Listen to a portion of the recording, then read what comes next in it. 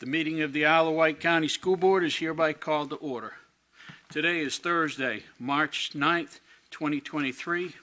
This meeting is being held at Westside Elementary School, 800 West Main Street, Smithfield, Virginia.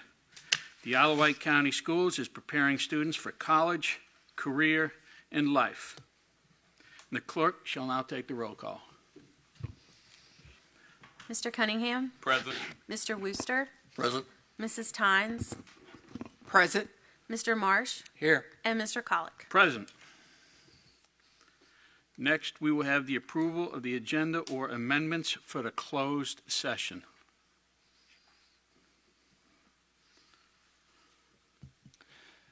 Mr. Chair, I move to approve the agenda for the closed session as presented.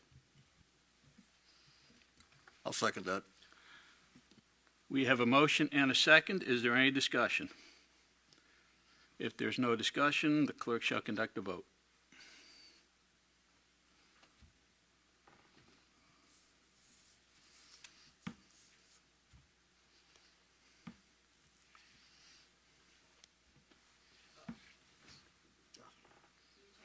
Yes. Yeah, me too. All right, Mr. Wooster, your vote is Yay. and Mr. Marsh. Yay.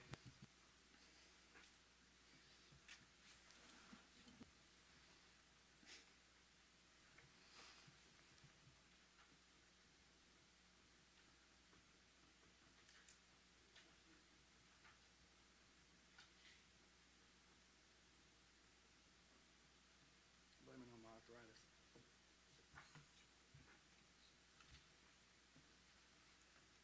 How did I hit an A? That should have been a yay. Oh, that was you. Okay. Okay, let the record show that they are all yays. Next, we'll have the motion to go into closed session.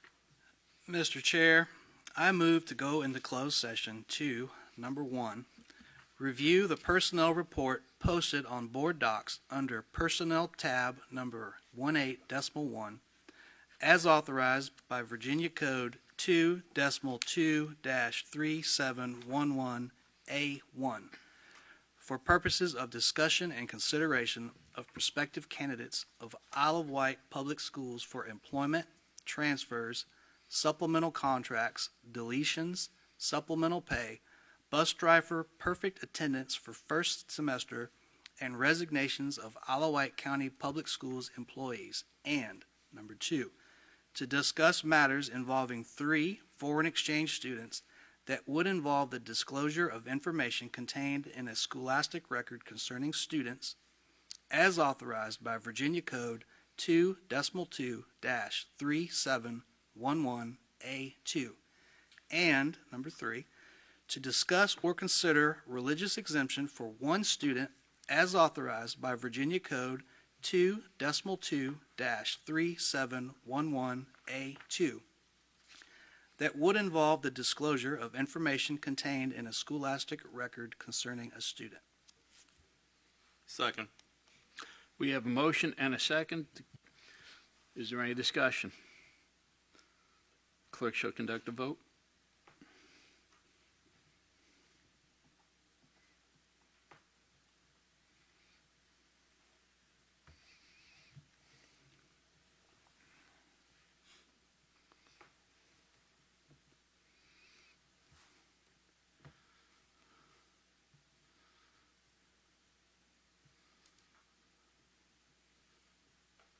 And we have all yeas to go into closed session. Mrs. Whitlow, has anyone registered to speak in closed session? No, sir. The board will enter closed session at this time.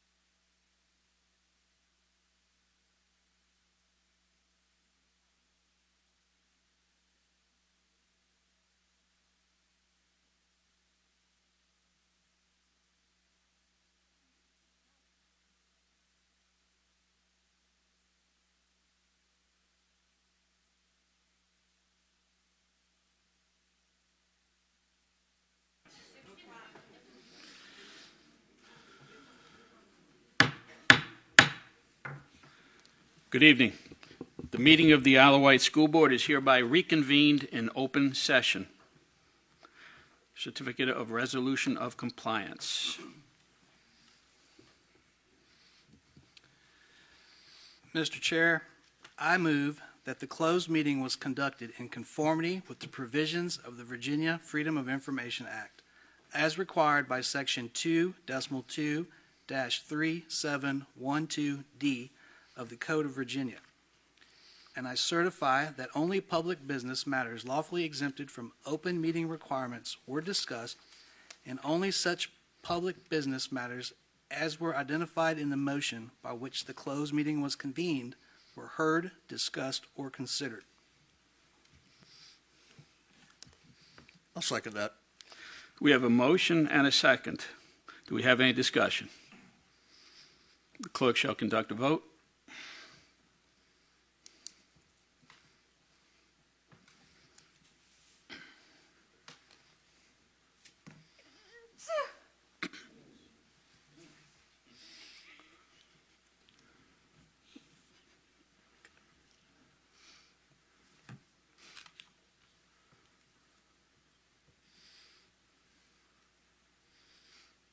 And the certification passes unanimously.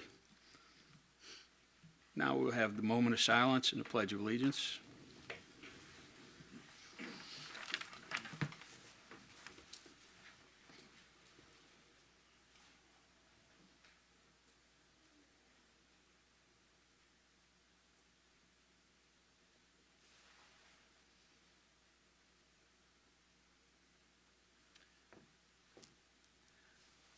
I pledge allegiance to the flag of the United States of America and to the republic for which it stands, one nation, under God, indivisible, with liberty and justice for all. Thank you.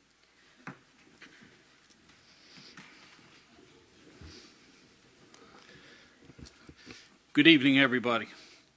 Everybody present watching at home. We want to extend a warm welcome to each of you and wish Dr. Kramer a very happy birthday.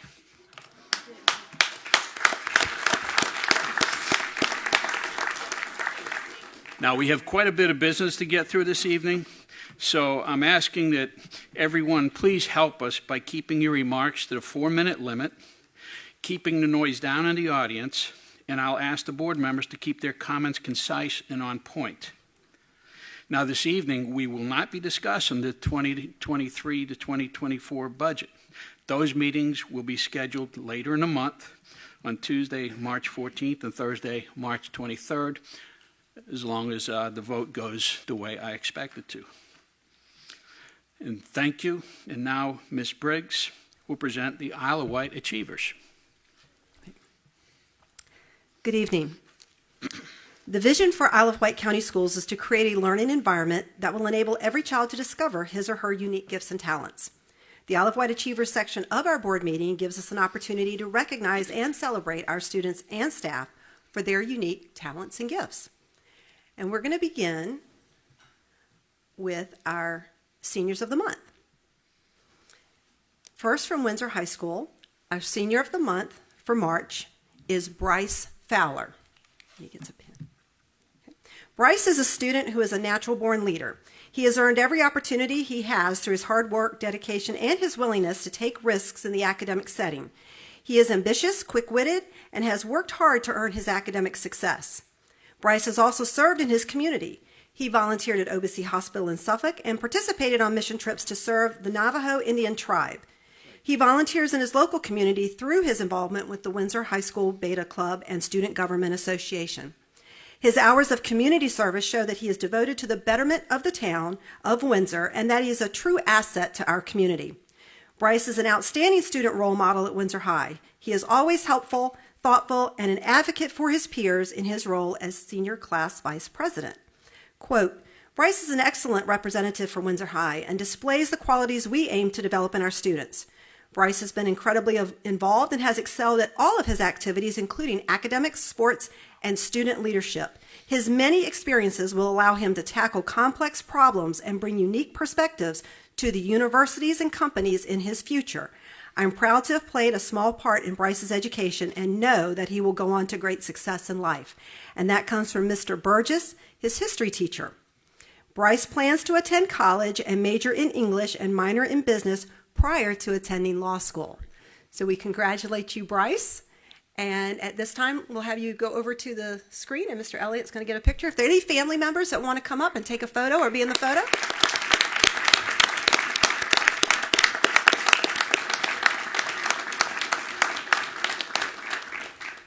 And you can come up to take the picture, too. You get a better shot that way.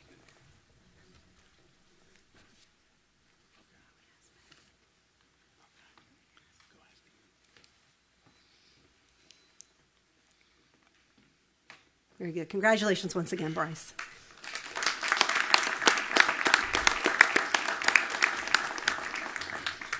Our Senior of the Month for March from Smithville High School is Caitlin Worrell. Caitlin is a true scholar. Her scholastic accomplishments include taking at least 5 AP classes and 4 dual enrollment classes. She has been able to excel in her classes while also active in sports and volunteering in her community. She has an outstanding work ethic and is an exemplary role model for her peers. Caitlin's leadership skills in the classroom and in her community warrants her nomination. One of the ways her leadership has been demonstrated is through her involvement in school clubs and organizations. She's involved in Key Club, Green Club, and Operation Smile. She mentors 9th grade students and volunteers at Riverside Hospital and Centera Obici Hospital. She's a member of Beta, the current president of the Math Honor Society, vice president of the senior class, and the current captain of the girls' soccer team. Caitlin is a very humble, hardworking student who always has a smile on her face and will go out of her way to help anyone. Quote, Caitlin Worrell is a conscientious citizen and a hardworking young person. She is a scholar, a standout athlete, and a proven leader. It has been a pleasure watching her grow into a well-rounded student. And that comes from Mrs. Terry Spady, math teacher. Caitlin will attend the University of Virginia, where she plans to major in biology on her way to becoming an orthopedic surgeon. Congratulations, Caitlin, and we'll get you over here to the screen to take a photo as well.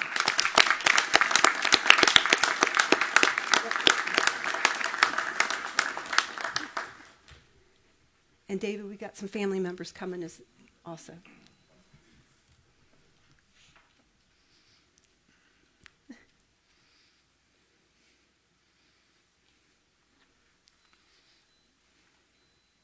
Congratulations once again, Caitlin.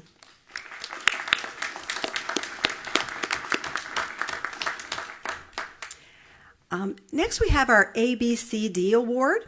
Each quarter, we recognize one of our support staff members who has gone above and beyond the call of duty. Anyone throughout the division is invited to submit nominations.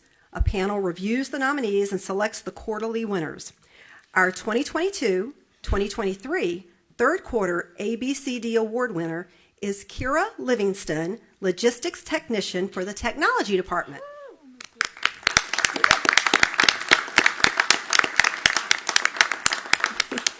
The nomination stated the following. Mrs. Livingston has not only kept up with all of her duties as the logistics technician for the IWCS Technology Department by ensuring accurate shipping information, inventory, and paperwork for all the new devices and all the devices that were moved around over the prior year to the start of the new school year. Mrs. Livingston recognized the department was suffering from major staffing shortages earlier this year and in turn has continually requested to be able to assist wherever possible to make sure the department and ultimately the division keeps moving forward to success. This includes, but is not limited to, teaching herself how to run the SHS Auditorium Light Board and running the system for convocation, imaging and repairing computers from the IT technician work shelf, replacing batteries in computers, programming scanners, and also becoming Clever certified and learning the student information system when possible. Without the contribution above and beyond her normal workload, our department would be in much more dire straits, and that is in no small part to the perseverance and determination of Mrs. Livingston and her desire to help out whenever and wherever she is able. As part of her award, Mrs. Livingston is receiving a $50 Visa gift card thanks to the generous support of the Women's Club of Smithfield.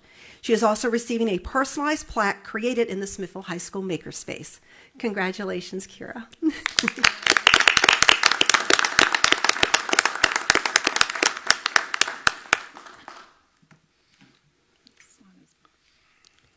And that's actually going to conclude our achievers, but Dr. Kramer does have a special announcement he would like to make, an introduction at this time. I do. Thank you so much, Mrs. Briggs.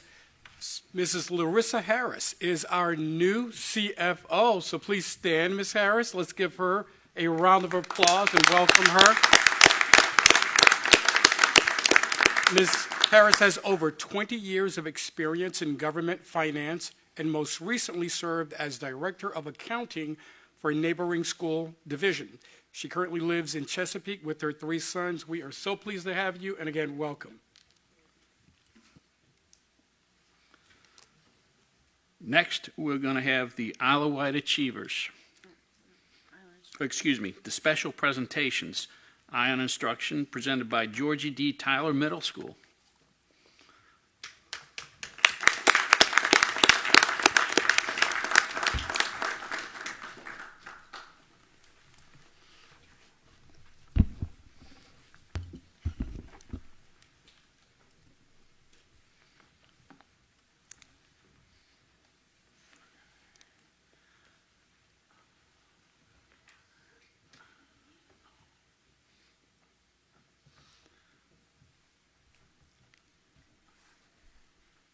Good evening, Chair, board members, and Dr. Kramer. Tonight we will be presenting for you highlights of our Media Arts class broadcast today at GTMS. I am Ricky. I am Maddox. I'm Holden. I'm Tinley. I'm Maddie. I'm Social.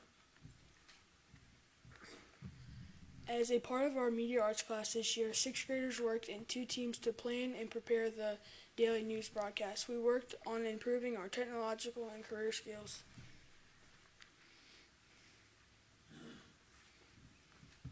Our production room included many technological devices that we had to learn to use and practice with. Video equipment, green screens, and mixing boards were just a few of them. Communication happened on a daily basis when sharing feedbacks with our teams. We also provided a school-wide communication to our fellow Titans about current events. Over the semester, we had to learn to work as a team. There were 7 different roles necessary for broadcasting today at GTMS, and we each got a chance to try out each one. My favorite was the video mix and board controller because I got to control the sound, mic, and image. My favorite role was also mixing board because I was able to control the microphone. Here are some roles in action. E-wallet account for you to make purchases at the book fair without having to carry money to school. See the GTMS website and Facebook for the e-wallet school. Cash and checks ran to GTMS are also accepted. Here's a peek at the book fair plan.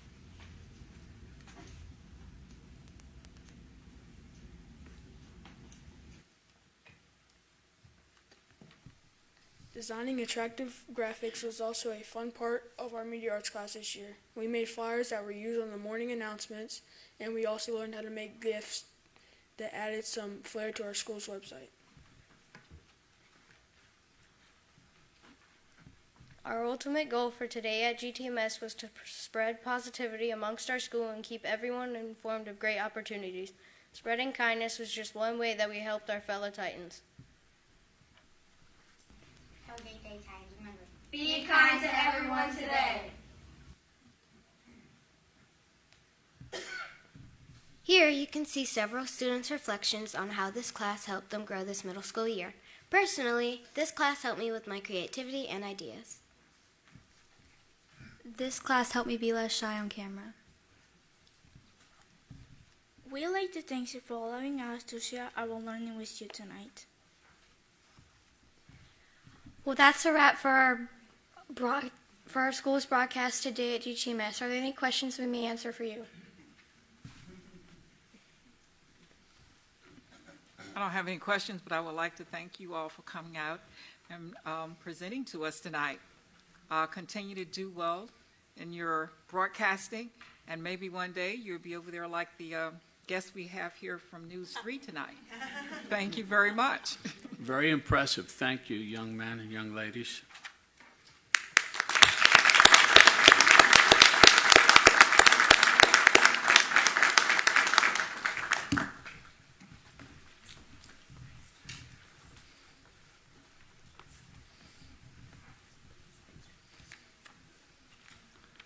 We'll give them just a couple minutes to get some pictures.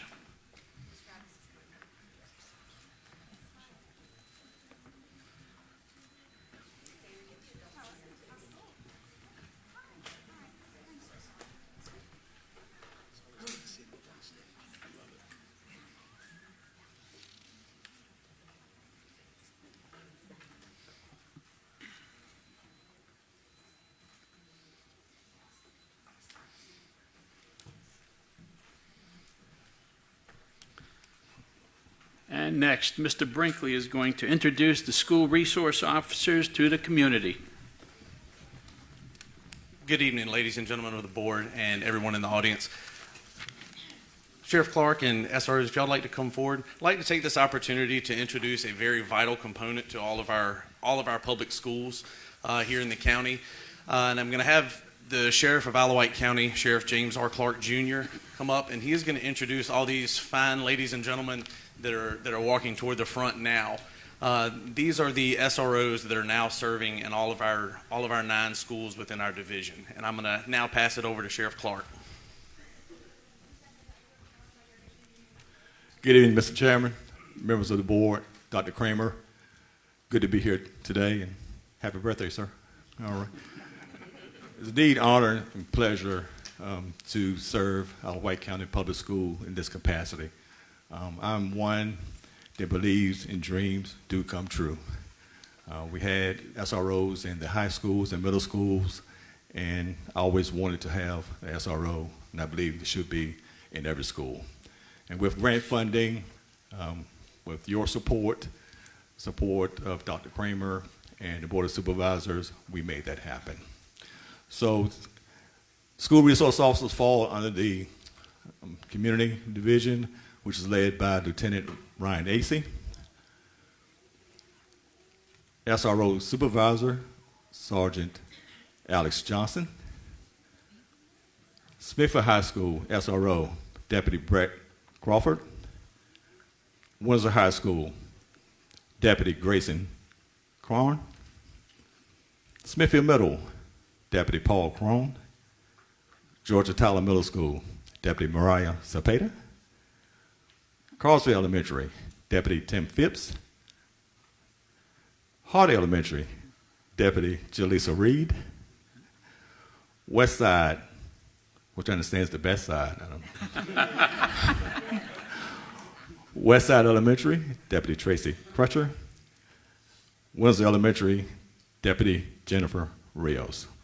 So it's our pleasure to serve the schools, the staff, the students, the parents, and each and every one of these individuals.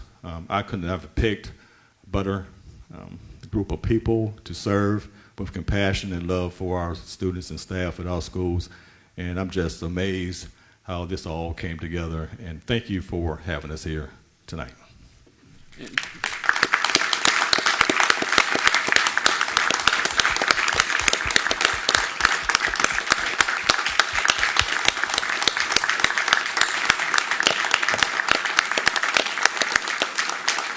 Thank you, thank you.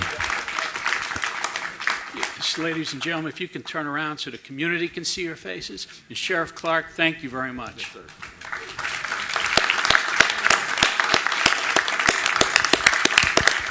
Well, and before they sit down, if everyone would sit back down, we have a lovely video tribute to them created by David Elliott. Hopefully you guys, you're standing, but you can watch the monitors here. So at this time, if everyone would turn their attentions to the monitors, and please enjoy this video of our school resource officers. SRO is a school resource officer, and with that being said, I think that's exactly what we are. We're a resource to the school, to the admin staff, to coaches, to the whole school system here in Alawite County.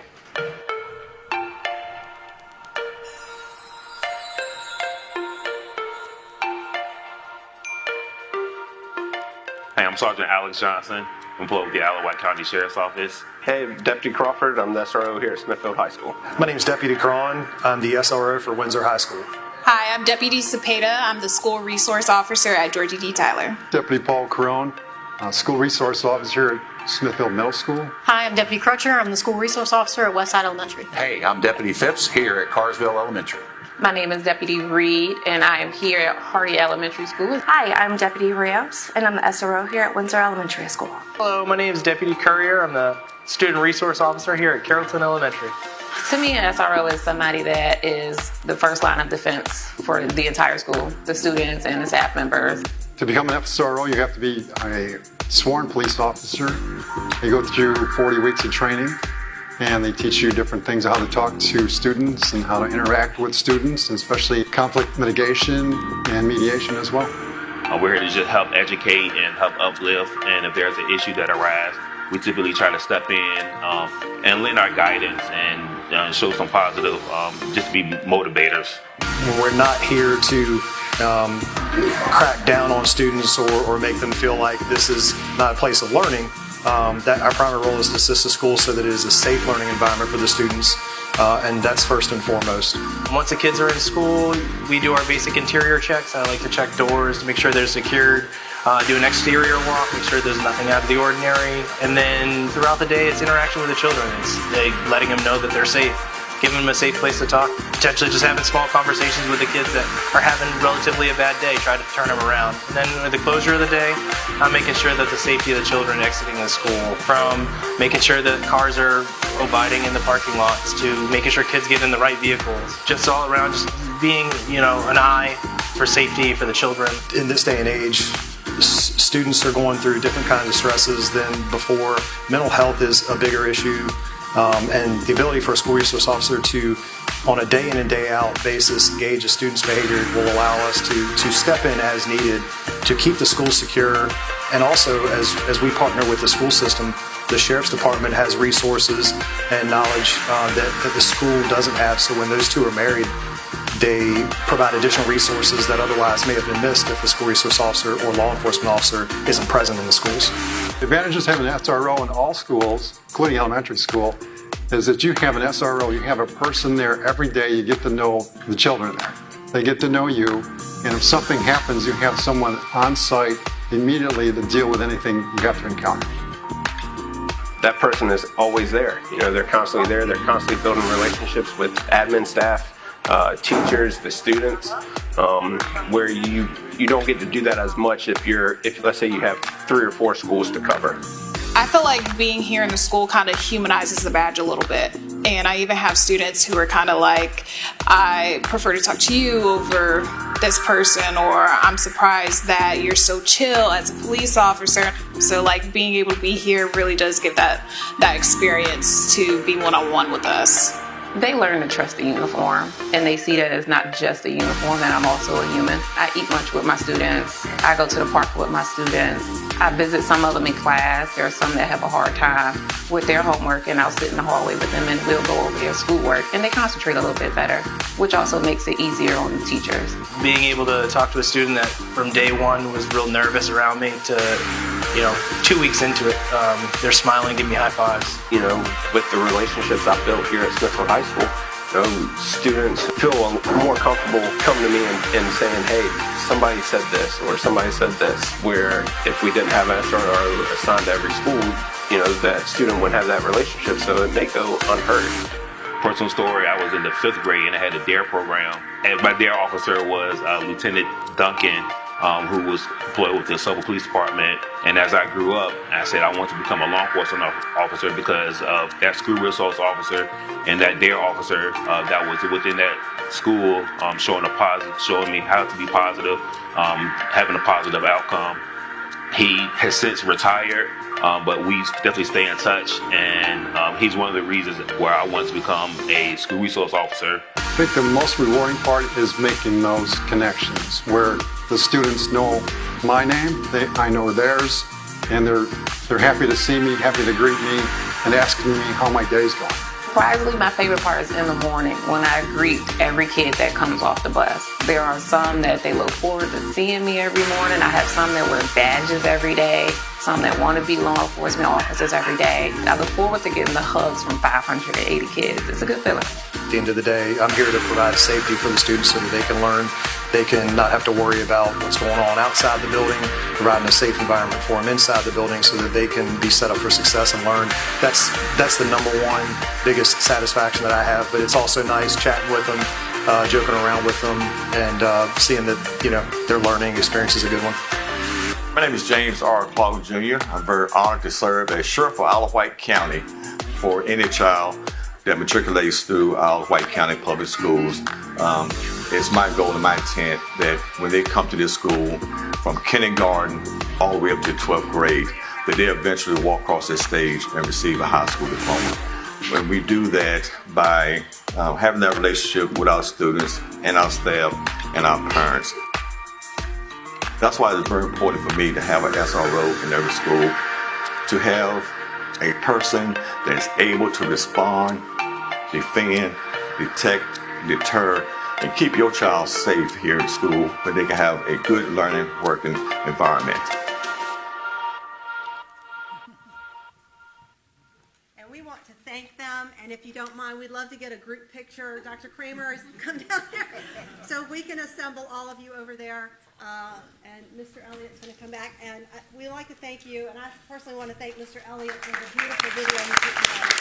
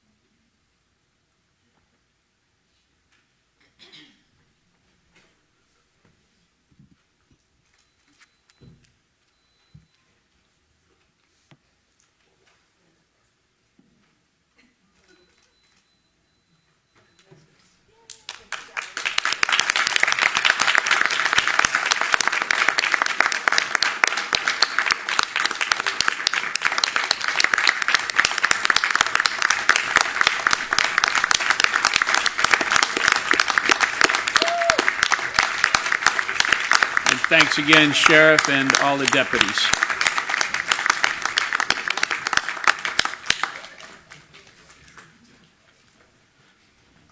And next, we're going to have the request to speak on proposed agenda items. And I would just like to remind everyone to please respect the speakers by not making any disruptive noises, whether you support or oppose that particular speaker's comments. Okay, these are the citizen comments procedures, and this is going to apply for this section of the meeting, as well as the section that will come after the agenda is approved. In accordance to policy BDDH-E, presentation of information on any subject will be concluded at the discretion of the board. No person will be recognized to speak more than once. Citizens scheduled on the agenda to speak will be permitted 4 minutes maximum time for their presentation. Delegations will be requested to limit their speakers to 2. Persons speaking are asked to be specific, state the issues for the board's consideration, and attach a copy of your prepared remarks. If you have prepared remarks, they should be given to the board clerk. Please do not approach the board members. Any matter relating to specific students will be heard by the school board only in a closed meeting. First tonight we have Mr. Greg Brown.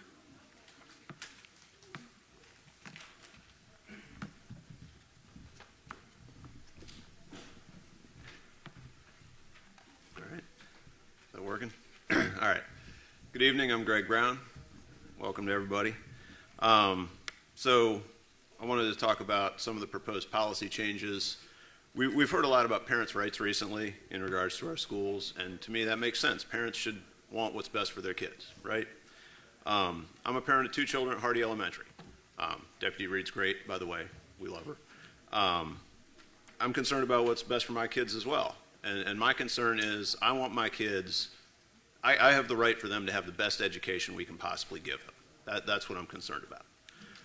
The school system and parents should be partners working together for our children's success. As partners, that means that some minimum level of trust is required for the partnership to work. Some of the proposed policy changes, like the proposed INB policy, absent any evidence of a problem, we're basically labeling teachers as untrustworthy and needing to be watched. This creates an adversarial relationship that really is going to cost our young scholars and harm their education. And it's got the chance to cause our schools to lose some of the experienced and passionate teachers that we need to help our children's education. I trust that all the board members are genuinely interested in what's best for the children of Isle of Wight County. And I'm asking you to extend that same trust to our educators and our school employees, that they want what's best for the children of Isle of Wight County as well.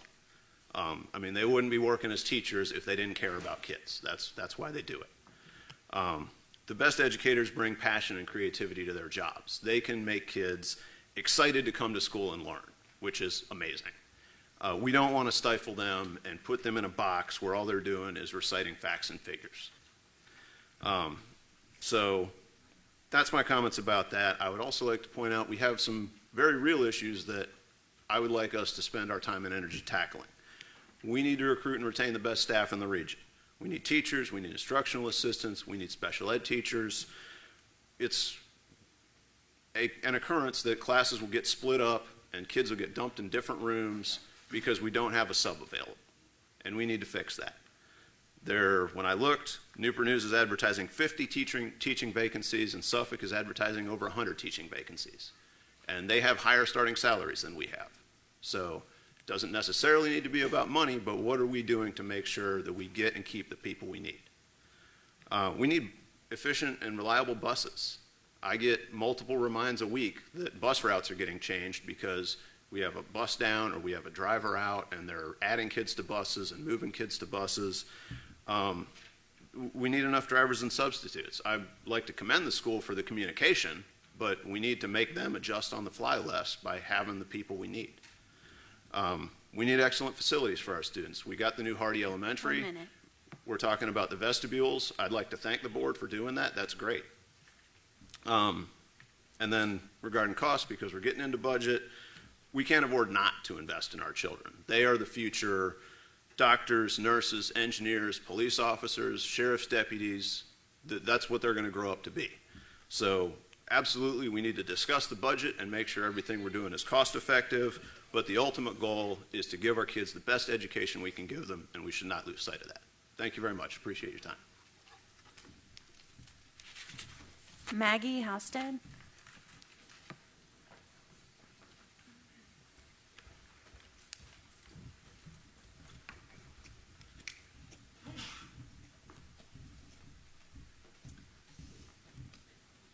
Good evening. My name is Maggie Halstead, and I'm a World History 1 and AP Government teacher at Windsor High School.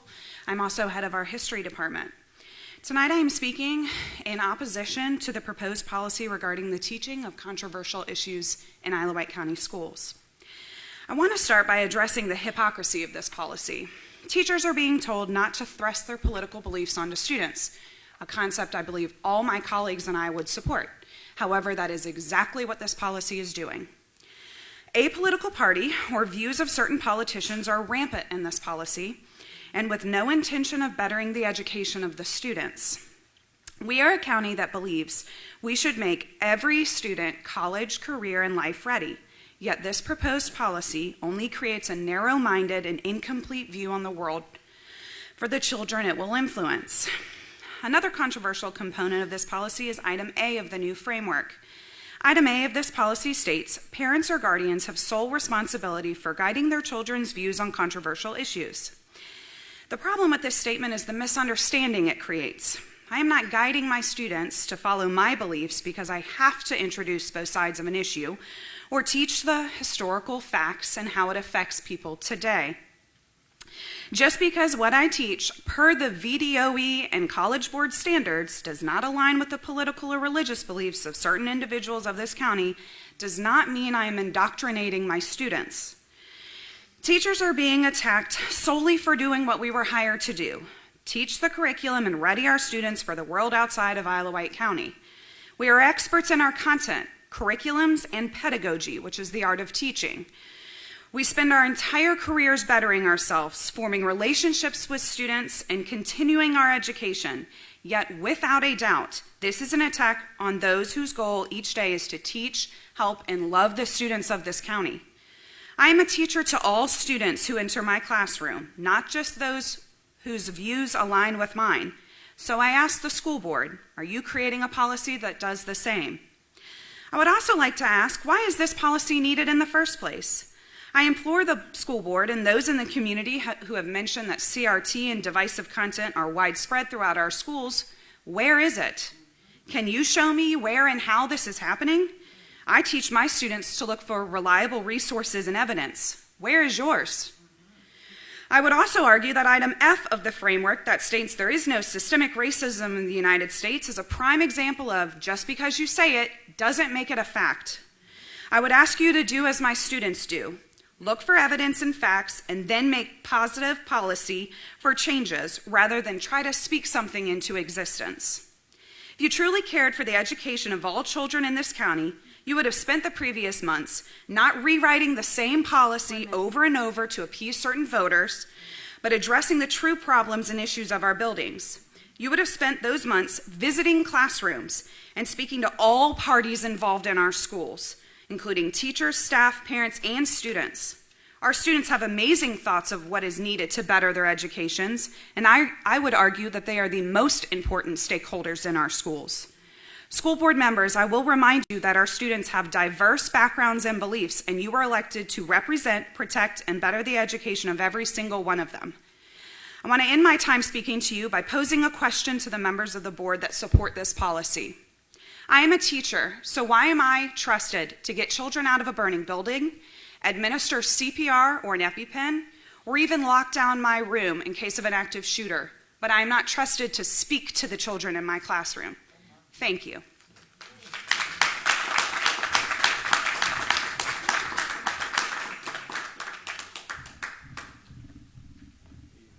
Caitlin McNeese. I hope I said that right. Okay.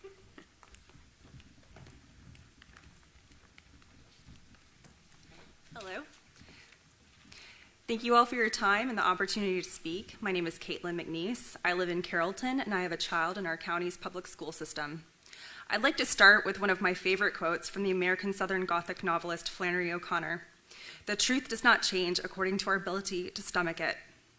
I am here to voice my concern over 3 of the I&B policy revisions. They are: Revision A, parents or guardians have the sole responsibility for guiding their children's views on controversial topics.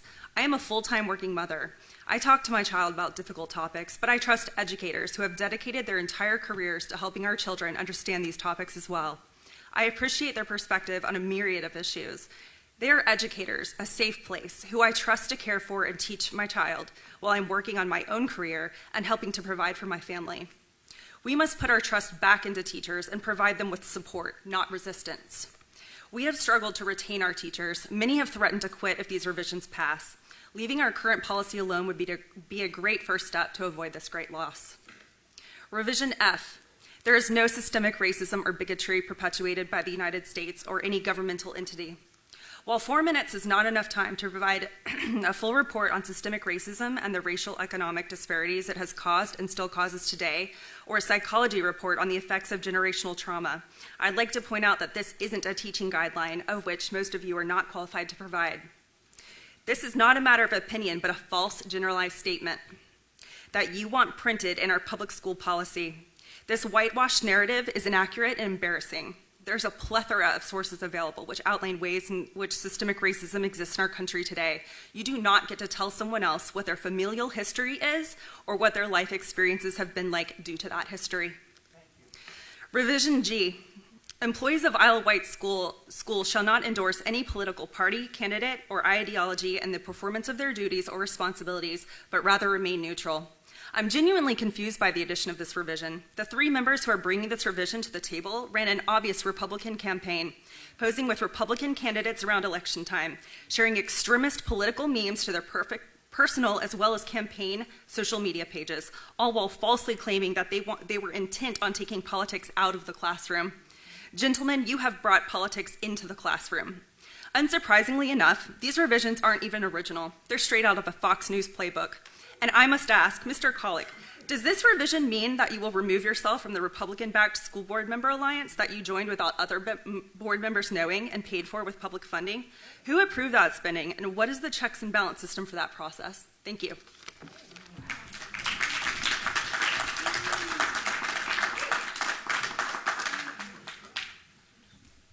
Matt Ployd.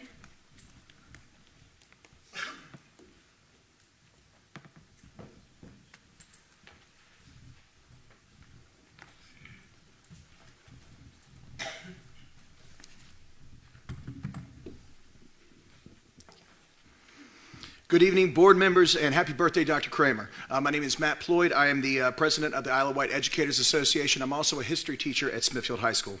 I'm here once again to speak on the newest version of the IMB amendment, addressing the teaching of controversial issues, as well as discuss the unintended, yet very real consequences in rendering of this board's insistence of addressing a problem which has been completely manufactured and inflated for the purposes of members of this board to make political points with their base and to make sure that those campaign contributions from certain PACs keep rolling in.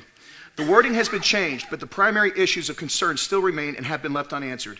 After repeated attempts and requests to have educators and administrators involved in the development of this amendment have been totally and blatantly ignored, one can only reach one conclusion. This board doesn't really care about us, do you? The teachers trained and educated who work with the students of this community, and if you do not care about us or our input, how can you in good conscience try to sell to anyone that you truly care about the students? This comes off as a very politically motivated, partisan, and divisive attack on educators, attributes which you claim to want to remove from our school system. The only ones pushing a political agenda here in Isle of Wight are you, the board. My first contention with the amendment being touted is the fact that there is no infrastructure, no protocol in place which is determined if a teacher has violated this potential amendment. Who determines if there's a violation? Who determines the consequences? You fall short of outlining this procedure. Aspects of this amendment, such as Section F, which make the erroneous and false statement that there is no systemic racism or bigotry perpetrated by the United States or any governmental agency, have nothing whatsoever to do with education or our school system. Where's your data-driven evidence that there are no ethnically biased institutions in this country? There's plenty of empirical data from a plethora of studies which states that there are, intentional or otherwise. Your comment, which is irrelevant to local education, makes this less of an amendment and more of a manifesto. No teacher is endorsing any ideology or party in the classroom. We simply give the students the information and they draw their own conclusions. They think for themselves. Perhaps that is what has three of you terrified, that you do not like the conclusions they are drawing for themselves. Furthermore, the amendment goes on to state that issues which will be seen as being controversial include, your words, many forms of racism, sexism, and other isms that exist today and in the past. So explain to me, what is an ism? Does this mean we're not to teach on capitalism, conservatism, liberalism, cronyism? If you don't know what that is, a great example would be when one tries to slide a 6-digit no-bid contract to have dogs permanently instituted into public schools, and that contract will go to your friend and supporter who owns a dog training facility in this county. How are we to know how to navigate with such vague wording in this amendment? I'm certain the College Board is not going to look favorably upon the wording of this amendment. The next aspect I implore you to consider is this, that the most divisive and controversial issue in local education today is these amendments. You, the board, would be an immediate violation of your own amendment if you pass this. Your rhetoric from the campaign and your board seats has given permission to some to behave and speak in very concerning ways. Teachers who have spoken out about this issue in front of this board have had their personal information FOIA'd. Your supporters have made fake social media accounts in the names of teachers. We have already had teachers quit because the harassment they feel coming from this board just isn't worth it. We have long-term subs teaching English courses for the remainder of the year due to your hyperbole. We have people standing up at these meetings stating, I am a white woman with white children, and insinuating that you owe them special consideration because of this and because they support you. I would like to remind the board that this county is pronounced Isle of Wight, not I love white. School board members have felt entitled to reach out and harass the wife of a teacher at 1 a.m. before he is scheduled to speak the following evening against your policies. This is far beyond the pale of acceptance. And the teachers are tired of not feeling appreciated, we're tired of being vilified, and we're tired of being slandered by your rhetoric and political ambition. If you care about the students, truly, and the education of this county, and want to continue the excellence of this county, stop these amendments when the current policies in place are more than enough. Thank you very much. Jasmine Johnson.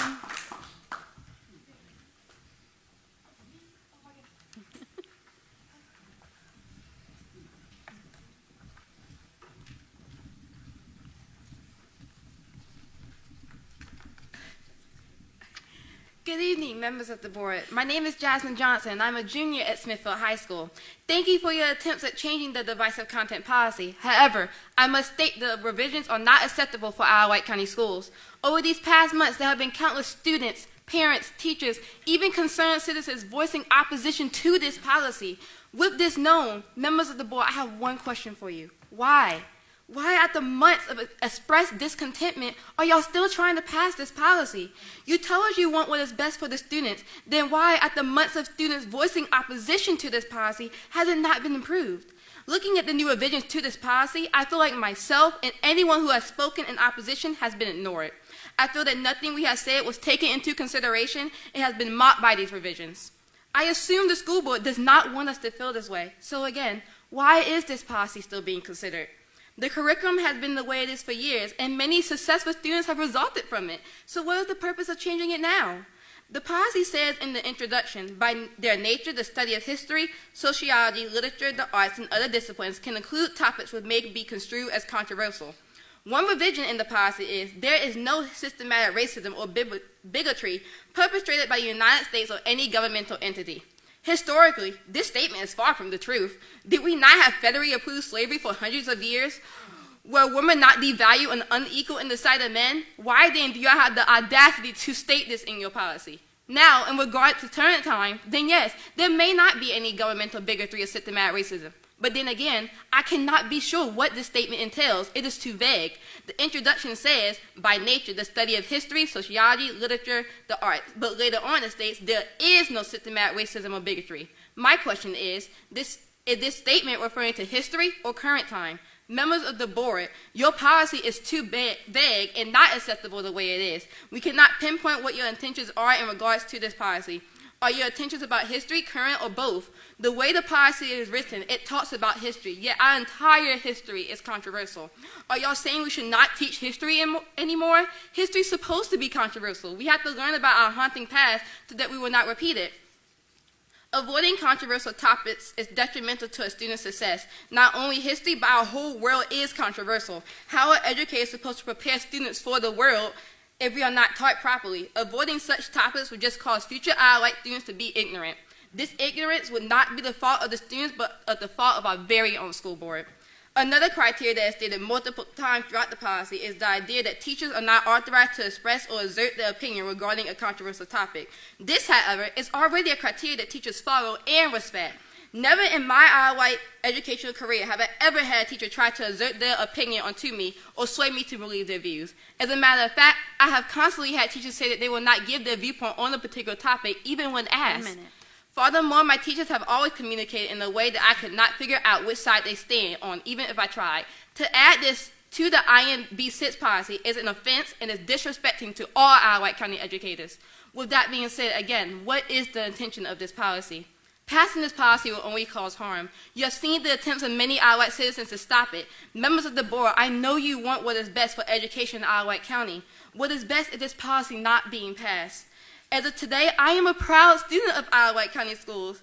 But if this policy is passed, I will no longer be proud but ashamed of what has been done through my school board.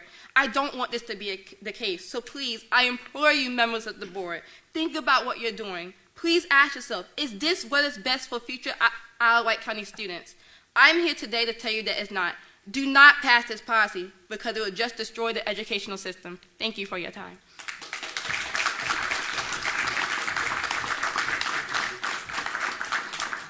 Jessica Brannon.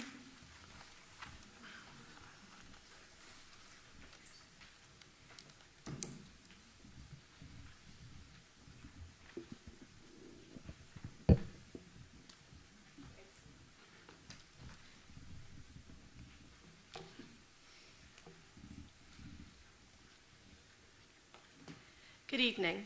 My name is Jessica Brannon. I am a Spanish and ESL teacher at Windsor High School and have been working in education for 10 years. Tonight I am here to speak in opposition to proposed policy INB. As stated in the last school board meeting, the goal moving forward would be to keep the spirit and intent of the policy while coming to a compromise. I continue to argue that the spirit of this policy is overshadowed by political aims and personal bias. Our 2 newest school board members who were elected in November campaigned on prohibiting divisive content and strengthening parental rights. The initial version attached to IIA was proposed in December, immediately after the election. Other than campaign promises, this board has yet to provide why this policy is needed, as our wonderful student just explained. You may believe this policy seeks to require teachers to instruct without bias, yet all I see is bias throughout the list of principles. Principle F states there is no systemic racism or bigotry perpetuated by the United States or any governmental entity. Our own federal government currently has a webpage dedicated to this point titled Fact Sheet, U.S. Efforts to Combat Systemic Racism, and can be found on whitehouse.gov. Principle A of this policy's framework states, parents or guardians have the sole responsibility for guiding their children's views on controversial topics. Educators respect parents and understand that every household has a unique value system. Parents' responsibility for guiding their children is undeniable. What is problematic is the application of this principle as an instructional framework. How will this be modeled in a classroom with 20 or more students with each of their own adult supporter? Personal opinion rather than evidence-based practices has been used to create a policy that would satisfy a campaign promise. School board members have not provided evidence of a need for this policy, and if the policy is developed under such conditions, how can educators trust it will be enforced objectively? A number of individuals have brought up the concerns of how this would be enforced, and that still has not been resolved. This policy encourages parents to bring matters directly to the school board, rather than having positive communications with teachers and administrators. If we want to build an environment of effective discourse, parents and staff should be encouraged to work together for the best interest of our students. Rather than focusing on such a subjective, political topic, I request that the school board use their time to address current problems affecting our students' academic success. For example, school attendance is a concern that is not political and is backed by statistical evidence. We are at risk of losing accreditation, a fact you can easily determine through data. If the school board were to develop a policy to help address this issue of truancy, you could easily take an objective look at its effectiveness. Clear, achievable goals can be set for such a policy. INB, on the other hand, is a politicized issue with no supporting analysis. No evidence has been presented for the need for this policy, so how would you determine if the policy is effective after implementation? What goals do you have to achieve with policy INB, and how would you objectively measure those goals? Drawing upon real-world connections and incorporating cross-disciplinary studies and other similar practices are evidence-based strategies to increase student engagement and critical thinking skills. These methods may lead to situations where we disagree on what is and is not best for students. But please let us keep those conversations where they can be best addressed, on an as-needed basis directly between student, teacher, parent, and administrator. Let us create an atmosphere of positive communication, rather than fueling malignant discourse. Thank you.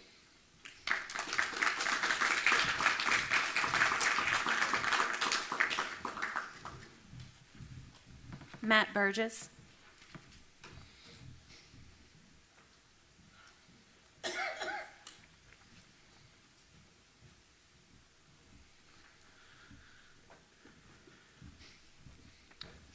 Good evening, members of the board.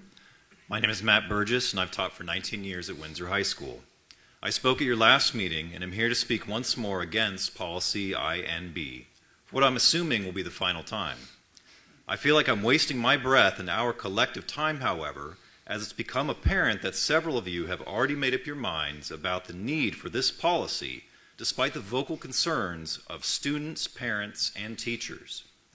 To paraphrase from the policy itself, you consider this policy to be a valid position, and you are unwilling to accept the validity of the opposing view that this policy is reactionary and entirely unnecessary. The very topic of teaching controversial issues is itself controversial, but you plan to ignore the many voices of opposition and push through this policy. You've made revisions to it these past few months as if you cared about the concerns that had been voiced, but the end result has been the same each time. You reworded this absurd policy and disregarded genuine and thoughtful questions from the community about the potential impacts it will have. I can assure you that there will be unforeseeable impacts. Just the other day, I saw a connection between what you're about to vote into existence and what is happening elsewhere in this country. There was a headline story in the Washington Post on Monday about subjects that educators won't teach anymore. The state of Iowa passed a law that is almost identical to item F of your proposed policy. It bars educators from teaching that the United States of America is fundamentally or systemically racist or sexist. In relation to this law, the Post reported on record that one of their superintendents in the state told a teacher that he couldn't say slavery was wrong. Because that's a stance, not a fact. Is this the future of education that you want for Isle of Wight? That we can't definitively say that slavery was wrong? How about lynching? Can we say that was wrong? The denial of Jewish immigrants before the Holocaust? The destruction of indigenous tribes? Internment camps for Japanese Americans? As a history teacher, trust me when I say I can go on. Last month, I suggested turning your focus to actual issues that we are struggling with at county, such as attendance. Still no word or discussion about that. No first reading. You should be talking about things like the bring your own device policy and how teachers are flooded with cell phone problems. That policy hasn't been updated since 2017. Since it was implemented, the students now have access to free apps on their phones that use the internet to answer nearly any question that is in a text format. They can use AI-assisted tools such as ChatGPT to write essays for them. And they sure are quick to whip out their phones to record a fight in school for TikTok. No, instead, you've spent weeks and weeks wordsmithing this farce of a policy to appease your voters. Some of you are brand new to the school board, and you're already looking ahead to your next election like true politicians. In closing, let me remind you of who you and I ultimately serve, the students of the county. You need to ask yourself whether this policy will help to make them college, career, and life ready. Life itself is diverse, cosmopolitan, and full of controversy. Policies such as this will only act as shackles and blinders for our students as we prepare them to be active and effective citizens. Please be mindful that your vote will affect every student. You need to vote in their collective interests, not just in the interests of what your supporters want to impose on the entire county. Make the right choice and vote against this policy. Thank you for your time.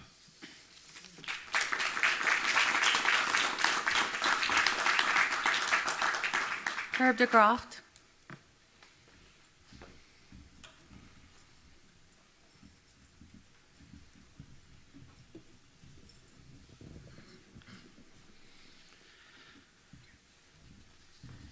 Evening, Mr. Chairman, board members, and Dr. Kramer. Several items for your consideration this evening. The consent agenda that has the 9 February board meeting minutes on it. During the discussion of the proposed bylaws at that meeting on 9 February, Mr. Cunningham said, we're taking away a lot of the responsibilities of the superintendent, et cetera, to which the chairman responded, absolutely not. Well, what responsibilities does Dr. Kramer have? When you look at the IWCS website, one sees policy CBA, qualifications and duties of the superintendent, revised 9 September 21, and policy CF, school building administration, revised 10 November 22, which has the superintendent responsible for supervising assistant superintendents and principals. Member Maris has stated more than once he doesn't believe the school board can pick and choose what policy to follow. On 8 December 22, he also said, how can we hold the superintendent and all of his staff accountable for policy if we don't follow our own? Board Member Tynes was present at both board meetings when policies CBA and CF were revised, and the board members voted unanimously that Dr. Kramer was supervise assistant superintendents and principals. And Member Cunningham was present during the 10 November 22 board meeting, along with Dr. Kramer, when policy CF was revised, and board members voted unanimously that he's to supervise principals. Well, when you look at the IWCS organizational chart on the IWCS website, it shows Dr. Kramer is not supervising assistant superintendents or principals. However, instead, 2 directors are supervising the principals, while we have 2 deputy superintendents not funded by SOQs, by the state. In a little school system of only 5,600 students in 9 schools, I submit IWCS's central office is overstaffed and need to take a look at and direct changes immediately, especially in view of the significant fiscal year 24 budget increases that are requested. Why does IWCS even have a deputy superintendent, much less two, when the state SOQs fund assistant superintendents, according to the Virginia Code 22.1? Was read from the bylaw, school boards that adopt policy to provide for the day-to-day supervision of schools. I agree with that, Mr. Cunningham said. And Mr. Marius quoted policy BBA. School boards are to see that school laws are properly explained, enforced, and observed. To which Mr. Cunningham said, the way I look at a policy, if it's there, you got to do it. We don't have a choice. Learned that in the Marine Corps, I know. In any case, our IWCS board needs to revise the IWCS organizational chart in order for Dr. Kramer to be in compliance with his contract's provisions, IWCS policies, and Virginia school laws, and guide him in meeting his responsibilities as the new guy on the block as our superintendent. Secondly, item 19.2, bylaws changes to work sessions. A work session each month? Darn good idea. Mr. Cunningham, you forgot during the 22 calendar year that Ms. Tynes called 26 special board meetings and ended up with a total of 38 meetings that year. This new one would only be 24 meetings a year, 2 each month. So keep the monthly work sessions of bylaws. It's a smart business procedure. The request to archive and replace policies with bylaws suggests that you keep bylaws incorporated with policies in them, not replace the policies. And the policies for first read, BDDH, and KD, public participation in school board meetings, hey, get away from the BDDH-E or KD-E because the E designates those as exhibits, and that gives guidance for implementation. The board clerk keeps reading this wrong for years. No offense to Ms. Jessica, but the non-legal verbiage was put into these policies by the board members that wanted to limit state speakers to 5 minutes, from 5 minutes to 4 minutes years ago, and they wanted people to sign up ahead of time so they could sort of exercise some effect on their freedom of speech. So this wording in the phony policies identified as BDDH-E and KDE was done by Port Attorney Pack, who knows they were not a policy but an exhibit. Mr. He was DeGraff, your influenced time is to do up. so. Thank you very much. Thank you. And have a good evening. Brooke Tenney.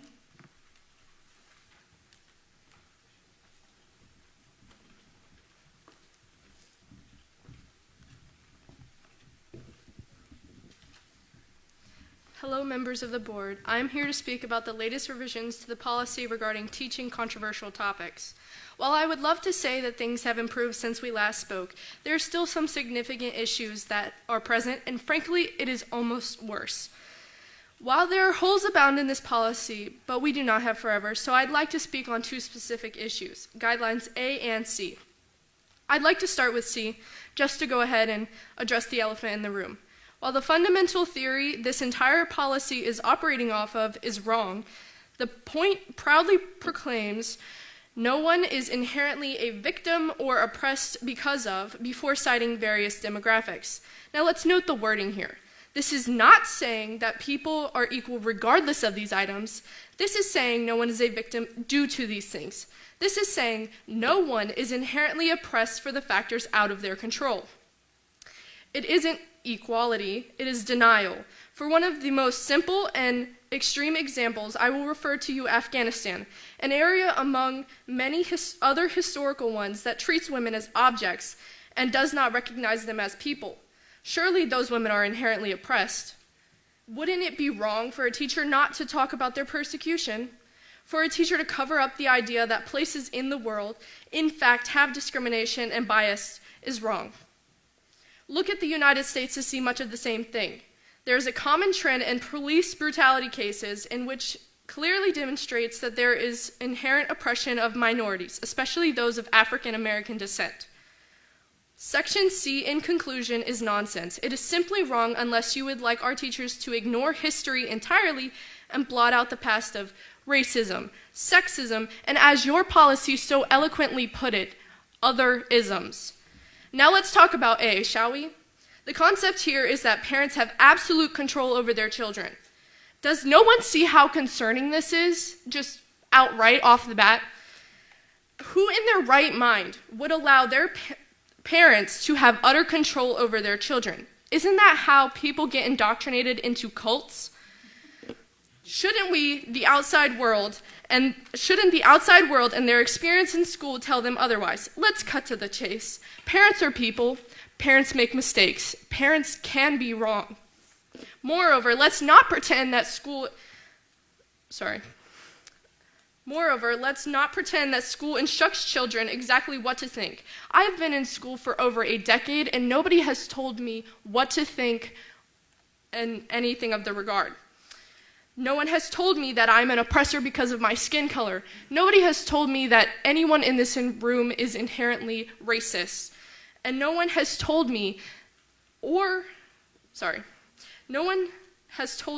I or anyone in the LGBTQ community deserves rights. School does not teach us what to think, it teaches us how to think. So why are we ignoring the fact that statistically 1 in 7 children experience abuse or neglect? That is 14% of the children in this school who do not have positive outcomes outside of school. So why are we going to leave the power of these fragile minds in the hands of their oppressors and their abusers? You wrote this policy not with the benefits of the student in mind, not with their protection of their rights of their education, but with the idea of appealing to parents in order to get reelected. I hate to suggest such a thing, but after going through all this clear evidence of how invalid this policy is, it must either be that or simply being unaware. I cannot believe you all to be so sheltered. So I pray I am wrong. I pray that you hear my words and the words of my peers and realize that you have made a mistake and you let this policy die. Thank you.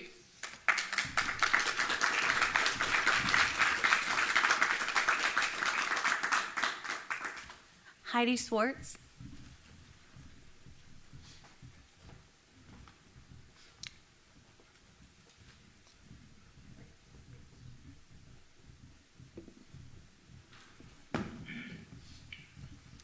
I'm not talking on I&B. Good evening. First, I'd like to just officially thank Mr. Cunningham for taking the course to become an instructor for Stop the Bleed. By doing this, he joins Mr. Wooster, a longtime instructor with the program.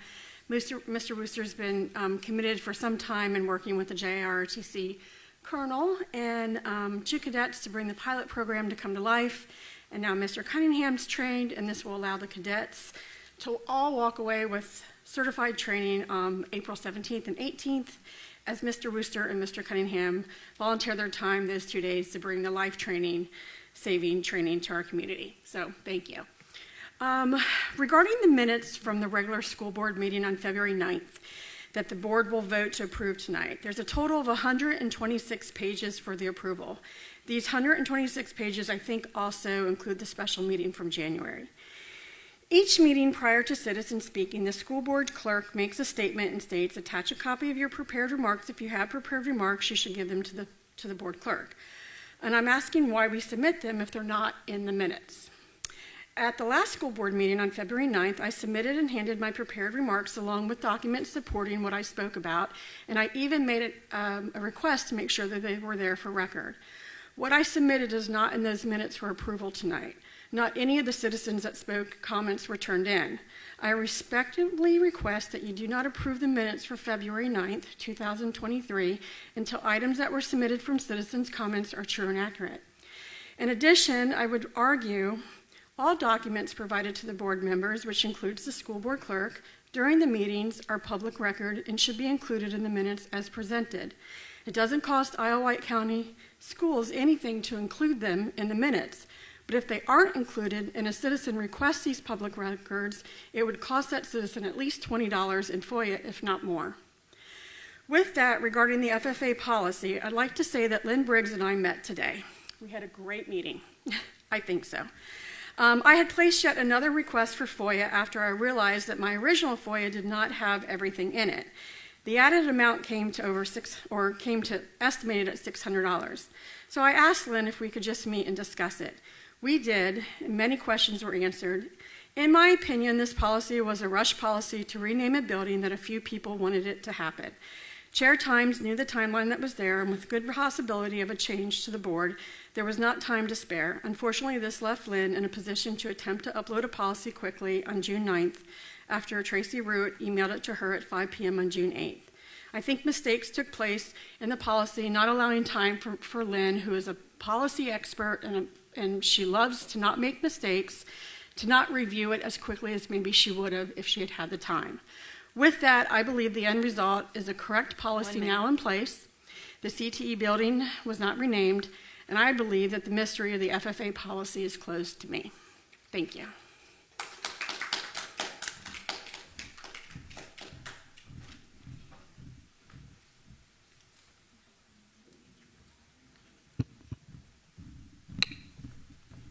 Amanda Shannon.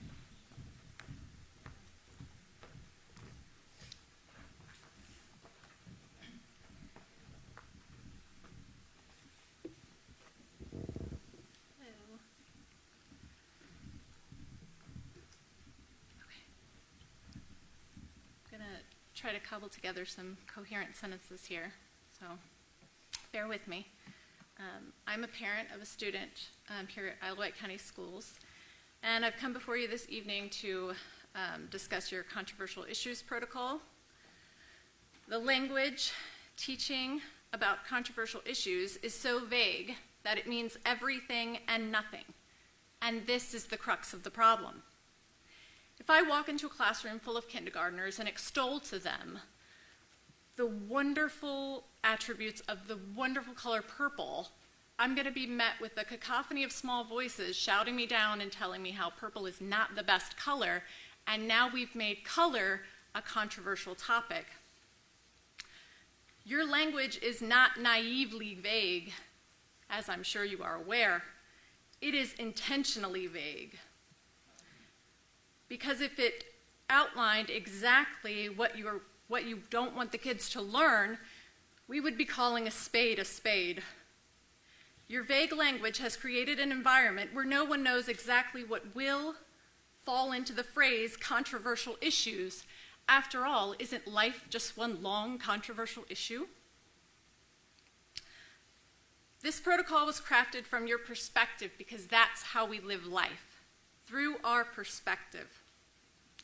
But you had to know, when crafting item F, about the United States or any governmental body, that you were intentionally ignoring the perspective of other community members. This is not communist China. People here in America are free to see their government through their own individual perspective. And if they see flaws, work together to fix them. The wise man will bring peace and compromise. The proud man will bring chaos and division. Never be too proud to see both sides. I hope item G of the school board applies to the school board as well. The school board should not be an extension of the Republican Party. It should serve as best it can all members of the public school community. Do not tear apart this school system and this community pursuing dogma and rhetoric. Help our kids who are behind academically, mentally, behaviorally from the pandemic. They are struggling. That is your job. You're never too old to grow or learn. Be good stewards of our children's education.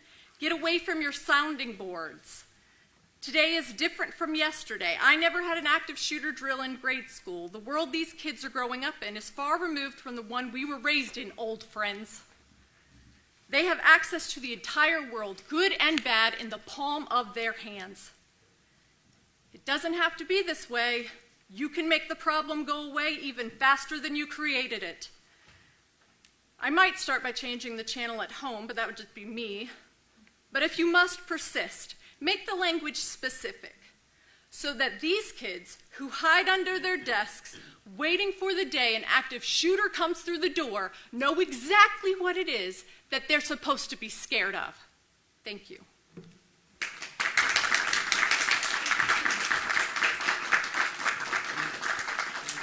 Lewis Edmonds.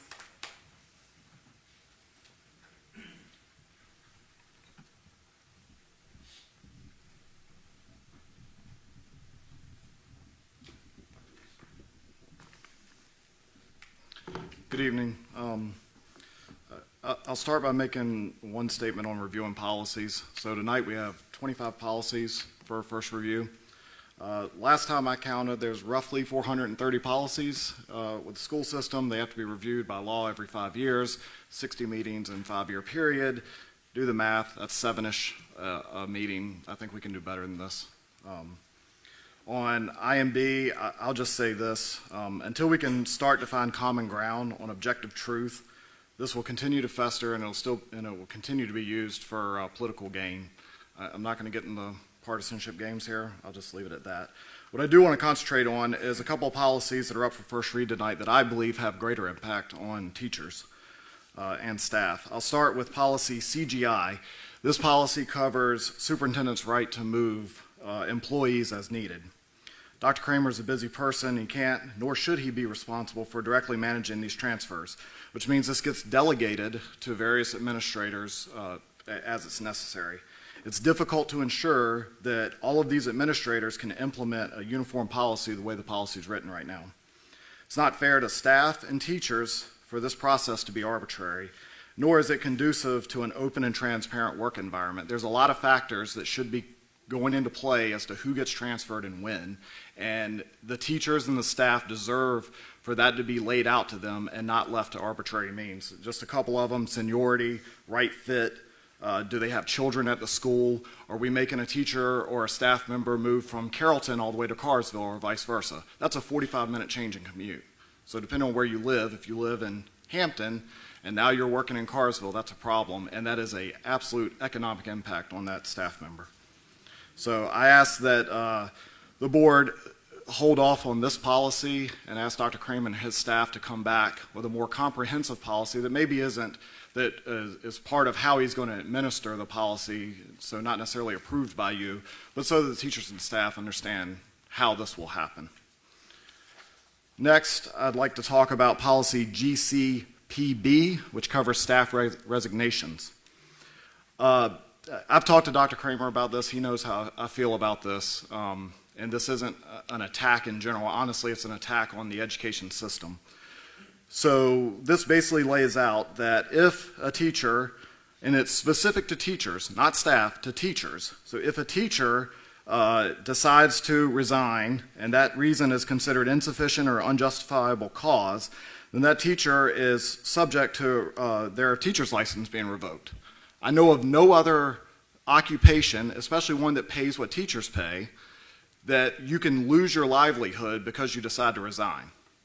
It's a terrible policy. It's not specific to Isle of Wight County. It's supported by the Virginia Department of Education. And just because that they support it and because it's just the way that they do business in education doesn't make it right. And I'll give you another example. So last year, this board allowed the former superintendent on very short notice to come to the board and say, hey, you know what, I've had enough, I'm done. You renegotiated his contract and you paid him handsomely to leave. Are you going to allow other teachers to come in and say, hey, you know what, I'm done, can we renegotiate my contract and can you throw me a little cash on the way out the door?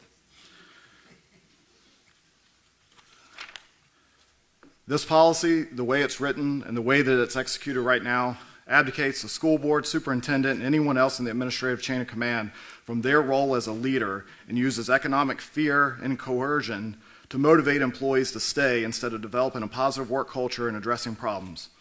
So again, it's not an attack on the individuals here or the staff. It's an attack on how the K through 12 education industry works. One other policy. It's time. That's time? Sorry, yeah. Okay. Thank you.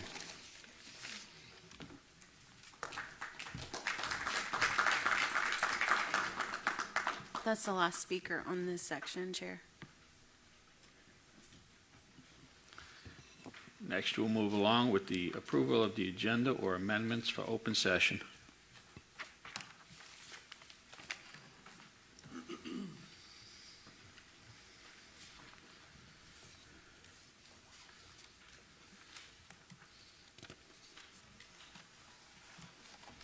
Chair. Mrs. Tynes. I have a question. It's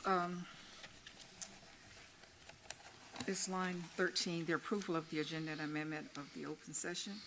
We have been in open session now for a little bit. Shouldn't that be moved up to another area on the agenda? Because we reconvened into open session and it was certified with 7. And then we had a moment of silence and allegiance, which that was not part of the closed session. So shouldn't this be moved 13, maybe take the place of line 8? It should have. I take your point, and it's... Because we have been in open session now for several things. We even had the eye on Isle of Wight. We've had all of those things. No, you're absolutely correct. For the next meeting, we will move that. Thank you.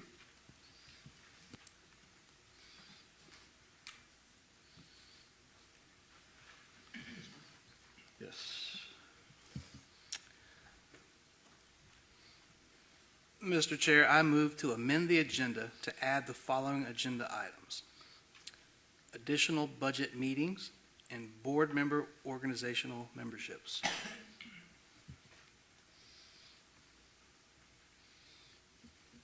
I'll second that.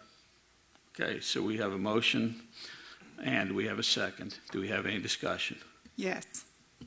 Yes, I would like to discuss one of the agenda items. Yes. And that is the motion that the Isle of Wight County School Board members be allowed to join as individual members, one educational-related organization listed on the Virginia Department of Education's list of educational-related organizations. Yes, Mrs. Tynes, we're just voting whether or not we're going to put it on there. We're not voting on the issue yet. Well, that's why I'm reading the statements so I can tell you why. Okay. It's a motion because I don't think we need to put it on the agenda. Okay. I'll just stop reading. I don't think we need to put it on the agenda at this time, okay? Because I really do have a serious concern with this. Okay. Is there any other discussion? Yes, Mr. Chair, I would like to table that item until next month. Okay. Is there any disagreement with tabling it? Under the bylaws, I believe one member can table an item. I'll second the table. So we will table that. So on that note, I'll need to Rescind. the motion. Rescind the motion and then make it without that. Yeah, rescind the motion. Mr. Chair, I move to rescind my last motion to amend the agenda to add the following agenda items: additional budget meetings and board member organizational meetings. Second. And we have a motion and a second. Okay, Board, I'm going to take a verbal vote on this one. Mr. Cunningham? Yay. Mr. Wooster? Yay. Mr. Colick? Yay. Mr. Marsh? Yay. And Mrs. Tynes? Yeah, just the one.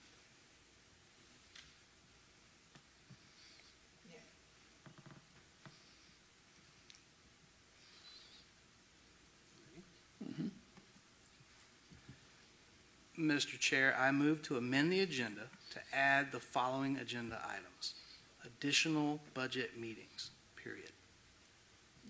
Second. We have a motion and a second. Is there any discussion? No discussion. The clerk will take the vote.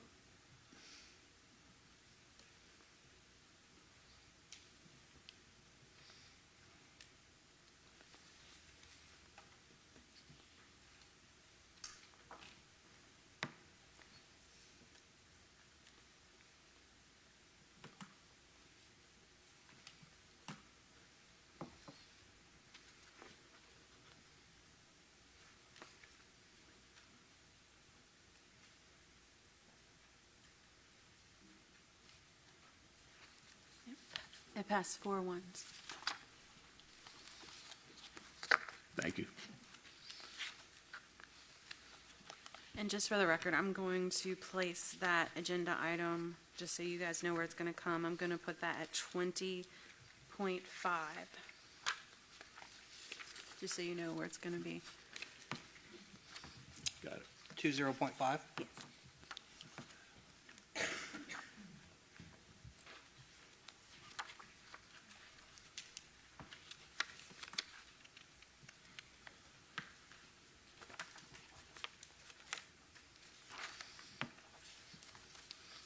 Very good. Next, we'll have citizens' comments on non-agenda items.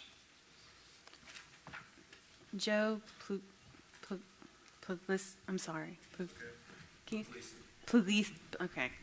Puglisi. Joe's sufficient. I'm sorry. Thanks for the opportunity to speak before the board today. I just want to quickly talk about what I consider to be the most important word that describes our organization here, and that's the word public. You guys are responsible for a public school system. And the word public means, well, we could look it up. I looked it up before I came here today. There's, basically the community. So we have this system that gives everybody in the community an opportunity to get an education, which is a fabulous thing. And you know, when you look into the history of it, only really since about 1954 in our country have we really had a public school system. So it's still kind of in its infancy. But what it really brings is diversity and preparation for our students to go out into the real world and already have an exposure to that real world because of the diversity that exists within the public school system. Not to mention the fact that we're giving everybody the opportunity to go to school. You know, most of our schooling historically has been selective. Various organizations have sponsored schools and they select who can participate. We don't have that here. So your responsibility is a huge one, because what goes with that diversity is difficulty. And so rather than, I'd like us to embrace the diversity because it is an asset for us and for our students ultimately. So that's the point I just wanted to reinforce about public. There's a couple other quick items. I noticed about books and the issues with books. Why aren't publishers required to rate their books? From what I can read, they're really not required. So textbooks and things like that, books that end up in the library, just, you know, our movies are rated, our TV shows are rated. My son mentioned to me the computer games are rated, but publishers don't seem to have to rate their books. So I think we should look more into that so that our librarians and our people aren't responsible for figuring out which books are okay and which ones are not. The other thing on that is also, I think there are things called, I know there are things called obscenity laws that exist. I'm not sure they're ever really enforced. So, you know, rather than having the school having to do this kind of thing, maybe the proper authorities that know the definition of obscenity laws and how to enforce them and things like that could be a way to deal with some of those issues. And that's all I wanted to say, and thanks for the opportunity.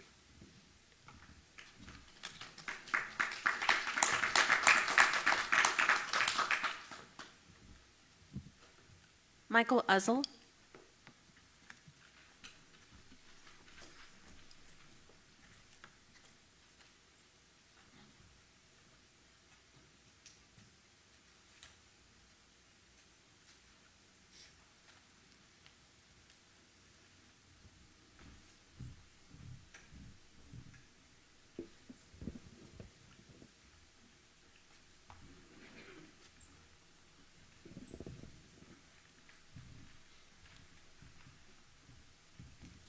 Good evening, board members.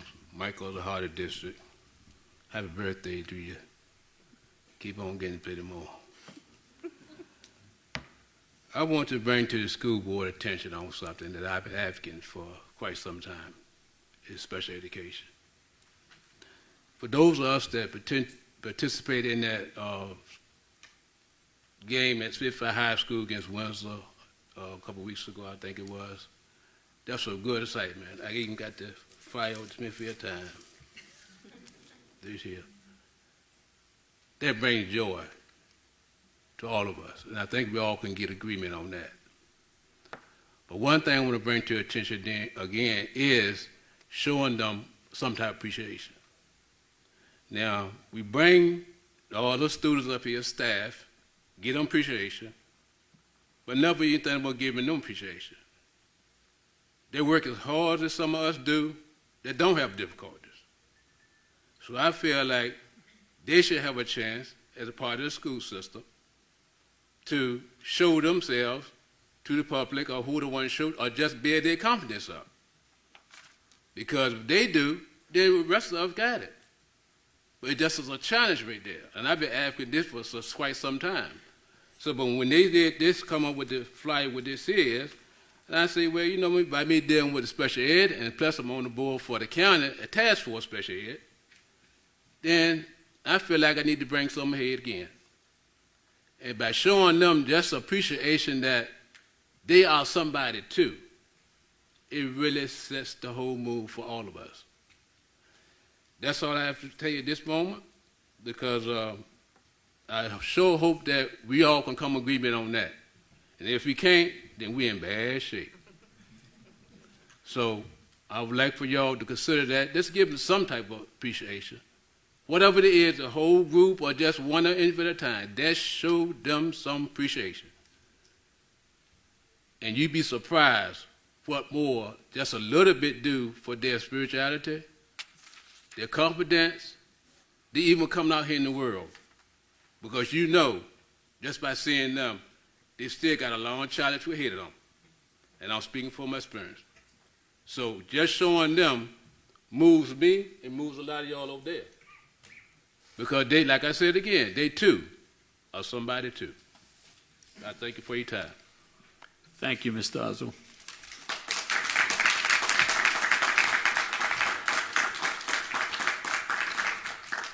Reverend Williams.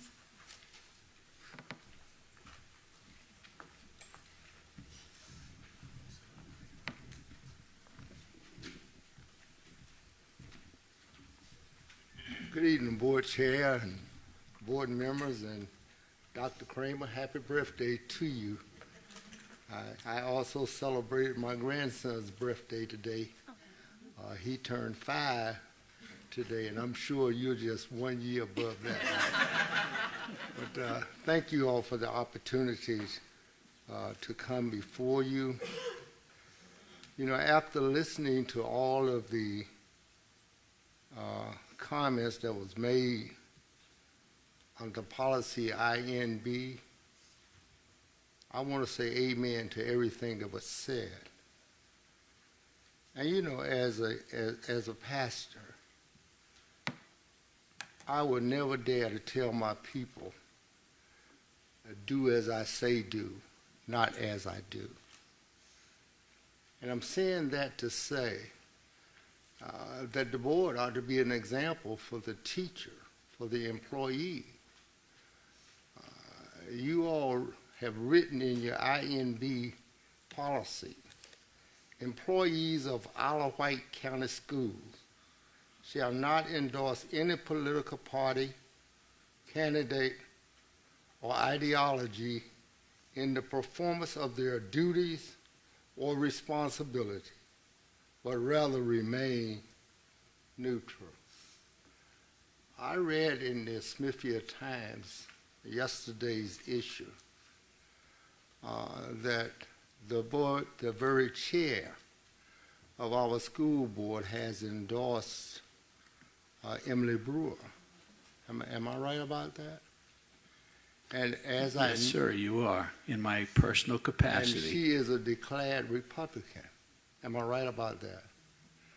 I also read in the February 24th Windsor Weekly that part of your campaign funds was given to you by Republicans.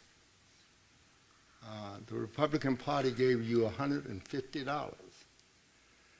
And one of the Board of Supervisor members, who was a declared Republican by the name of Rosen, also gave you $150. Am I correct on that? I believe so. And Jason, or Mr. Marsh, I'm sorry.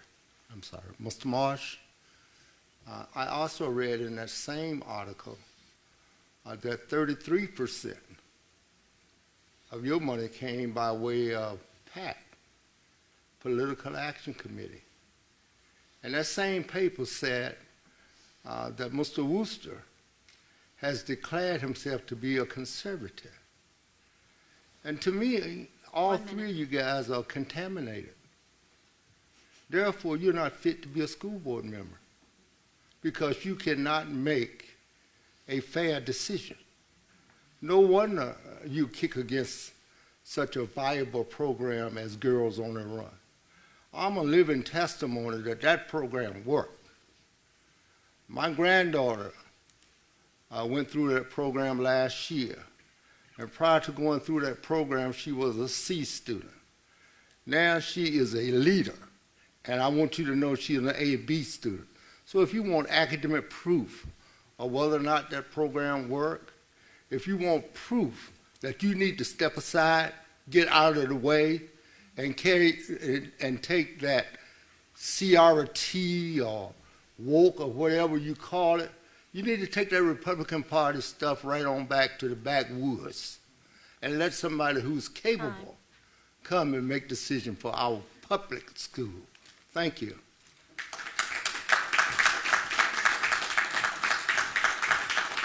Ethan Schwartz.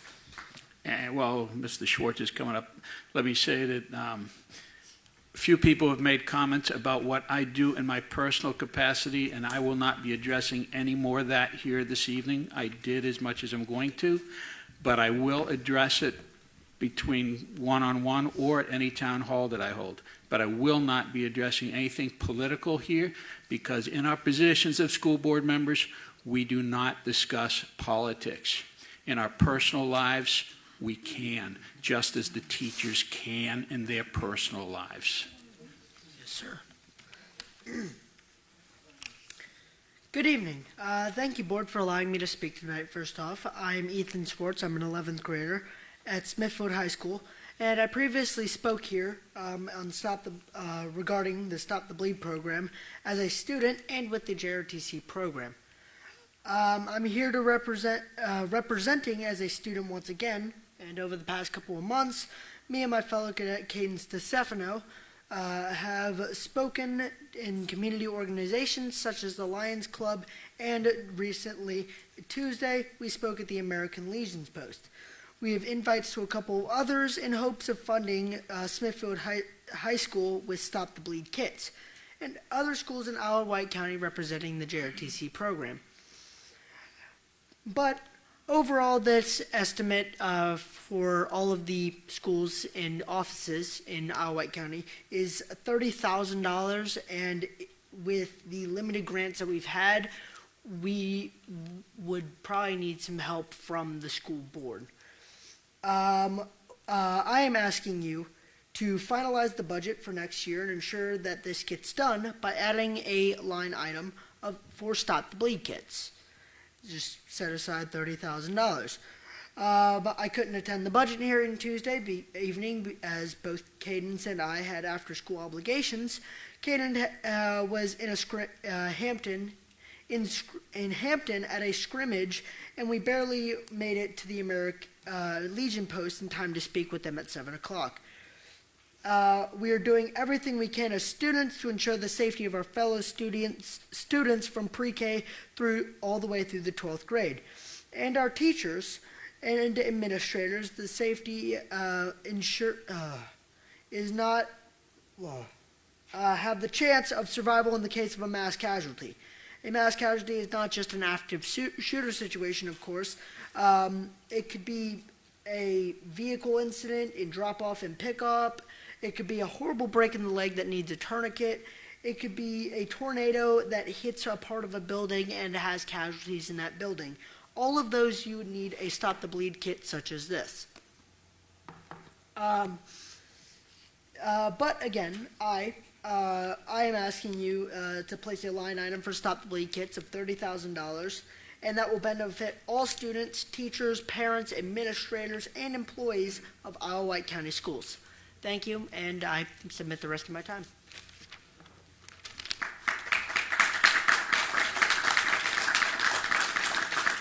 Heidi Schwartz.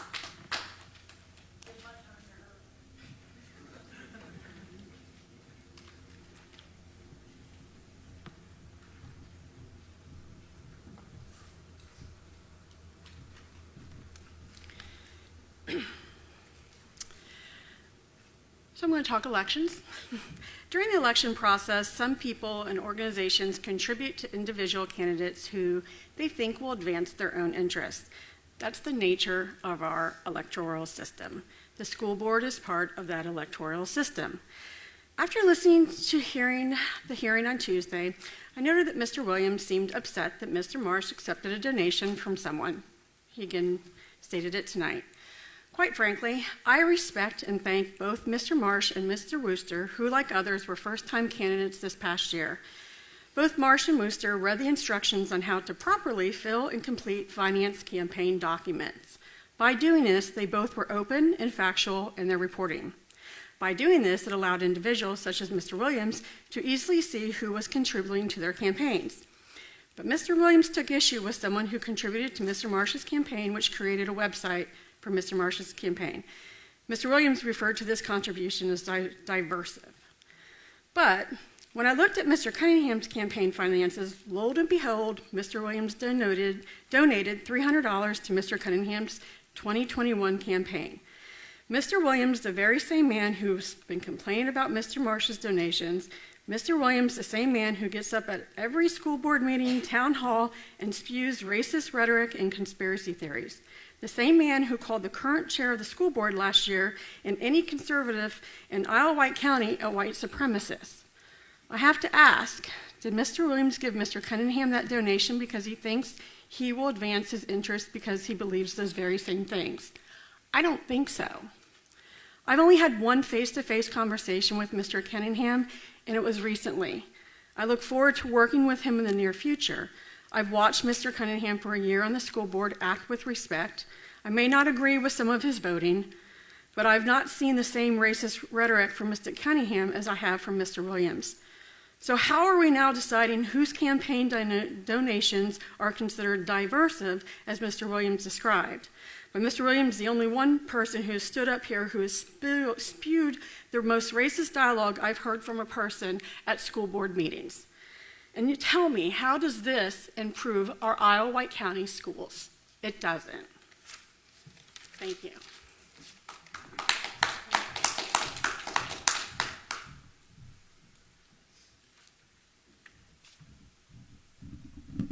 Laura Fletcher.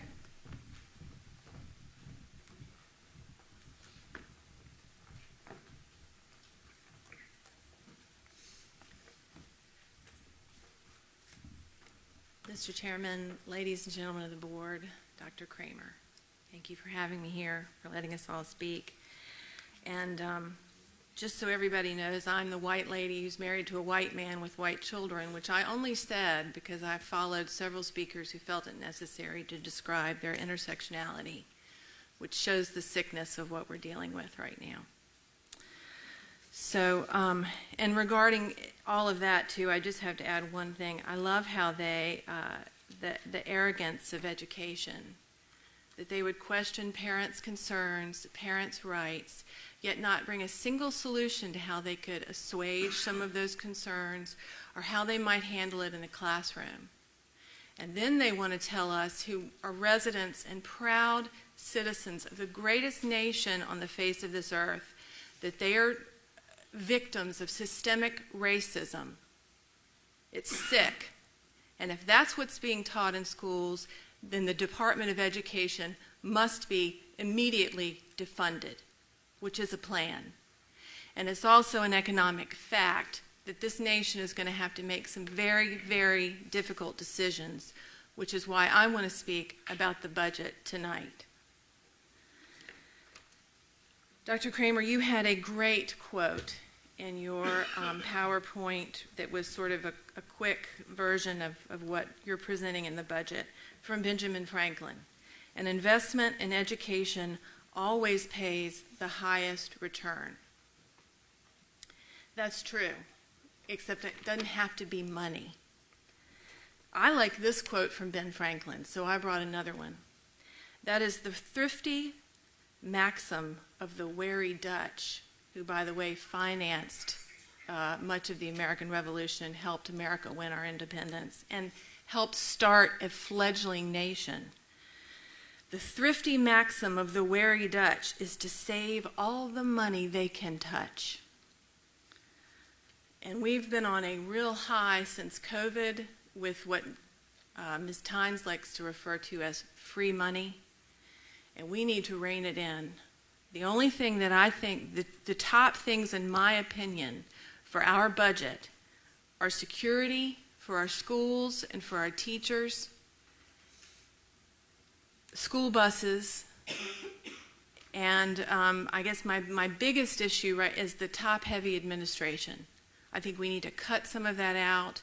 I think to have two, what are we calling them, dean of students coming in who are primarily dealing with discipline. Well, the way to handle discipline is to handle it immediately.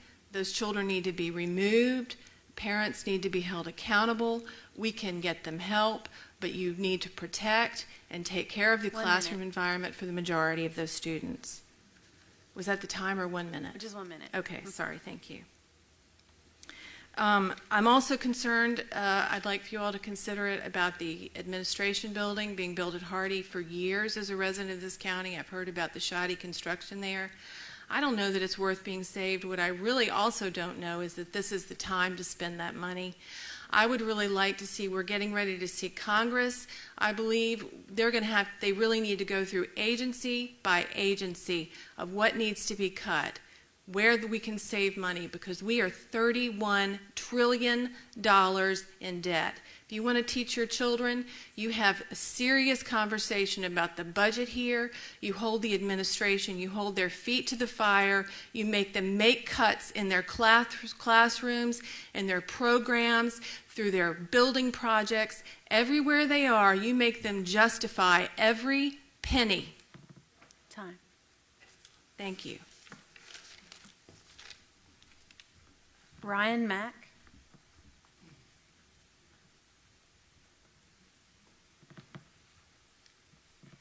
Elijah Smith. Ellen Carver.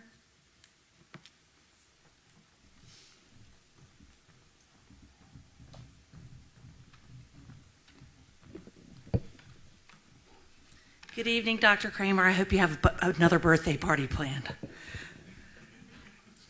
I'm Ellen Carver. I'm the Executive Director of Girls on the Run for Hampton Roads. I'm here again this evening because of misinformation that continues to be repeated in the public domain and in the Smithfield Times and other places about what Girls on the Run is. It is a nonpartisan youth development program that builds confidence in girls. I want to also repeat that the flow of funds from Isle of Wight County schools to Girls on the Run Hampton Roads totals $3,000 at its highest fiscal year. Other monies that have been spent in past years and are proposed to be spent in future years go to support this program actually are paying the coaches who stay after school after their regular school duties end to work with girls. We launched this partnership in the spring of 21. The district enrollment has grown 500% from 23 girls to 130 girls per year at all 7 elementary and middle schools. That's 390 girls so far who are experiencing our curriculum, which teaches critical thinking skills, not critical race theory. It builds confidence. It promotes community service. It increases physical health, physical stamina, emotional health, emotional regulation, so that the SROs have fewer cases in their schools. These girls also experience the triumph of crossing the finish line at a 5K as young as age 8. There is loads of academic research that supports our position that youth who are good in their physical health, who have high self-esteem, and who participate in community service simply do better in school. If Isle of Wight chooses to stop paying the Girls on the Run largely discounted fee of $23 per girl, we will be fine with that. We will just implement the fee to families. But we want to go on record that the fee to families will be new, and some of our families will be shocked by that because the program has been free to them for 3 years. Additionally, as you work to finalize your budget, and I'm fully aware of how difficult it is to make the dollars balance, please, if you do approve funding for after-school buses, I ask that Girls on the Run have the same access to those after-school activity buses that other clubs and sports children have. Additionally, and most importantly, teachers are hardworking.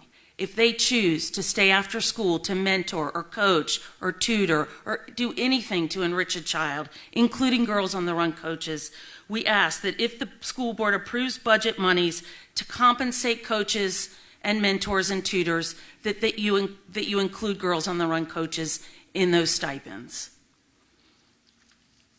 I want to thank you because I know a lot of our coaches are watching tonight and some are here live. I want to thank them for their continued support, and I want to thank you again for hearing me out on what Girls on the Run is and what it is not. Thank you.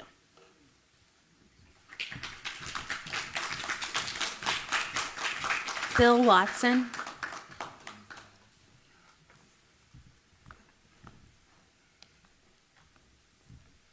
Good evening, school board members. Thank you for allowing me to speak tonight.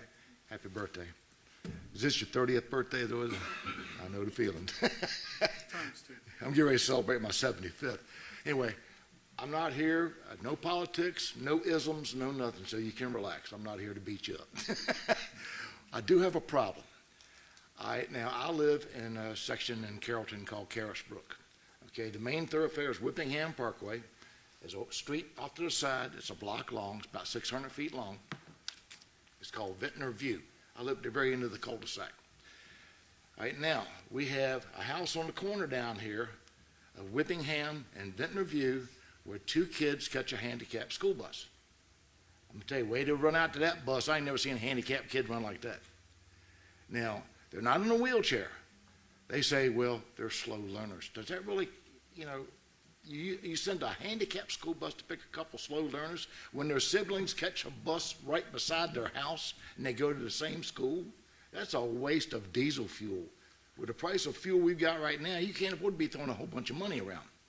The problem I've got is the school bus driver will come in, turn in front of the house, instead of backing up and going back down Whippingham, she decides to go all the way down to the end of Ventnor View by my house and turn around a 35-foot school bus in a 45-foot cul-de-sac.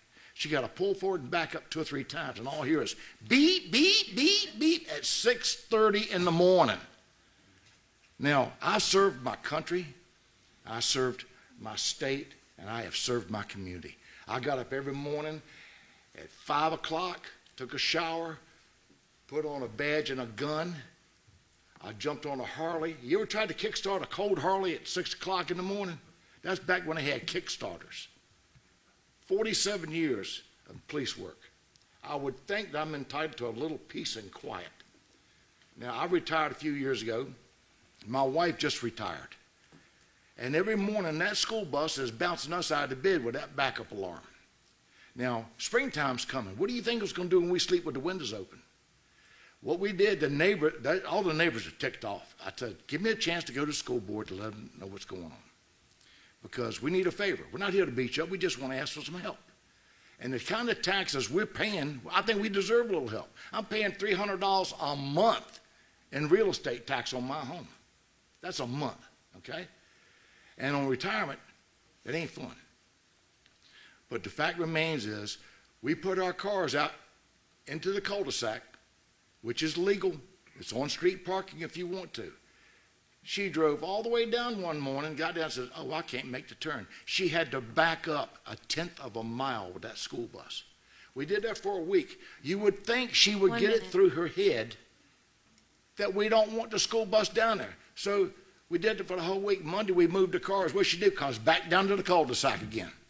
Now either get her a shorter school bus that she can turn around in or make her back out on the Whippingham Parkway like she's supposed to do. I am tired of being roused at 6:30 in the morning from a school bus. And I'm going to tell you, you need to slow her down. I tried to follow her one morning. I got 30 miles an hour. She's walking away from me like I'm parked. She picks up 2 kids in the neighborhood. You bring a school bus a mile into an area to pick up 2 kids, that is a waste of taxpayers' money, especially when they can catch a regular school bus. Y'all really need to do something about that, okay? I'm asking for y'all now to talk to this lady. It's bus number 21, okay? Keep it out of our cul-de-sac. She backed up there, they almost took a mailbox out. Time. All right, thank you very much. Have a good day. Ms. Shannon, I have you on the list again. Did you want to speak again, or? No, okay. Nicole Talton?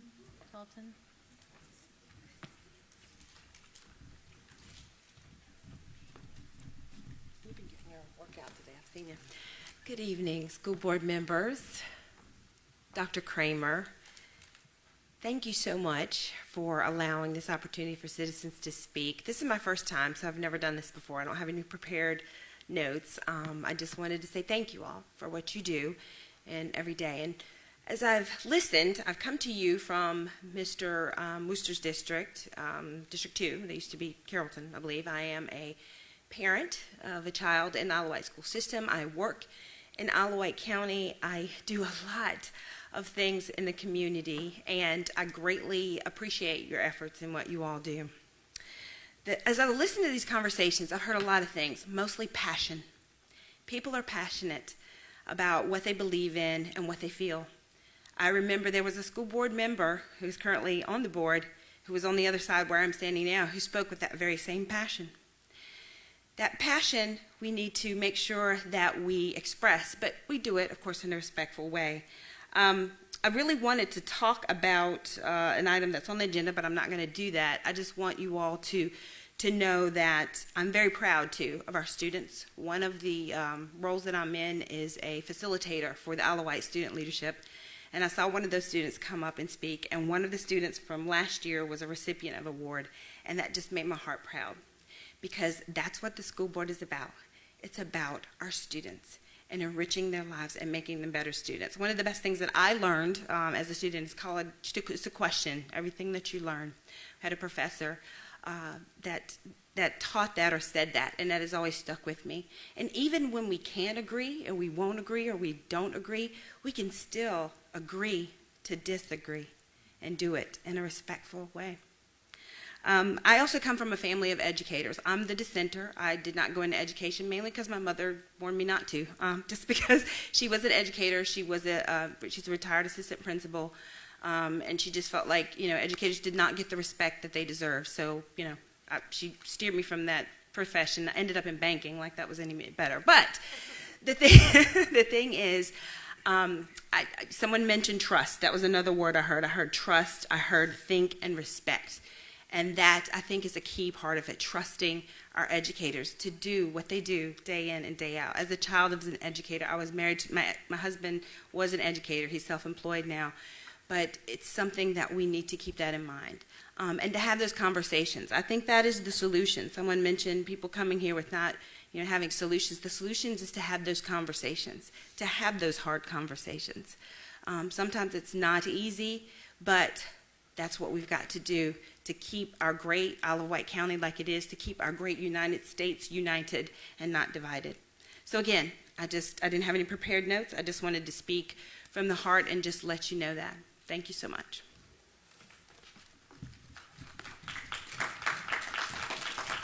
Lewis Edmonds.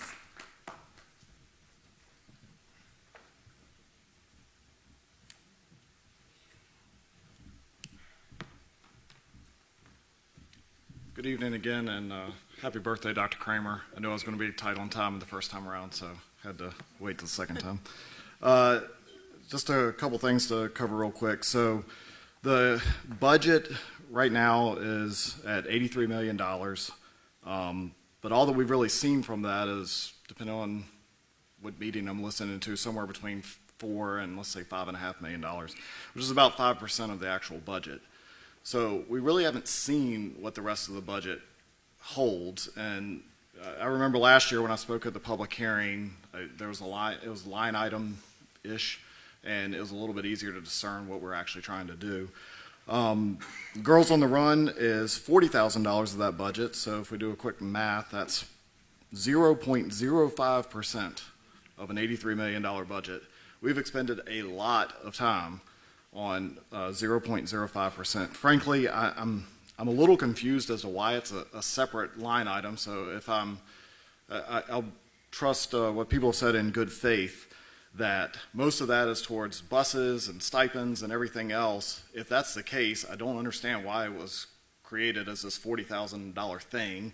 That should have just been a little bit more in those different line items, and then the $3,500 or $3,600 or whatever it is towards essentially what I would just say scholarship for people to, or for some of the young ladies to do Girls on the Run. We should, if we want to go down that route, we should create some kind of a scholarship line item, and you figure that out for the various different organizations that were covered on Tuesday night's meeting, Beta Club and all these other things, like how do we help students with that. The other thing I'll say with Girls on the Run, it's not a dig on it, but I'm going to go out on a limb here, and I'm going to say young boys are probably a significant larger portion of our discipline issues and some of our challenges and everything else. So I ask, if we're going to consider Girls on the Run, like what are we doing to also help there as well? A couple other items kind of on the budget. So back in January, there was a decision made to move central office over to the new Hardy School and everything else. This isn't a comment on whether that's a right or wrong decision, but my understanding, and maybe I'm misunderstanding it, is $1.2 million that was not a line item that I remember from last year was able to be found to make that happen. So I'm presuming that that $1.2 million, whatever it was originally assigned to, doesn't need to be in this year's budget. And so that's what I'm kind of getting at, is there's probably money in that other 95% of the budget that we haven't talked about that could offset some of this stuff. And I think it would be beneficial to the public, and it would be beneficial to the Board of Supervisors if we go back and explain what you're not doing that you did last year, where you're creating some cost savings. I'm concerned on discipline, so again, just based off of what I've heard in the different meetings, it looks like $150,000 to $450,000 of salary we want to add, depending on how you want to categorize the Dean of Students, the SSOs, and a couple other things. But it seems to me they're mostly a discipline thing. I feel like, based on the conversations that I've heard, and especially at the joint meeting, it is about managing the bureaucracy of discipline. That sounds kind of harsh, but it's doing paperwork and all the other things that are involved with discipline.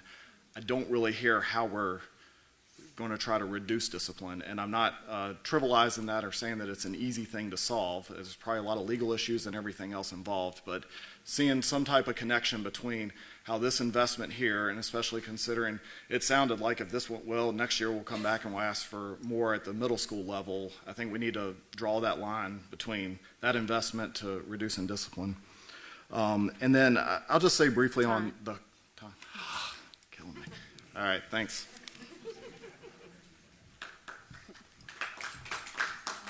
Martha Jackson.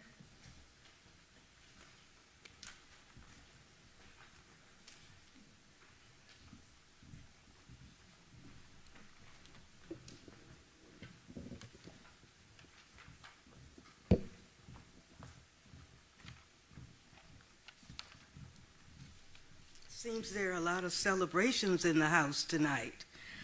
Martha Jackson, District 3. First, I want to celebrate WHM, Women's History Month. Mrs. Denise Newby Tynes has consistently championed student causes for Isle of Wight County schools. I celebrate you tonight. I thank you. Keep shining your light and using your voice. The second item on my list is a test for all of the board members. Do you know any of these people? Lewis Hamilton, Kira Atkins, and you can't use your phones, Joe Masco, Haley Shalitz, Alyssa Nichols, Jeffrey Blunt, David Balgan, Monday Peterson, Morris Brown, Maury Brown, Todd Barlow, Kira Atkins, Carla Hall, Erica Holmes, Mary Batten, Richard Blunt, and Brian Blunt. Please check out the Green Book and the Red Cape.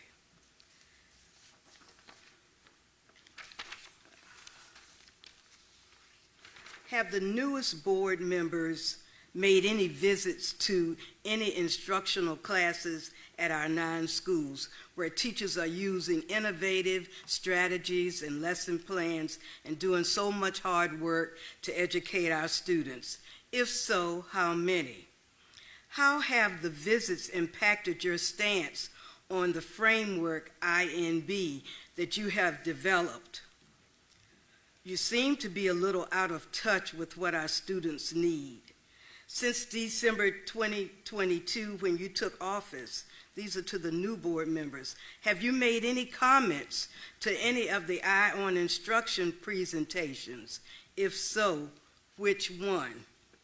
What is the impact of the shortfall of money statewide aid estimates for Virginia Public Schools, the $201 million short of what our district is expected to receive? And how do your conservative stance benefit all of the children of Isle of Wight County? We look forward to working with you. I can give you some history on Westside Elementary School, which is my favorite school because I attended and worked here. Please, let's work together for our students.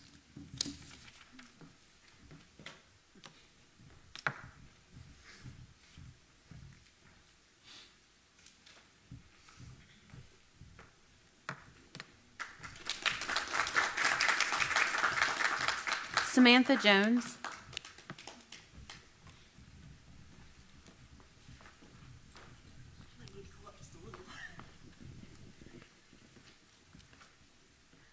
Good evening, distinguished school board members, Dr. Kramer.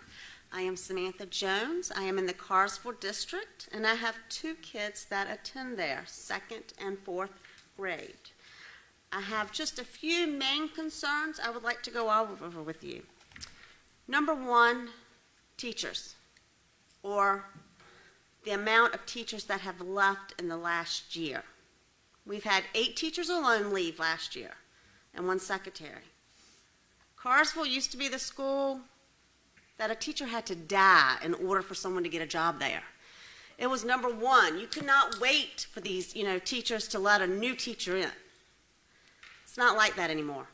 We started this year and we didn't even have but only 1 3rd grade teacher. I feel like, I don't know if it's a questionnaire that needs to go out, but something needs to go out to these teachers that are there now to see how we can help them. How can we better their day? If not, when these contracts go up, I'm really scared to find out how many we're actually going to lose. I know of 2. How many more? Also, I'm going to read an excerpt from an email that was sent to a board member. This parent has a concern for the cleanliness of our schools. It's horrible. The floor is dirty. There's trash left behind the janitors when they've left for the day. She went to actually help set up for our dance and had to help clean. Okay? There was chicken bones on the floor, open packets of stuff laying around. And this is all just what she saw in plain sight. She's a nurse. She has a child that has been sick 12 days this year. Communication, or let me say lack of communication.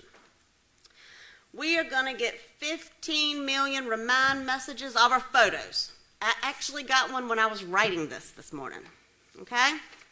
But let it be something more. We get a generic remind message. This much. If you don't know the correct questions to ask your children, and don't ride the bus. I've got the best 5 minutes picking them up. I can learn anything I need to know in that 5 minutes of how that day went. But if you don't know, you're out of the loop. It was upsetting for me to learn that they had silent lunch for 3 days in a row. The whole school, 3 days. Why? Couldn't tell you. No communication. Behavioral issues. Now, I'm fully aware of the fact that we have several. I know this. My child is in one of these classes, okay? What I would like to know is, do you think this positive reinforcement is working? 1 minute. Okay. I don't think it is. So we really need to look into that. In the last couple of weeks, this reminds of a Nerf gun. Mr. Brinkley, I was really scared when I pulled in. I thought the cops were here for me. I asked, what would happen if I brought a Nerf gun in my pocketbook and pulled it out and shot someone?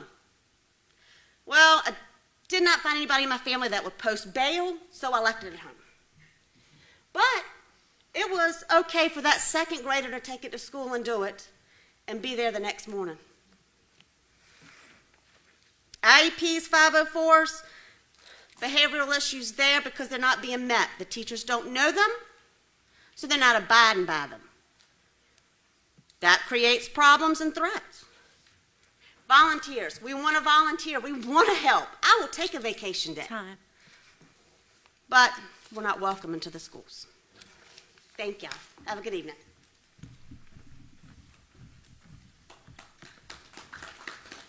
Chair Pollack, that was the last speaker. Did you want to allow Samantha to go ahead and give her update now? Okay. Well, first of all, I just want to say happy birthday, Dr. Kramer. Smithfield is doing pretty well. We've had some exciting events lately. Last weekend we had our Smithfield Night on Broadway performance by the chorus class. I wasn't able to go because I had to work, but I heard it was great. I saw some pictures and some videos. They did amazing. Spring sports have really started up lately. Baseball had a scrimmage, so did soccer and softball. All three teams did really good. I was able to attend baseball and softball. Both of those teams won. So, and then we have a color run that raises money for mental health research on March 18th. So anyone that's interested, you can go on Alawite County website or Smithfield High School, and you can find more information on that. But that's it. Thank you, Samantha. Okay, it is 8:12. We're going to take a 10-minute recess.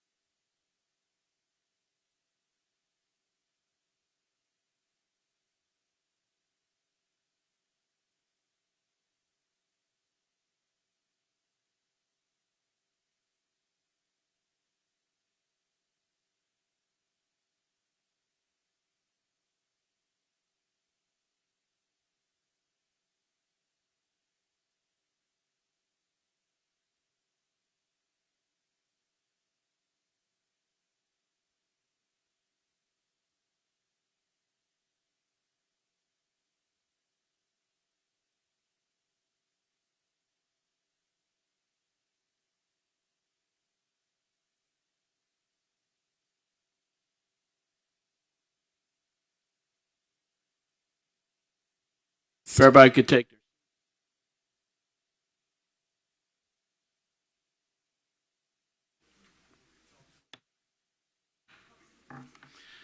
The Isle of Wight School Board is back in session.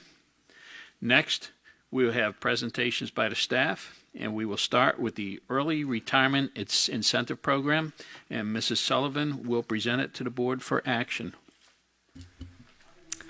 Yes, this was brought to you at the last board meeting. Dr. Coleman presented it in my absence. This is our Early Retirement Incentive Program. And tonight is up for action so that we can make this available to any retiree that ends at the end of this school year, available to them for this next upcoming school year. And I am available for any questions that you might have. Does anyone have any questions on the board? Mrs. Tynes? Mr. Chair, if there are no questions, this is something we do annually. Right. And the report was, like she said, was given by Dr. Kramer at our last meeting. I would just like to go on and make a motion to approve the Early Retirement Incentive Program, also known as ERIP. Second. So we have a motion and a second. There is no discussion. Clerk will conduct a vote.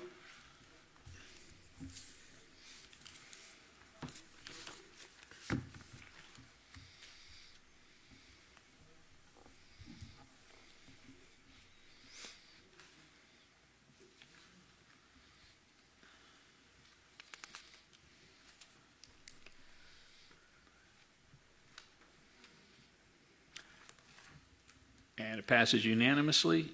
We will go to iTeach, and Mrs. Sullivan will present the iTeach Memorandum of Understanding to the Board for information. 1 second. They're going to pull up a presentation real quick. Okay. Oh, okay. That's okay.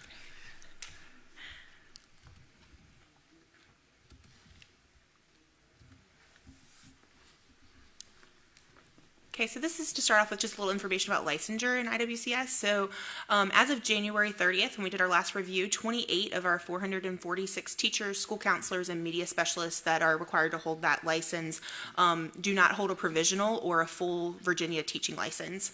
Additionally, 30 others hold a provisional license, which will expire after their 3 years of being issued it.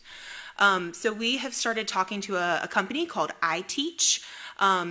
And just to give you a little bit of information about iTeach, it is a rigorous Council of the Accreditation of Educator Preparation approved cost-effective pathway to enter into the teaching profession. So typically for licensure, you have a teacher who has a bachelor's degree in an area of a specific content that they wish to teach, or in early childhood development or psychology. And so they then go into a teacher prep program, sometimes a master's program, sometimes a program that is offered as a certification program. And in both of those programs, the teacher then gets, or the candidate then gets, the coursework and the certifications that they need to then become licensed or apply to licensures through VDOE. And for years, universities have offered certificate programs to allow teachers to complete the required coursework for a licensure without having to take the same amount of courses that it would be required to get a higher degree. iTeach is an organization that is one of the first non-university affiliated companies that offers the same coursework that is not credit bearing for a reduced cost. So just to be clear, this is not college credit coursework. They do allow, which we can see later in a slide, they do allow some of that coursework to be converted to a university that they work with specifically. All of the coursework that is used through iTeach is it is self-paced, it's online. Benefits for those candidates that might take advantage of this, that it's financially advantageous cost. It does convert to a provisional 3-year license to a full state licensure in 1 year. So some of our teachers, have coursework that they have to take. It's a difficult, rigorous process for them to go through. and 12 hours of it can be transferred to a master's at the American College of Education. Benefits to the division is it provides us with more fully licensed teachers, and it's really helpful in helping current IAs enter into the teaching role if they're so desired.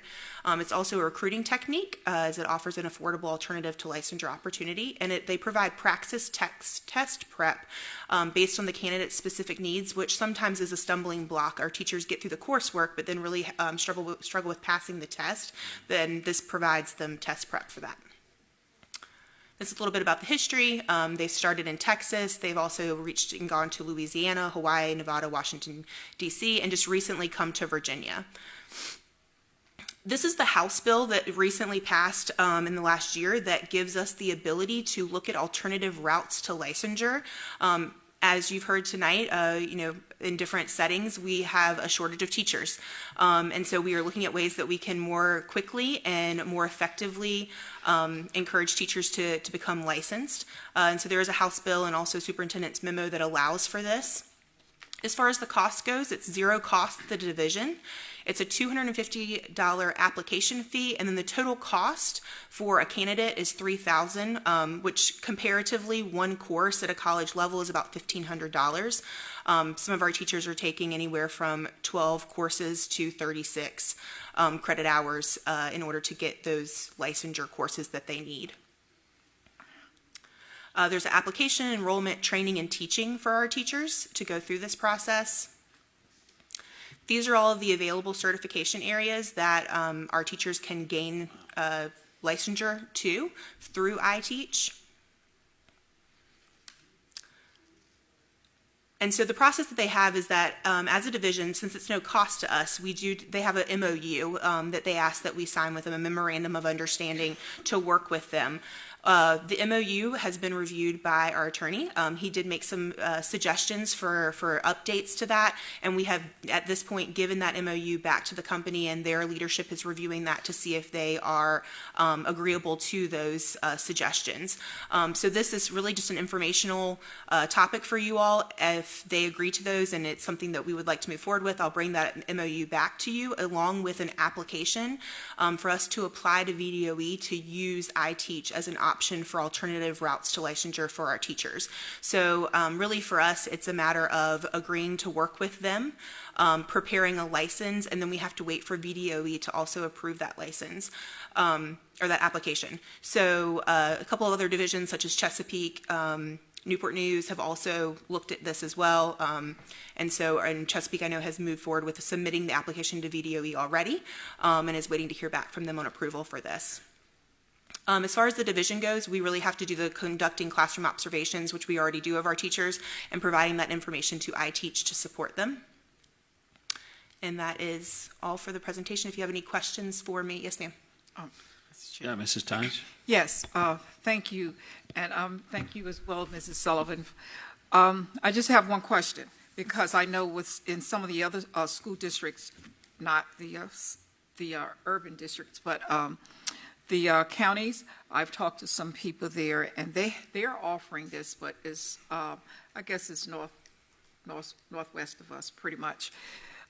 Not with iTeach, but they're offering a program for their IT population, where they are, I think they have a contract or something with one of the local colleges.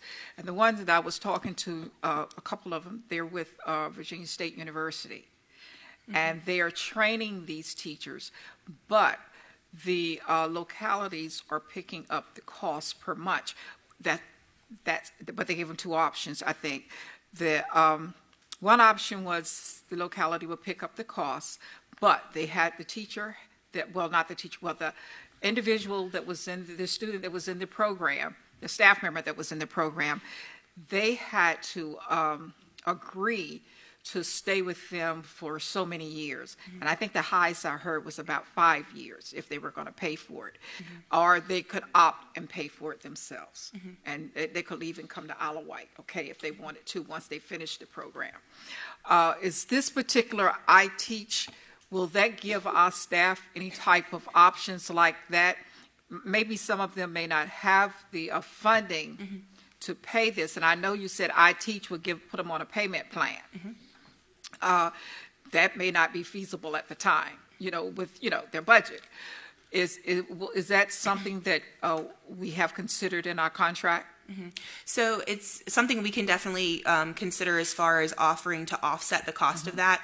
This year, for example, we have Title II funds that we're allowed to use for reimbursements for cost of tuition, taking praxis tests, application fees for licensure.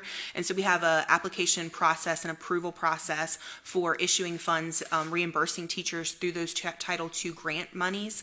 And so this is certainly something that we could include in our grant proposal for Title II next year to say, this is a route to licensure that's been approved. We'd like to use this as reimbursement, and we could certainly consider that as an option. Okay, all right, thank you. Mr. Worcester.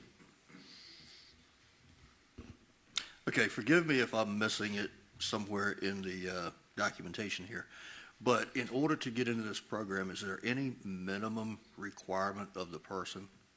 So they have to be hired by the school district. Like they have to be an employee of ours in order to enroll through us. But no, there's,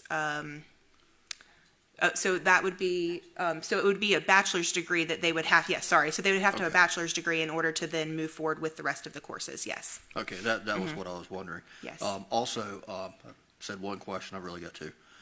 I asked Ms. Getz at a previous board meeting if there were any plans or programs in effect to help assist IAs to move forward if they so chose, to get their teaching license. Is this part of what you were speaking about? Yes. Okay, thank you. I'm done this time. Rick, I'm Mrs. sorry. Tynes, yeah. What Mr. Wooster just asked you, he asked you about the requirements, and you said they must have a bachelor's degree, but not necessarily education. Correct. They could have any bachelor's degree. Okay, so I'm thinking that this program is, I understand that too, but I was thinking this was specifically for individuals such as our IAs that have been working in, in our district or any district for a number of years with, that instruction and experience. So this is actually for individuals that may be coming in with an engineering degree and, they're retired or something and decide, I want to come back in and do some teaching, maybe math or something like that, or in the sciences. And, but they don't have a licensure and cannot get it from the state. So they can come and take these quick courses. I don't know how long it's going to take them, but 1 year. Okay, so For for 1 most, year yes. they can take these courses and they can become a teacher. Yes, and it also would help with our IAs. So many of our IAs actually have bachelor's degrees. Right, they're just in non-teaching contents. And a lot of our IAs, because of the nature of the IA position, they are interested in working with elementary. They want to become an elementary school teacher, and that is actually one of our most difficult areas to get licensed in because of all of the coursework requirements. So I will say for elementary, the I Teach does say it usually takes a little bit longer than a year for both SPED and for elementary ed because of the extensive amount of certification that they have to have. But definitely something that our IAs could utilize. Because this is what I'm looking for. I'm thinking about the IAs that do not have that bachelor's degree as of now, but they have been working maybe 15 years, 10 years, whatever, in education. Is there a program that they can go to and maybe get certifications to come in the classroom and get a license to teach? Yes, so there are models, Grow Your Own. I was at a conference today just discussing that, and that is another option that we could consider. It does have budget implications, and so we could definitely consider that for a future conversation. So that's one pathway or one specific way that someone without a bachelor's degree could be considered, but this one is really to address those that already hold that bachelor's degree but is not in the area that they need to be in to teach. Okay. Well, I would like to see us look into that area to help those that are working with us now and would like to take that pathway and getting certifications, those without degrees, see what we can do to help them to get a certification because that would help them. We have them here and that would help you recruiting for classrooms. I'm just asking, okay? Yeah, absolutely. And it may not be feasible, but just check into it for me, okay? Thank you. Mr. Chair, I do have one more question. Mr. Worcester? Just one more question on this. As far as the program is structured, is this a self-paced course, or is there a timeline associated with it? So the courses are self-paced. It's online, so it allows someone who is working a full-time job or actually teaching in one of our classrooms right now to then be able to take the course and do the coursework at their own pace. Okay. The reason I was asking, I'm very familiar with CDC programs with civil service, and they are self-paced, but there is a time limit within which you must complete. So if you start it today, you have 6 months, and that's the cutoff. So I didn't know if there was a cutoff for this as well. Yes, so their goal is to get the candidate through within a year. They do have that 3-year cutoff when they have to have those courses or that certification complete before their provisional license runs out. Okay, thank you. I'm done. Yep. Are there any more questions? Thank you, Mrs. Sullivan. Yep. Next, Dr. Coleman will present the contract between Isle of Wight County Schools and Johnson Controls to the board for action.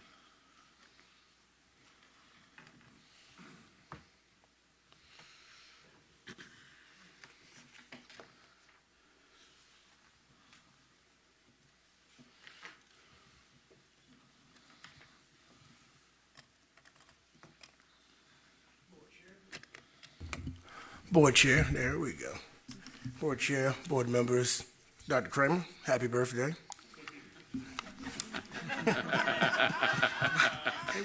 All right. So first we want to go through the Johnson Controls contract and the action item that's up before the motion is actually read. The actual contract covers, I'm going to go through what it covers first of all. Fire alarm, annual inspections, fire alarm parts, sprinkler annual inspections, sprinkler quarterly inspections, fire pump annual tests, annual backflow inspections, backflow repairs, annual fire alarm extinguisher inspections, extinguisher 6-year hydro and recharge, annual emergency, exit lights inspection. And also, of course, this includes maintenance, repairs of fire alarm systems, and of course it covers maintaining your fire alarm panels, inspections, repair, and maintenance. It also includes inspection on fire pumps, inspections and limited coverage on sprinkler systems and backflows, inspections and coverage of the fire extinguishers, inspections and limited coverage with kitchen hoods and emergency lights.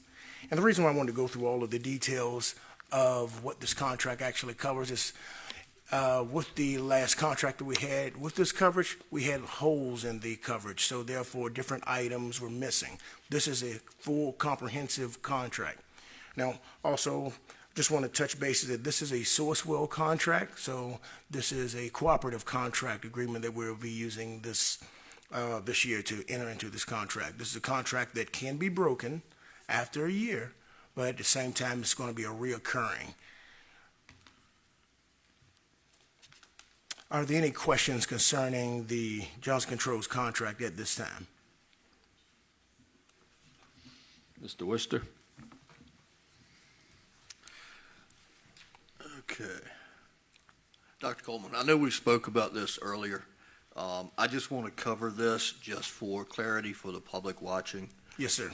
There was a few questions that I had pertaining to this contract. Number one was, whether you received multiple bids for the contract. Number two, as we spoke earlier, dealing with Sourcewell, is there a fee associated for us to participate with them? Could you just go ahead and clarify those for us? Absolutely. First of all, there's no fee for IWCS to participate in a Sourcewell program. There may be a fee for the company to get a Sourcewell agreement or cooperative agreement. So just to clarify, it is a cooperative contract, and speaking of cooperative contract, it has already been out to bid. So therefore, the RFP process is not needed if you have a Sourcewell contract or if you're on EVA, the other cooperative contract agreement. So in dealing with something, the fire systems, we wanted to deal with a company that really knew what the fire systems were. We just didn't want to deal with a company that we just I guess you can say, got under a contract with. We've been dealing with Johnson Controls for about 15 years at this time.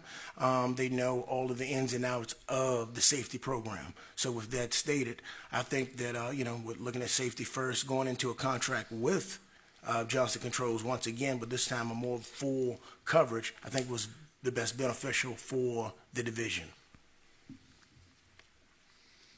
Thank you. No problem. I have no further questions. All right. So at this time, this will be an action item.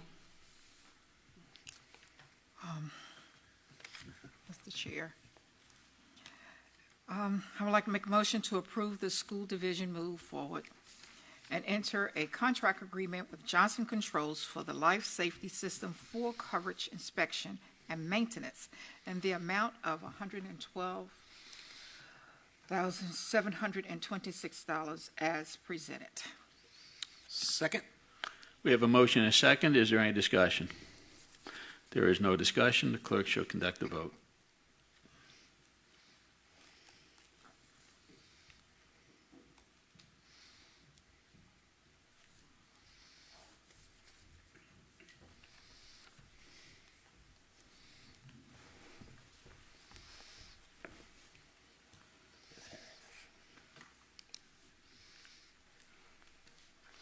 Dr. Coleman, you taking the next two items as well? Yes, I will be joined by Ms. Harris.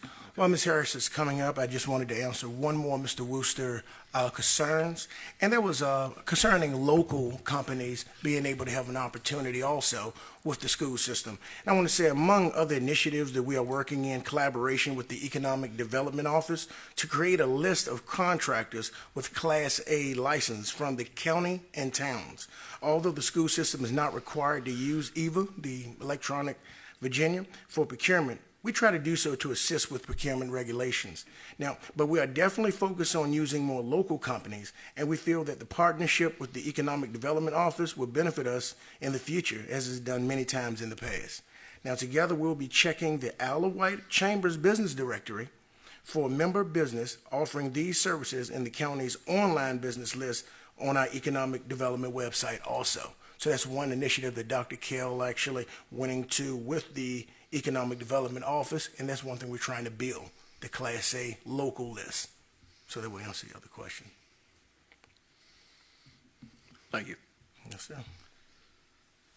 Okay, next, Dr. Coleman and Ms. Harris will present the request for an increase in the FY 22-23 instructional category budget due to an increase in state funding in the amount of $225,680.32 from the Board of Supervisors for action. Yes. Good evening, Chairman Collick and Vice Chairman Marish and school board members, and to our beloved, blessed Superintendent, happy birthday. We're going to continue to say it until we end tonight. Before you, I have the board resolution, the executive summary resolution for an increase in our instructional category for some funds that were received from the VDOE. There has been an adjustment in the Title I and Title IV, and we want to get those funds amended, the appropriation amended by this board, get the approval for the amount of $225,680.32 so that we can get the information sent over to the Board of Supervisors for their approval and be able to expend those funds once the ordinance has been passed. Are there any questions? Oh, you have a question? Yes. Okay. Mr. Marsh. Thanks, Mr. Chair. Ms. Harris? Yes. So glad to have you on the team. Thank you. So this is for the folks listening more than anything else. Whoever gave me all the detailed answers to my questions, I appreciate it. For the simplicity of what's going on, please tell me how we got to where we're at right now. In other words, I understand this to be a correction of some sort of a deficiency. We're not necessarily asking the Board of Supervisors for more money. That's correct. We are asking for money that was already awarded. We just need to go get it. Exactly. And it's my understanding that this is something that you identified since taking your new job? Yes. So what happens is whenever there is an increase in allocation for a grant, normally VDOE sends out a superintendent memo. And so they do it sporadically. You never know. You kind of have to be on the radar or also be on the list. And so usually in their memos, when there is an amendment or adjustment to an allocation, they will notify the superintendent. There's also a representative from VDOE that will notify the budget office or finance contacts as well. And so with that being said, they will let you know what the amount is based on a spreadsheet that they have calculated. Once that information is received in the finance department, it is our responsibility to then go in and make a write-up of the resolution, an executive summary stating out to our board that we have received additional funds. Before we can expend the funds, we have to get it appropriated. So in this process, since coming to Isle of Wight, you have noticed that you received a board executive summary and a resolution, which may be a little bit different than what has been done in the past. This has been implemented so that we can better track the funds that are coming in, as well as keeping the Board of Supervisors abreast as funds are coming in. Because they're the governing authority, once our school board approves the funds, then we have to submit the resolution to the Board of Supervisors so they can get on their agenda, they appropriate it. If there is any financial impact with a grant per se, I do list it on the resolution. So in this case, there was no financial impact, which means that the Board of Supervisors does not have to increase any money to us. So it's of no bad thing on their end. And so once they approve it, they would then submit that information to their finance department, who then writes up the ordinances and the numbers. I have spoke with the city CFO because I want to see what the process was to see if it's in alignment with what my experience is used to. And so we want to make sure that we are both aligned. And so from now on, once the ordinance is passed, the representative from the finance department will send that information back over here to let us know that it has been approved, and then we can be able to appropriate the money, because we cannot spend the money until it's actually been appropriated by the governing authority. So once we receive the ordinance and the number, then we'll allow at that moment to put the funds into the financial system for our users to be able to spend the dollars that's been awarded to us. A question. So you have identified and implemented a policy so that this does not happen again? That is correct. Excellent. That's all I got. And it's more of a procedure. Yep, Mrs. Tynes. Yes, I have a quick question for Mrs. Harris.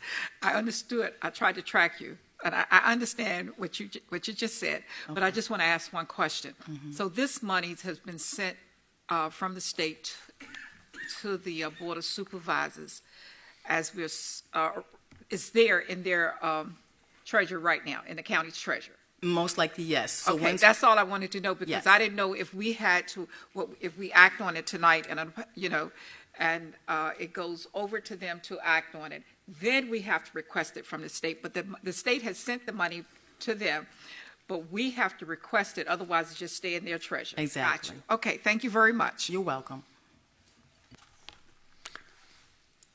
Okay, if there's no more questions, can I get a motion? Mr. Chair, I would like to make a motion to request to increase Isle of Wight County Schools fiscal year 2022-23 instructional category budget due to increased state funding in the amount of $225,680.32. Second. We have a motion and a second. Is there any discussion? Oh, yeah. No discussion. The clerk should conduct the vote.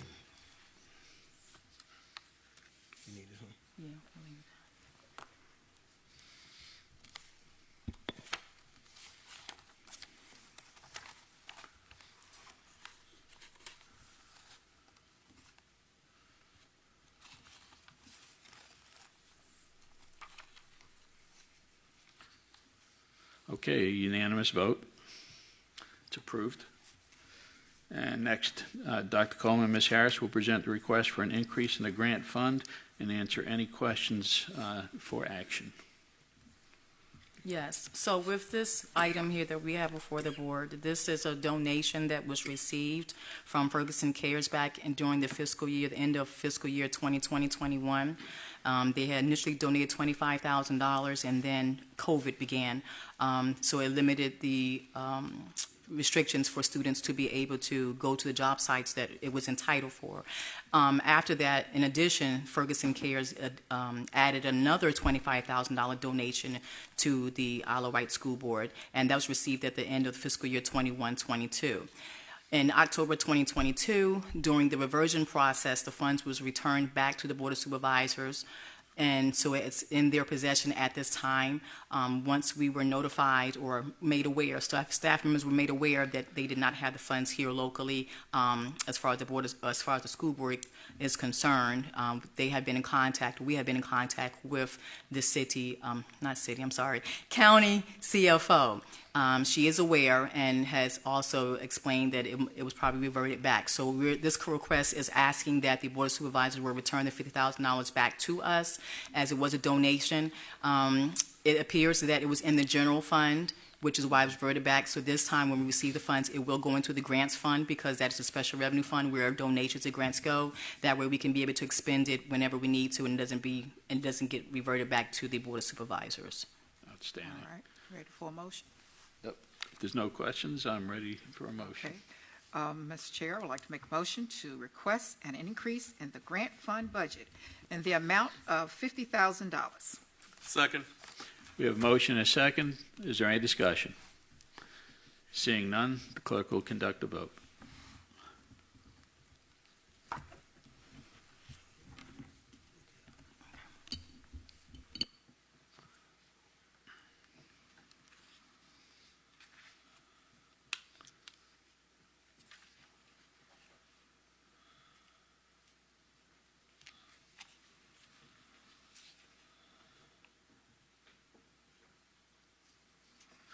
Okay, and it passed unanimously. Thank you. And now we're going to have the proposed 2023 to 2024 school calendar, and Ms. Briggs will present two options for the school calendar, and will answer any questions, and this is for action. I will do my best. Thank you. So when we presented the calendar at the February meeting, we mentioned that we were going to make some changes based on feedback we had received from parents and from staff. And that was regarding the 2 half-days we had for Monday and Tuesday, the week of Thanksgiving. And in both the options you have in front of you, we have reverted those days back to full days, which is what we did this year. Those 2 days were full days. And then we had Wednesday through Friday as the holiday. There was concern of those half-days having high absentee rates, and with concerns with attendance, we felt best to make that move back to a full day. The main differences you're going to see between the two options: in option 1, October 9th, Columbus Day, is a student holiday and a staff work day. When we presented this in February, Mr. Colick mentioned that he strongly believed that that should be a holiday for everyone. So option 2 incorporates that as a holiday for staff and students. So you'll see in option 2, October 9th is now a holiday for all. We did move one of the March student holiday teacher work days / professional learning days to October to give us a professional learning day in the fall.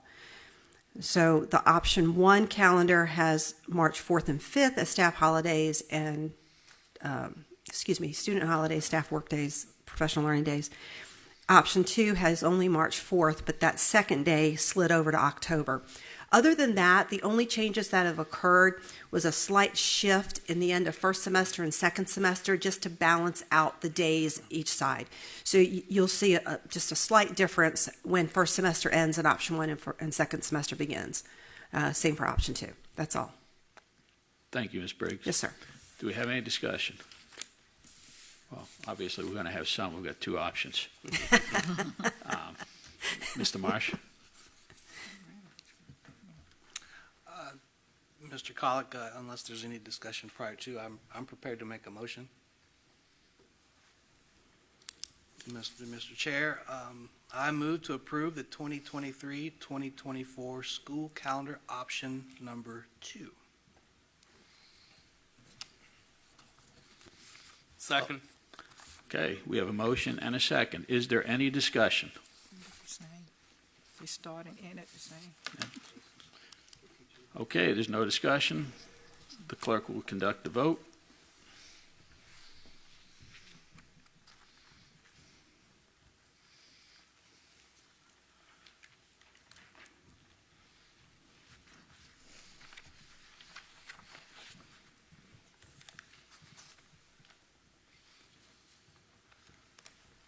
And it is unanimous. Option 2.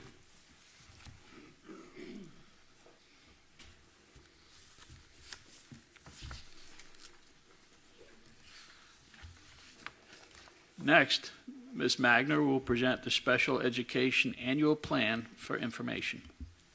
Good evening. Tonight, the annual plan is up for information. It has been presented once already at our SEAC, which is our Special Education Advisory Committee meeting. After tonight, it will go out to public for review and for comment, and then it will come back to you guys next month for approval.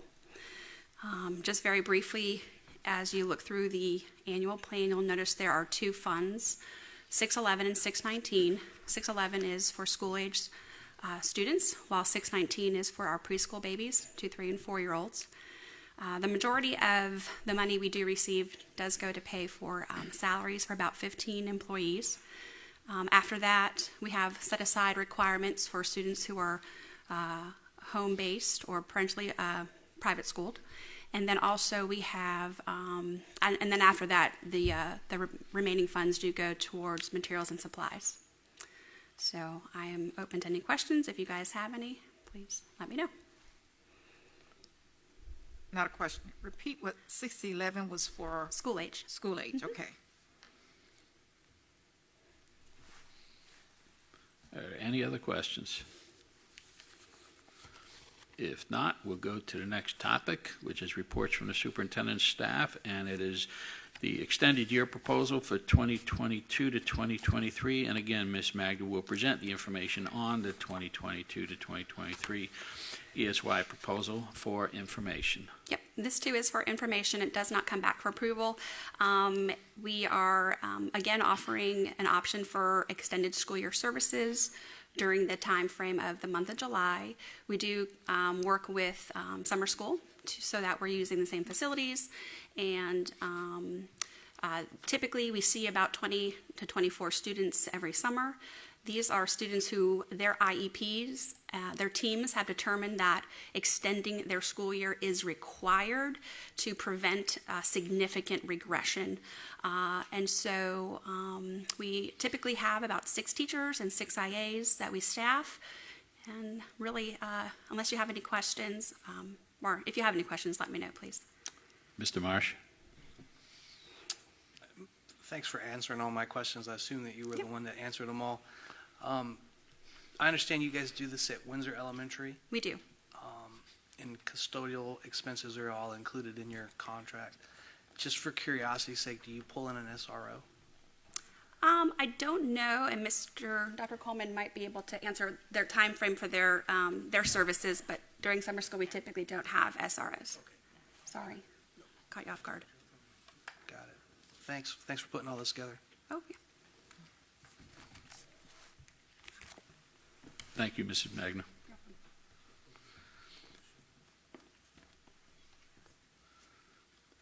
And next, Mr. Brinkley will update the board on his work since becoming the security specialist for Isle of Wight Schools for information.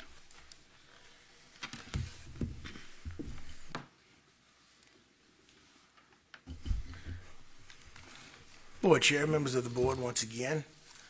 Mr. Brinkley needs no introduction, and he'll be coming up here by himself monthly to give you these reports, but I just wanted to start off by stating there's been a lot of movement with safety and security across the division, and a lot of opportunities that a lot of things are getting accomplished. And Mr. Brinkley has been heading this charge and meeting with principals, and now he's going to give you a full report of the last 2 months, and hopefully we'll start making this more of a monthly thing so that you can get you can start understanding a little bit more what's going on in the division. Right here, Mr. Brinkley. All right, good evening. So over the first 2 months, one of my biggest things has been trying to build some of the relationships here and to establish the difference in the working system coming from the sheriff's office into the school division. And in doing that, as Dr. Coleman said, I've met with all of the principals within the school division and performed walkthroughs on all of the schools, as I know many of you have. I've attended several of the meetings in my early stages, the principals meetings, the employee advisory committee, the parent advisory committee, and my absolute favorite out of all of those would be the student advisory committee, because who better to come up with some of the ideas and the ways that we can implement the security than the students, and even at their ages to hear some of their ideas was just amazing. I have reviewed our mutual link system, and I did meet with Eric Cooperrider and went over some of this, and we have been talking as well about integrating our mutual link system into our lockdown drills to perform, and this will accomplish two things. It'll perform more regular tests of our system, as well as familiarizing staff with the system and capabilities of how to be used in case of emergencies. One of the big ticket items, as you all are aware, is the school vestibules.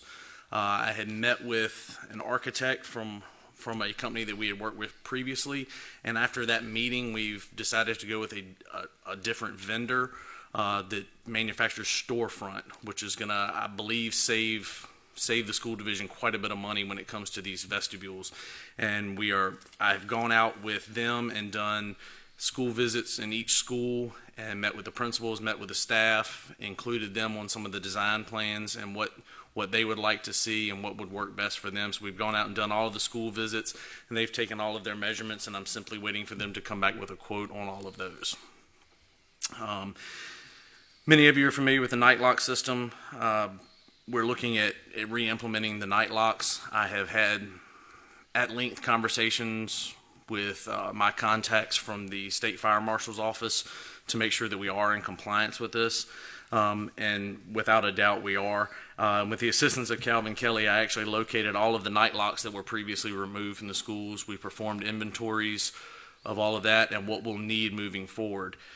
In addition to that, I was able to have a meeting with all of the school SROs, and I employed them to kind of help me out on that, and they did an inventory of their schools as far as what they would need, additional doors that we need the locks on, parts that were missing, things of that nature. So they were able to do a lot of that for me, and we have finally been able to come up with what we need in order to re-implement that system. Additionally, we are looking into the concealed weapon detection systems, which I know many of you are familiar with. I've spoken with and met with representatives from multiple companies on this, looking at different systems and different price points. I've obtained pricing from all of them, and I've actually traveled out to Hampton City Public Schools, Suffolk Schools, Franklin City Public Schools, and most recently Southampton County Public Schools, who are utilizing these detection systems. And many of the school divisions have different detection systems, and I've been able to kind of pick their brains and see what works best for them and try to bring that back and determine which system would work best for Isle of Wight. So I've been working on that. One of the other issues that we had looked into was the use of canines in school. As a former canine handler, obviously I'm a big proponent of this. I know their capabilities and I know how they can be utilized. And by saying that, I don't necessarily mean private sector. I've been working with members of the sheriff's office and local law enforcement as well. And as a result, I'll be reviewing the options for the utilization of canines as a part of our safety and security for Isle of Wight County schools. I have attended many work sessions in the county regarding the county's shelter plan, which the schools are a big part of. Obviously, we provide the building and some of the staffing and multiple things for the shelter plan. So I've been working with members of emergency services, the sheriff's office, social services, Virginia Department of Health, and then also the county risk management, bringing all those organizations together. And we've had several work sessions to try to bring this plan together. Attended and taken a part of the VOC training hosted by Dominion and Virginia Department of Emergency Management in preparation for the upcoming VOPEC cycle. We have actually our dress rehearsal for that coming up in April, and then the final test for that will be coming up in July. I have also worked with emergency services as well as Ms. Sullivan to try to come up with a solution for CPR training for our teachers and how we're going to offer them the hands-on training that they need for that.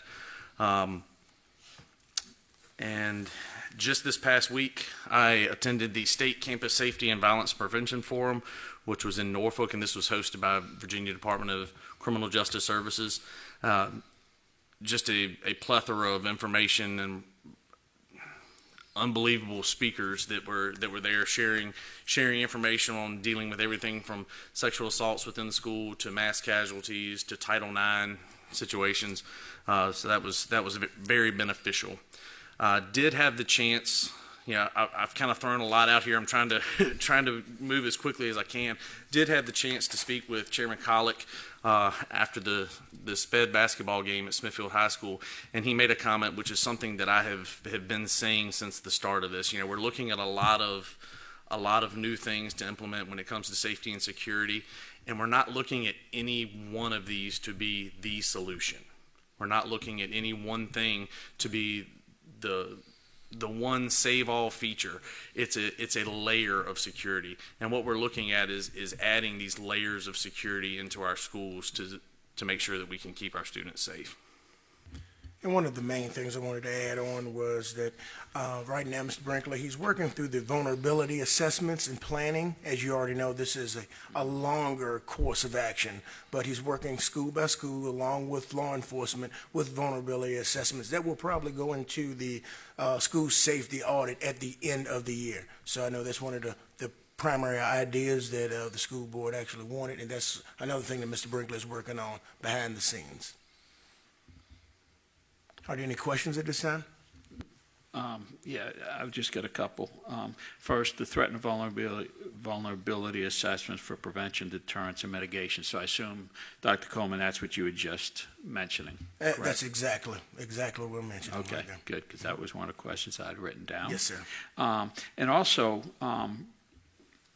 Mr. Brinkley, do you foresee any proposal of any policies, regulations, and processes in the next several months? And you don't have to articulate anything here. This is more of a, in your mind, yay or nay, but that's going to assist with this layered security approach.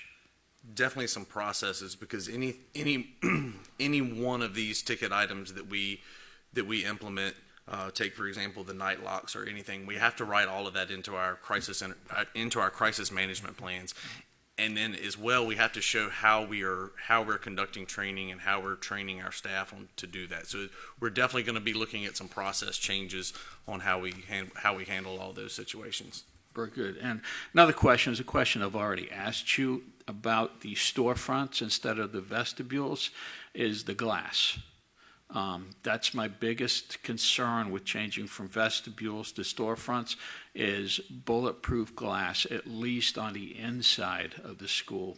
Have you been able to look at that at all? They do have, that was one of the questions I asked when we met, and they do offer some bullet resistant glass panels. I'm not sure right now what the costs are on that. He was going to quote me. When we receive the quotes, we'll receive the quotes for that as well as the standard tempered glass as well. One thing that I would like to see at some point is a cost-benefit analysis between the storefronts and the vestibules. Okay. And I did want to mention that the storefronts are vestibules. We're not going away from vestibules. It's a vestibule. It's just a different. No, I understand. No, okay. I completely understand. I'm just differentiating the name. Yes, sir. Based on a conversation that Mr. Brinkley and many of the schools right now, the main entrances that we have in most of the schools are utilizing the same storefront that we're looking at utilizing for the vestibules. Yeah, that's going to work well on most of them. Mr. Marsh. Oh, Mrs. Tynes. When you asked him about the glass, the security, in another capacity that I was in, we had to check on that. those glasses are very expensive. Yes, they And are. it depends on the thickness of the glass thin. Some of them, you know, and the thickness that we needed for that situation, they were all very expensive. Yep. Very. So actually, we had to do a little construction around there. Dr. Kramer? Thank you, Mr. Chair. I just wanted to note for our audience and community members who may not be aware that this is a new position that Mr. Brinkley is in. I think it's important for us to know that this was the only position I asked for our current year, fiscal 23. And I want to thank you, each of you board members. You all voted unanimously to approve this position. We now have someone who is focusing 100% of their time on the safety and security for our school, for both students and staff. So I just wanted to note that for, again, individuals who may be unaware of that fact. Thank you, Dr. Kramer. Yeah, Mr. Marsh? One of the few things that this board has agreed unanimously on is security's top priority. That being said, it sounds like you've got your ducks in a row and you've been very busy. At this point in time, is there any big head hurdles that you have, or anything specifically that the board can help you move forward on? I don't think so right now. I think we're still in the planning stages and the research stages of a lot of this. Probably, if I had to put one of our next steps, it's probably going to be trying to re-implement the night lock system and get that in place, narrow down how we're going to train all the teachers, train the staff, and get that put into our crisis management plan. Because that's something that, for the majority of it, we already have, and it's not something that we have to go out and make a big ticket purchase in order to increase the safety and security of the students. Any other questions? Okay, thank you, gentlemen. Thank you. And the next topic will be the monthly financial reports, and Dr. Coleman, Mr. Christensen, and Ms. Harris will answer any questions.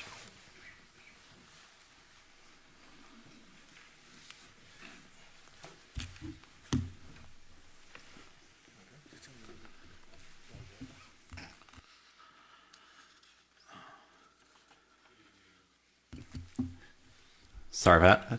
Good evening, Chair, members of the board, Dr. Kramer. The financial summaries, check register, detailed check register summary, and facility usage reports should be in front of you. And in connection with Ms. Harris, we're happy to answer any questions that you might have. Well, I'll go ahead and start it off, Mr. Christensen. So last year at this time, we spent about 66.6% of our budget. This year, we're up 69.6, so about 3%. Doesn't seem like a whole lot. But I'm just wondering, are we spending things in different places, or is that a result of inflation, or do we know? I don't think it's necessarily a result of inflation. It's just the timing of the spend. So you're right. It is pretty consistent with where we were last year, but there's always going to be some variance in there just because you may have capital improvement projects that get done earlier in the year as opposed to the end of the year. So you're always going to see some variance in there, but it really doesn't. It's not necessarily adjusted with inflation. It's just sort of the timing of the spend. Perfect. Thank you. Yes, sir. Mr. Marsh? Hey, sir, can you expand a little bit on the front line? We spent $74,000 and some change on front line, and I know that was one of Dr. Kramer's proposed budget requests, so that's not something we're buying without approving, is it? It's proposed for next year, or is it? I think both. I think we can speak to what we're doing this year. Dr. Coleman can speak to that. Yes, and I can, Dr. Coleman, jump in, but the $46,000 on the large ticket item, that's for the initiation of the program. So we did initiate the program this year. So the $73,000 is baked into this year's budget. The next year's budget is a completely separate item. So maybe I'm crossing streams here. So No, you're asking a very good question. I think how we are funding it, I think, is what we need to speak to. So, Dr. Coleman, can you speak to, I think we're using ESSER funds for the current year. Next year would be in the general fund, if I'm correct. Correct me if I'm wrong. Yes, that is correct. We're using ESSER funds for instruction funds for the current year, and then moving forward, we're moving to the general budget where we have it.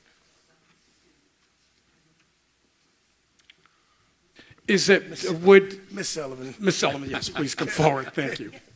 You got it, Sullivan. I'm sorry, I'm not even sure how to ask the question. It caught my attention because I know it was a request. I understand what you're asking. So it's one of the line items in Dr. Kramer's proposed budget because there's a reoccurring cost. So the product has already been purchased to implement for this year, and so the reoccurring cost is what is budgeted for future budget years. Does that make sense? It does. Okay. It does. Thank you. Yep. And then as far as the ESSER funds, we were able to kind of, because of ESSER funds, we were able to use money from this year in order to make the purchase. And I know we auctioned off some school buses, and you told me we made $17,625 for 9 buses. Is that normal? Seems pretty low for even a used bus. Got it. Let me check those numbers and make sure. I'm assuming that's correct, but I've got them right here. $17,625.31 for the 9 buses. We did get indication from Andrew Sullivan, our fleet services manager, that that was going to be a better deal than what we would have gotten through the previous auction method. However, I don't have the historical numbers of what we've gotten previously. Absolutely. And one thing that Mr. Sullivan did point out, when we sell these buses, we have already pretty much taken a lot of the life out of the buses. If you remember in his presentation, he stated if we could sell the buses 3 years earlier, we would almost double the money, if not maybe 75% increase in the money. But because we hold them so long, to over 300,000 miles, to over 15 years, that's when the price decreases to the amount that we're selling 9 buses for the $17,000. And that was on an open auction. That wasn't just a private sale. That was on an open auction. Got it. And we were, as a county organization, are we restricted or refined to how we go about auctioning off stuff like that? We have rules and regulations on how we auction off, but restricted or refined, as long as we follow our rules and regulations, we're fine. We've always posted it. We've always put the information out there and closed it, and then followed the procurement process and with the funds. Okay. And my last comment, I made a note, now that Mrs. Harris is here, I've been asking for this since I think December. In the near future, because I know you have your handful now, if you could generate some sort of a legend that defines the funds and the locations and the activity codes on our check register, so that when I review the check register, I can figure out what I'm looking at. Okay. So, That is very feasible. That is feasible, and we'll add that in the future. thank you. Okay. Are there any more questions, gentlemen? Thank you.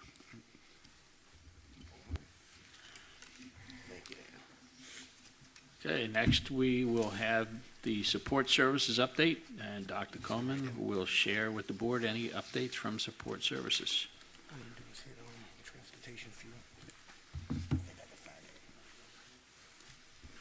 There are 2 items that we're going to go over very quickly. One item that did not make the, Ms. Jessica is going to actually pass it out. And the first one is the maintenance work order system.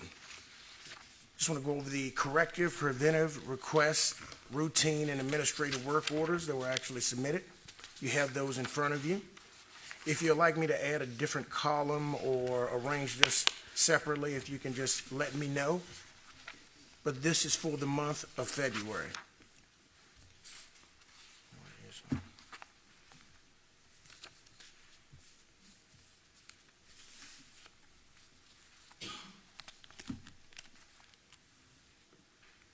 So overall, there was a total of 443 work orders. 106 of those work orders are still open, and 337 of those work orders are closed at this time. Mr. Marsh. Mr. Coleman, just, so this is basically 30 days during the month of February. Is it safe to say that some of these that were opened towards the latter end of the month? It's fair to say. It's fair to say.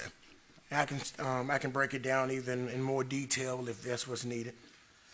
Yeah, I haven't just got this, and I'm just speaking for myself.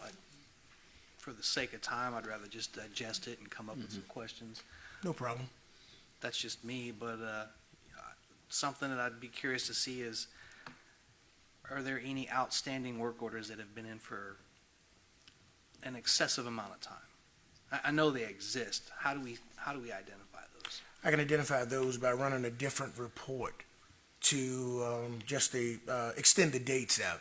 I can extend the dates back out to June 1 to today's date, so that should catch any outstanding work orders in that system right there. Would that increase the total number of work orders? Yeah.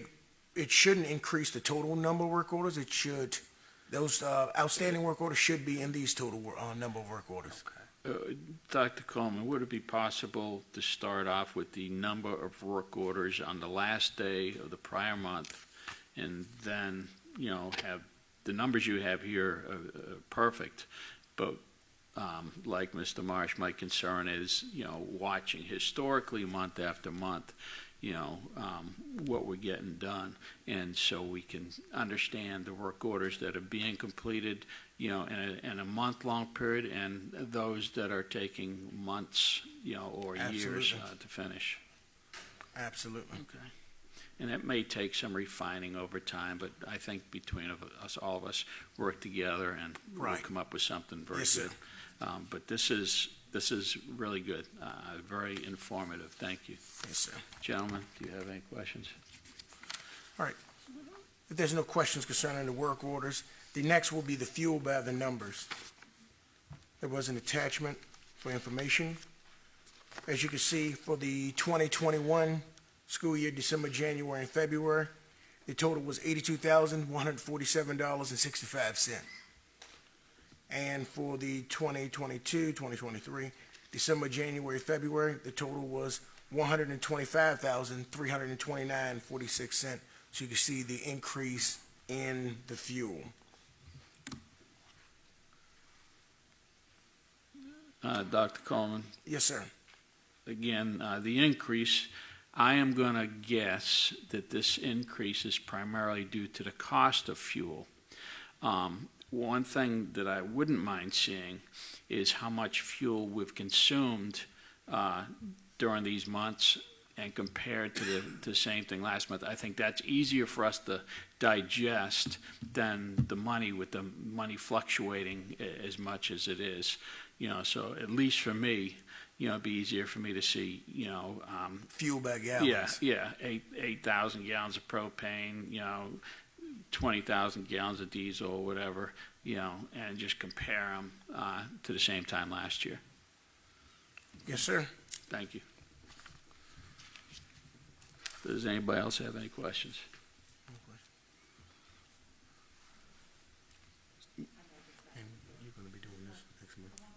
You want to see the fuel by gallons? Yeah. In the past or going forward? Oh, going forward. Okay. Oh, that's we don't. all. No, Okay. we don't. No, let's okay. do this going forward. Okay. All right. I Thank just want you to say for that's gonna be a clarification, big Mrs. job. Tynes. Okay. If nobody's got anything else, we'll go to the next topic.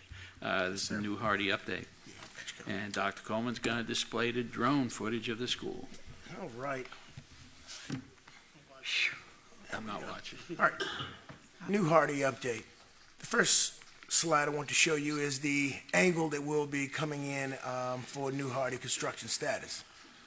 All right. As you can see, this is the new construction, new school for New Hardy, and I wanted to make sure that you're seeing the distance, the proximity between Old Hardy and the new school. So where those doors are at, where it's facing the Old Hardy, is going to be the bus loop doors where the students are let off and go into the school. So I wanted to show you this picture first. Once again, that's Old Hardy. That's maybe by the library if you know the proximity of that school. And that's going to be the doors where the bus loop sits and lets off the students so they can actually go into the school. This is the next picture. It's right here, okay? So we're starting the drone. As you can see, the library for Old Hardy. And this is going to be the drop-off.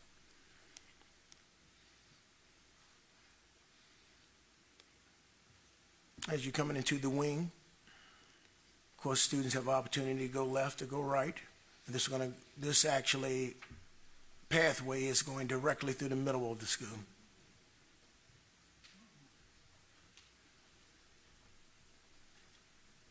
These are going to be some of the, I guess you could say, cubby areas in the school, and you're going to go right to the student study area.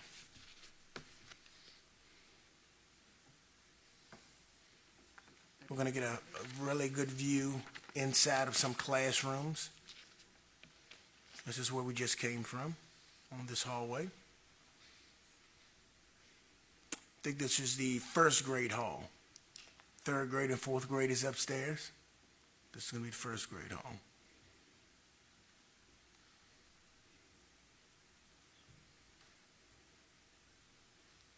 All right, this is one classroom. We're going to go inside another classroom to get another view of it.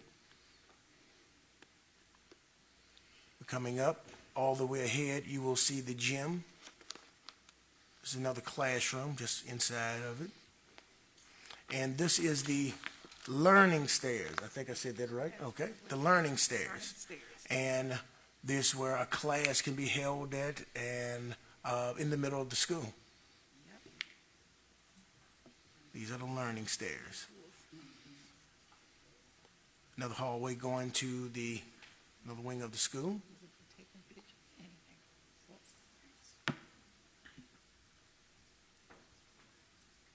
And moving straight forward, we're going to be going directly into the media center.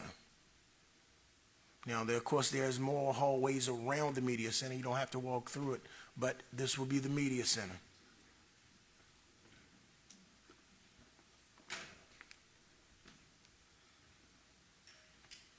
And straight ahead is once again the gym and the auditorium.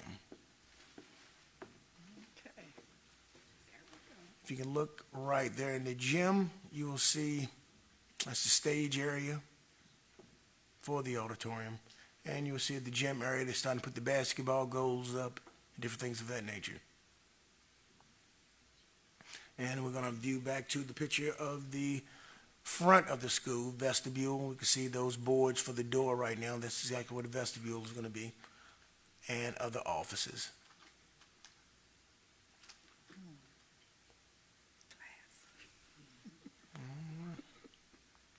So as you see, it's coming right along at this time. I have more of a detailed report from some of the areas out there for some of the subcontractors next month. Yes, Mr. Marsh. Dr. Coleman. Yes, sir. Multi-million, 43 million some odd dollar question. Are we on track to open on time?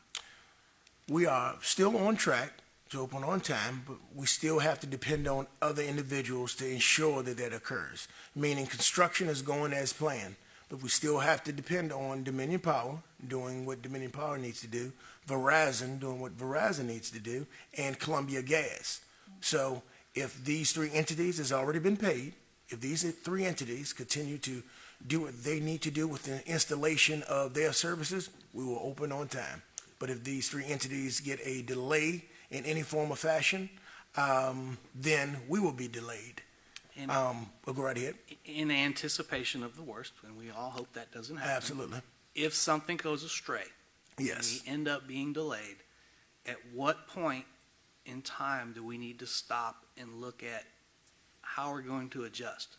We are already making those plans. Okay. Those plans are already in, I guess you can say, in the process during the planning meeting. Every 2 weeks I have a planning meeting with all of the contractors, with all of the architects, and that is already in plans to make sure that if it doesn't go up, I don't want to go into detail with the plans, because as soon as I tell you something, everybody tomorrow is going to be saying, you know, this is what we're doing because the school is being delayed. But yes, there are plans at this time. Now, at that point in which I find out, you know, that one of those three are going to be totally delayed, then I will bring that report directly to the school board and, you know, and of course, Dr.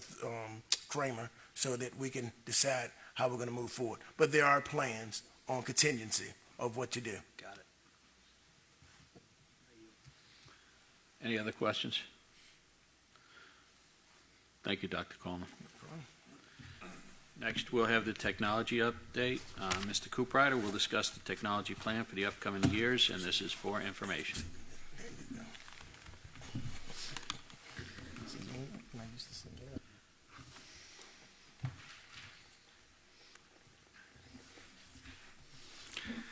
Good evening, Board. I want to appreciate you allowing me to speak to you this evening, and I would be remiss if I didn't negate the fact that I wouldn't dare offer a happy birthday to someone in the room.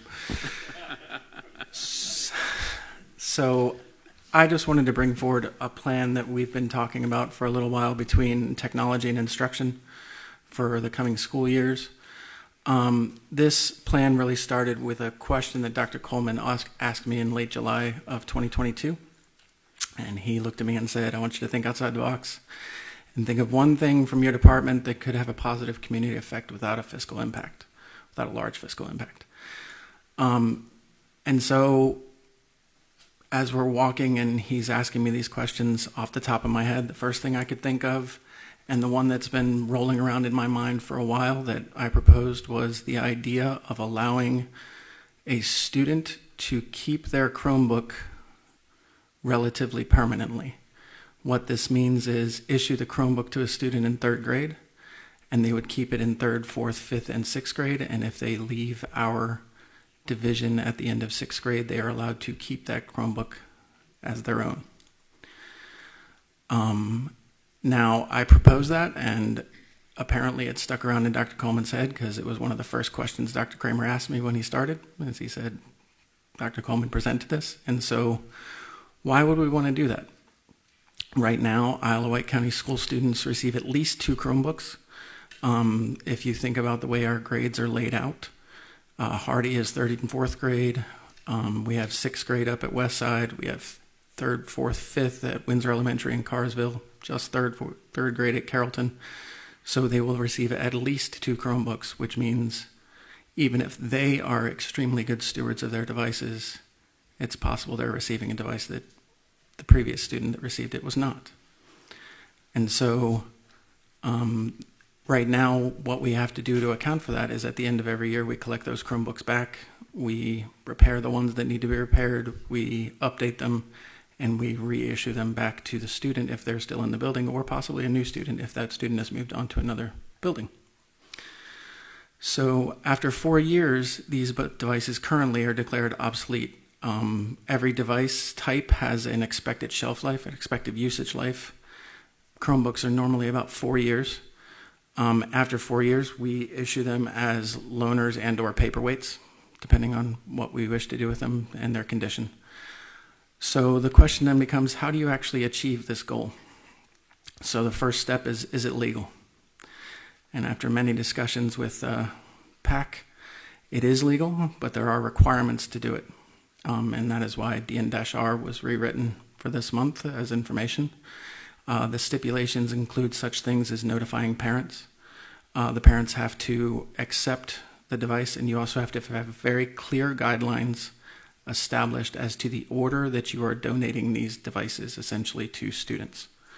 And that is because it is a guideline beyond just technology. It's a guideline for all donations to students. So there is strong possibility that other donations would occur that you wouldn't be able to provide them to every student. You'd have to have very strict guidelines on how you were offering these to families.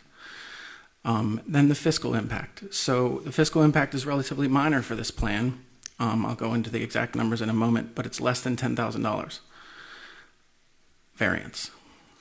Parental input is most definitely. We're required to notify them at the beginning of the school year that you would be donating, and they must accept the device at the end of the year. So our plan would be to notify them at the beginning of 6th grade that they're going to be allowed to accept ownership of this device, and then at the end of the year they would have to actually want to accept ownership of the device.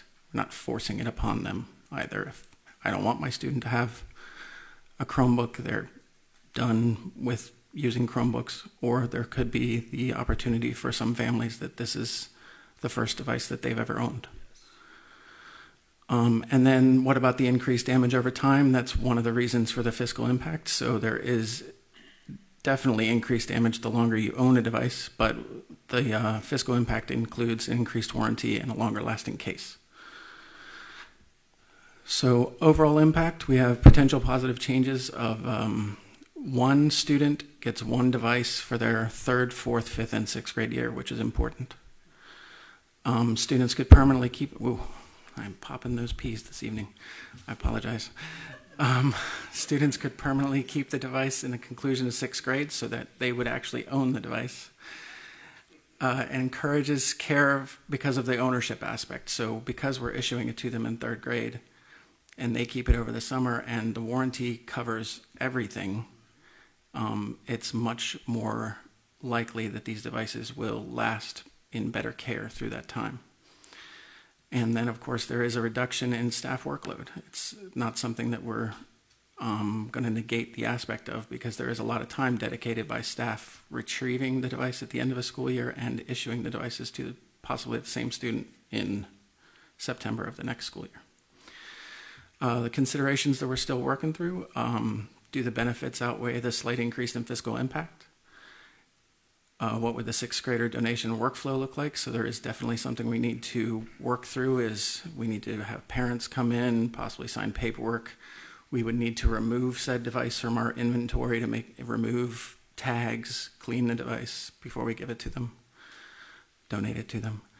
And we would need to increase the idea of checks in the buildings. So because we wouldn't be retrieving the device at the end of the school year, at the beginning of the next school year, so you wouldn't need to issue the device to the same student, but you would want to make sure that device is still in decent condition after a summer. It's sand, anything else might have gotten in there over the summer. And then what will the damaged device workflow look like? Making sure that, you know, using the warranty the way it's intended, which is keeping the device as good a condition as possible. So that is our plan. I apologize again. That is our plan for the coming years, and I just wanted to entertain any questions if you had any. Yes, Mr. Marsh. I think it's a pretty cool idea. Has anyone else done it? Have you bounced this off any other school division that's made this work? There are other school divisions doing it. I have talked to many in our area, and none of them are doing it for their students yet that I'm aware of. I haven't had a chance to speak with Suffolk yet, which was the one I really wanted to talk to. Mr. Littlefield there, I know him well. I don't know if he's doing that. I haven't heard of it at this time. So I can't answer that question yes or no. As far as the region, I talked to 2 divisions who do it in Iowa. I talked to another one that does it in Oklahoma. And I talked to one that does it in Maryland. But locally, I have not heard of that. It doesn't mean it's not happening. If I can just chime in, absolutely. I'm familiar with that process, and for all the reasons stated by Mr. Cooprider, I suggest and would strongly recommend that we approve it. The fiscal impact I did forget to mention. So one of the things on my requests for the year was to make sure and have a budget line for purchasing new Chromebooks in future years. So with existing budget and then what my increase requests, it would take the total to $127,064. That's our current way of purchasing devices with their warranties. The new style right now, the estimates that I'm getting are $135,584, so that's an $8,500 or so differential. So I personally thought that was well worth the idea. Yes, I wanted to say something to pick what the question that Mr. Marsh asked, if other school districts around here were doing that. When we introduce our initiative to introduce the students, we'll introduce technology devices into our instructional program. Isle of Wight County was one of the first in the state of Virginia. We did not wait for the other school divisions around us, and because we knew this was the direction we needed to go in. And if it had not happened when we entered that area of instructions, just imagine where our students would have been when we had to shut down for the pandemic. There were other school districts right around us, the big cities, struggling to get devices to kids and things like that. And I'm just saying that to say this. what he presented tonight. Maybe we are the first here, but you know what? Eventually it's going to be beneficial. The other school district's going to find out, and they're going to catch up and do the same. Thank you. Anybody else? Just real quick. Yes, sir. What is the alternative when you have the Chromebooks after a 4-year period when they become obsolete? What is the alternative, aside from allowing the student to retain? So right now, we've gone through one full cycle. I have what used to be the 6th grade Chromebooks in storage. We have issued, I think it's somewhere around 175 of that 300 or so as loaners to the high schools, so that when a device is being repaired, they still have a device they can use. Those are not all active. It's just what we've issued to each school. And then the other 125 or so currently were in such shape that they are sitting on a shelf. We actually just spoke to a recycling company that the board had approved us to talk to in December. And when they came out, they said they would be happy to remove them at no cost to us, and that's all they would offer. That was what I was pretty much figuring. Most electronics, after a 4-year period, they're pretty much obsolete at that point anyway. So it's beneficial for the student. And I agree with Mr. Marsh. I think it's a great idea. Thank you. And I was going to say something. I think the plan is sound. I think it's going to save some work for teachers and staff on both the back end and the front end. And it's going to help folks in the community, like you said, some who may never be able to or haven't been able to purchase one of their own for their family up to this point. So I think it's beneficial all around, and it's definitely something I do support. Thank you. Any further questions? Okay. Thank you, Mr. Cooprider. Thank you. And next, we will have an update from the superintendent. Thank you, Mr. Chair, and thank you, Mr. Cooprider, for helping me with the PowerPoint. First, as he's pulling the PowerPoint up, I'd like to thank my wonderful cabinet members and staff members for the myriad birthday wishes this evening, and you, the board. I think I have enough birthday wishes to last me for the remainder of my life, so I'm good. Yes, tonight is young. First, thank you very much, sir. I had the pleasure of meeting with officials from Smithfield Foods regarding partnership opportunities. Had the pleasure of meeting with Vice President of Community Development, Mr. Steve Evans, to my left on the screen, your right, and Senior Community Development Manager, Mr. Jonathan Toms. And I'm very pleased to say that we have a few initiatives in works, and I look forward to sharing with you, our board members, what some of those initiatives are in the very near future. But very excited about the opportunity to engage in a collaboration and partnership with Smithfield Foods. Along with Chair Colick and Board Member Tynes, we had the pleasure of attending the Tri-Rivers Basketball League game between Smithfield High School students and Windsor High School students. And this is a league for our special needs students. So we had a wonderful experience there. Also joining us that evening, that day rather, was the sheriff and many members from the Sheriff's Department, as you can see. So a great event, and I encourage all of you in future years to just make an effort to get out to either Smithfield High School or Windsor High School to experience this opportunity. Thank you, Chef Horn and Chef Hagan at Smithfield High School and the talented culinary arts students for recognizing our board members. And board members Tynes, Cunningham, and Chair Colick were also in attendance that afternoon, where we were served and fed by our very talented students there. And a double treat that day. We had a chance to see some competition between actually Smithfield High School's jazz band and the Army band. And it was a wonderful day. So thank you, the culinary arts students in Smithfield High School.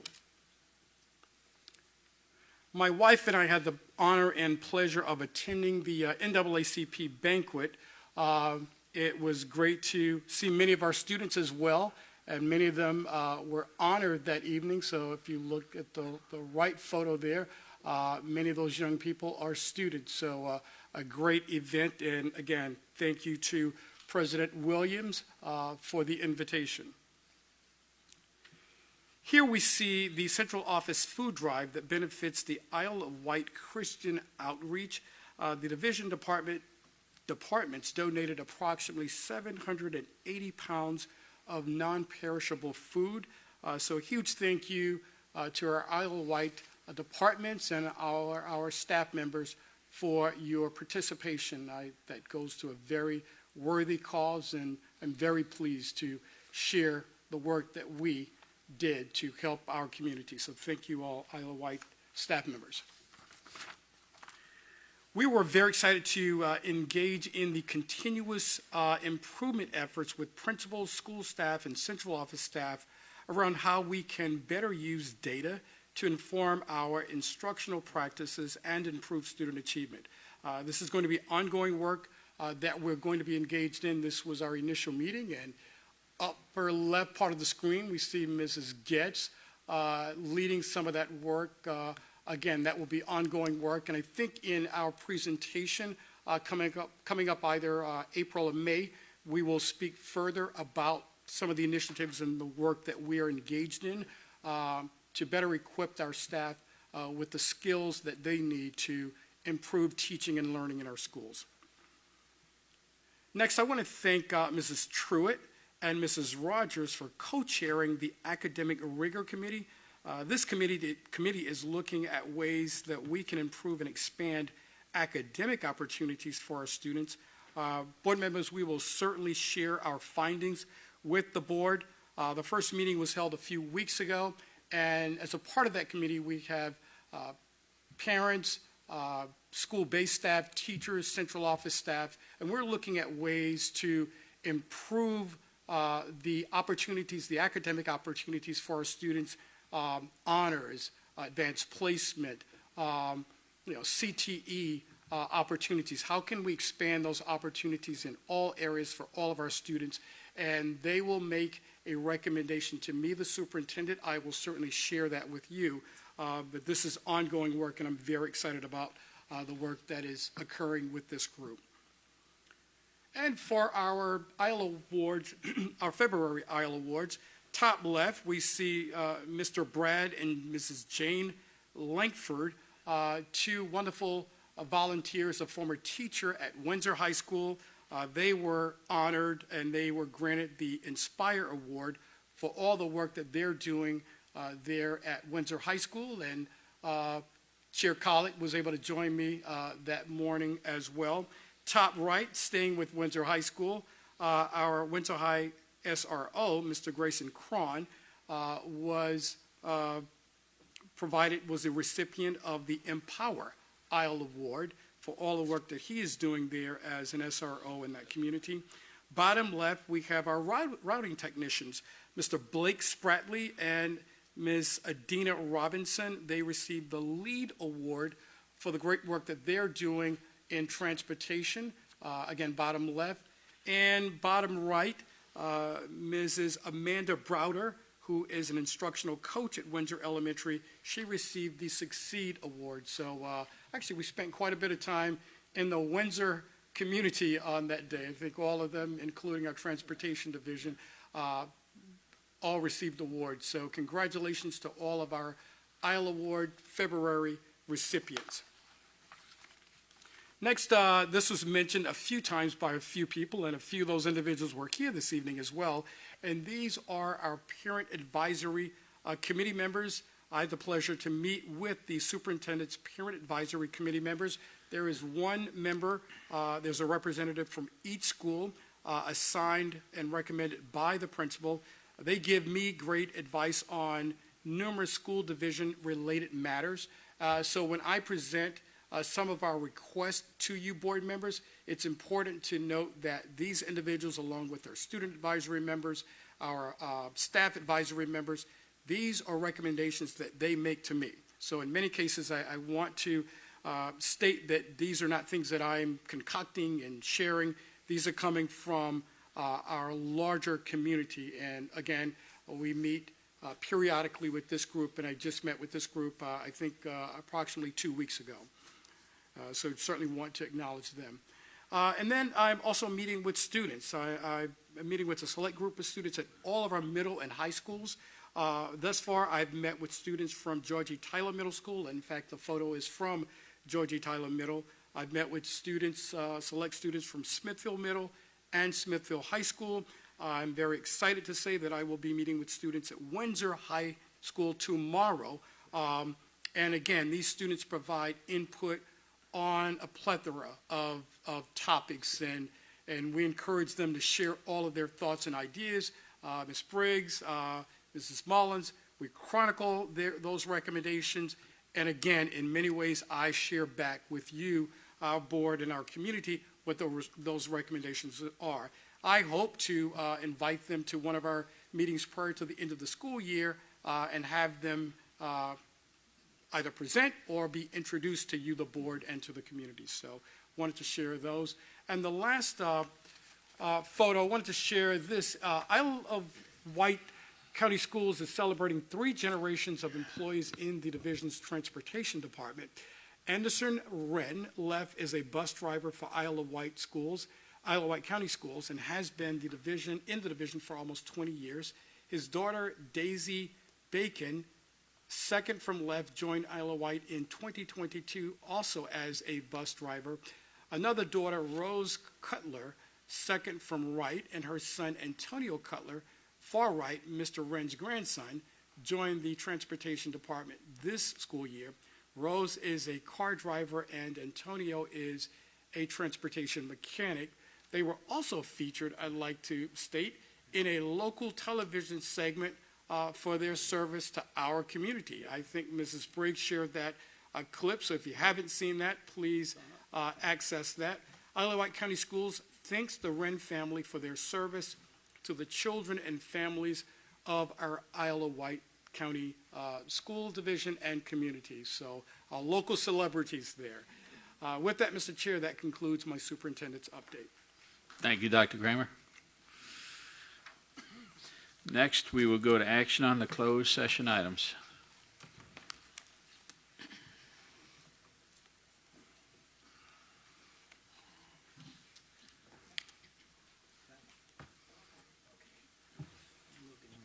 Okay. Mr. Chair, I would like to make a motion to approve the personnel report as presented, a copy of which can be obtained from the school board clerk. Second. Okay, we have a motion and a second. Is there any discussion? If there is no discussion, the clerk shall conduct the vote.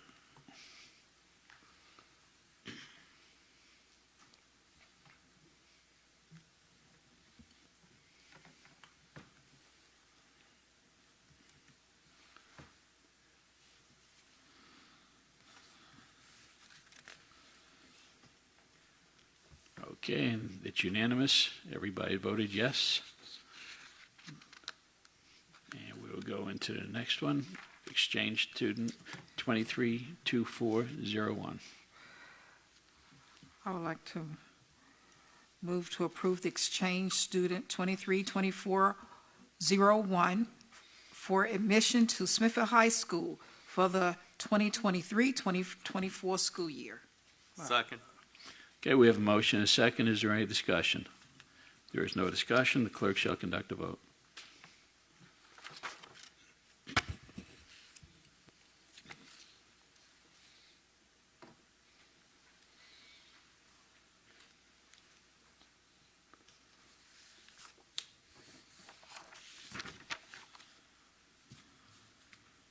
Again, unanimous approval. We'll go to exchange student 232402.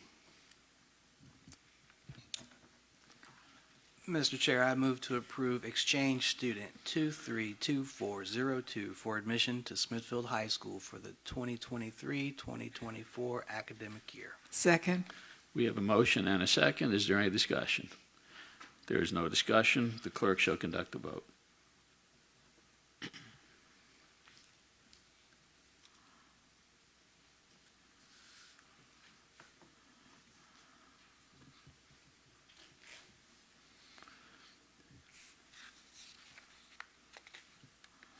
It's approved unanimously. Next, we have exchange student 232403. Mr. Chair, I move to approve exchange student 232403 for admission to Smithfield High for the first semester of the 2023-2024 school year. Second. We have a motion and a second. Is there any discussion? There's no discussion. The clerk will conduct a vote.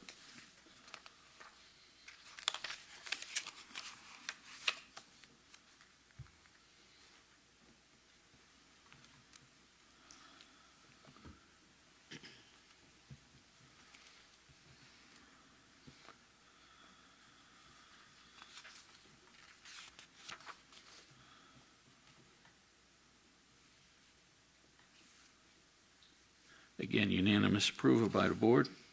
Next, we have religious exemption REX 2223-03. Mr. Chair, I would like to make a motion to excuse religious exemption 2223-03 from compulsory attendance under the religious exemption provision of Virginia Code 22.1-254. Second. We have a motion and a second. Is there any discussion? There's no discussion. The clerk will conduct a vote.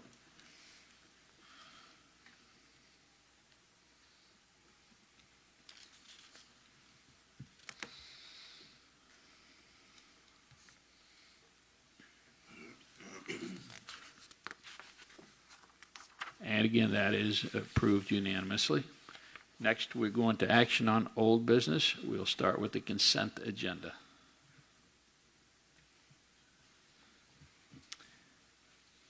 Mr. Chair, I move to approve the consent agenda as attached and presented. Second. We have a motion and a second. Is there any discussion? There is. Mr. Chair, before we vote. Yes, Mr. Marshall. Is there, do we want to have a little discussion on about adding comments to the minutes? Or do we want to table that for another conversation?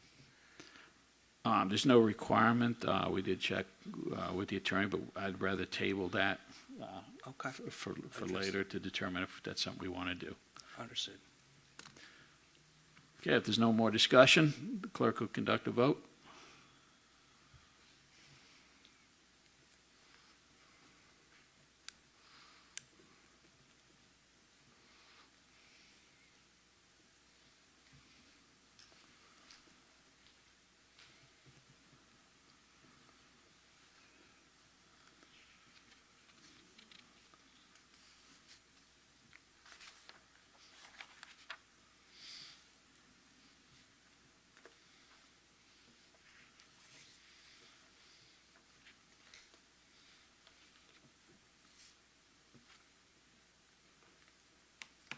We have one nay. Mrs. Tynes? Yes, that was me. Okay. And 4 yeas, and it's passed. If you would like to know why I Yes, voted please. nay, I had an issue with one item there. The other items were fine, but it was just one item, so I just voted nay since it's all a consent. Okay. Thank you. Thank you. Okay, next is changes to the bylaws. And this, if you've read the bylaws, we cannot change the bylaws in a single meeting. It's got to happen over 2 months. But since passing the bylaws, a couple things came up that need to be addressed. First, I'm proposing a change to the work sessions from monthly to as needed, as Mr. Cunningham pointed out during the meeting that we approved them. I'm also proposing an administrative change to the clerk's duties to remove a task that is obsolete. Is there any discussion?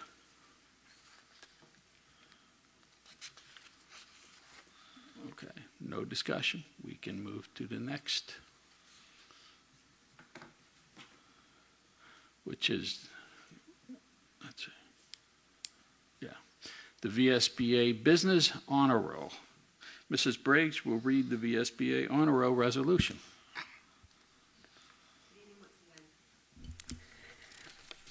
Before you have a VSBA Business Honor Roll resolution.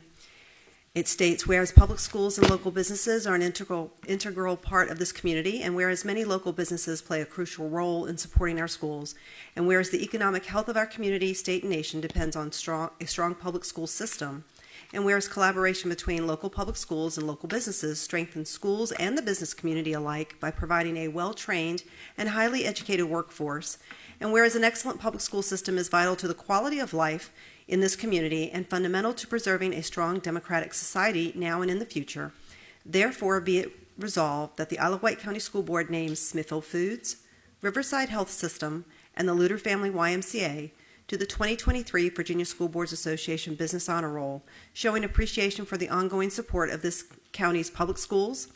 Your work has aided this community on the goal of providing the best public schools we can for every child who attends them. The resolution has to be approved by the board before we can submit it to the VSBA. Once it's submitted and the VSBA posts the honor roll, we will be inviting representatives from these three organizations and businesses to a board meeting where we will recognize them publicly in person. Okay. You're waiting for an action on Do we have a motion? Okay. Mr. Chair, I recommend approval of the resolution. Second. Okay, we have a motion and a second. Is there any discussion? There is no discussion. The clerk shall conduct the vote.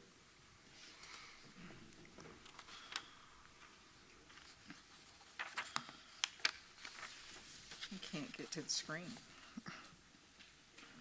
Okay.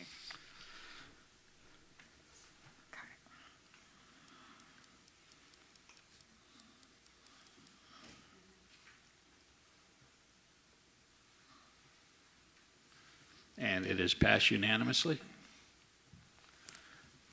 And we're going to move right into new business.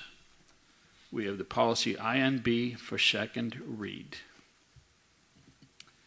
Mr. Chair, I move to approve policy IMB as presented.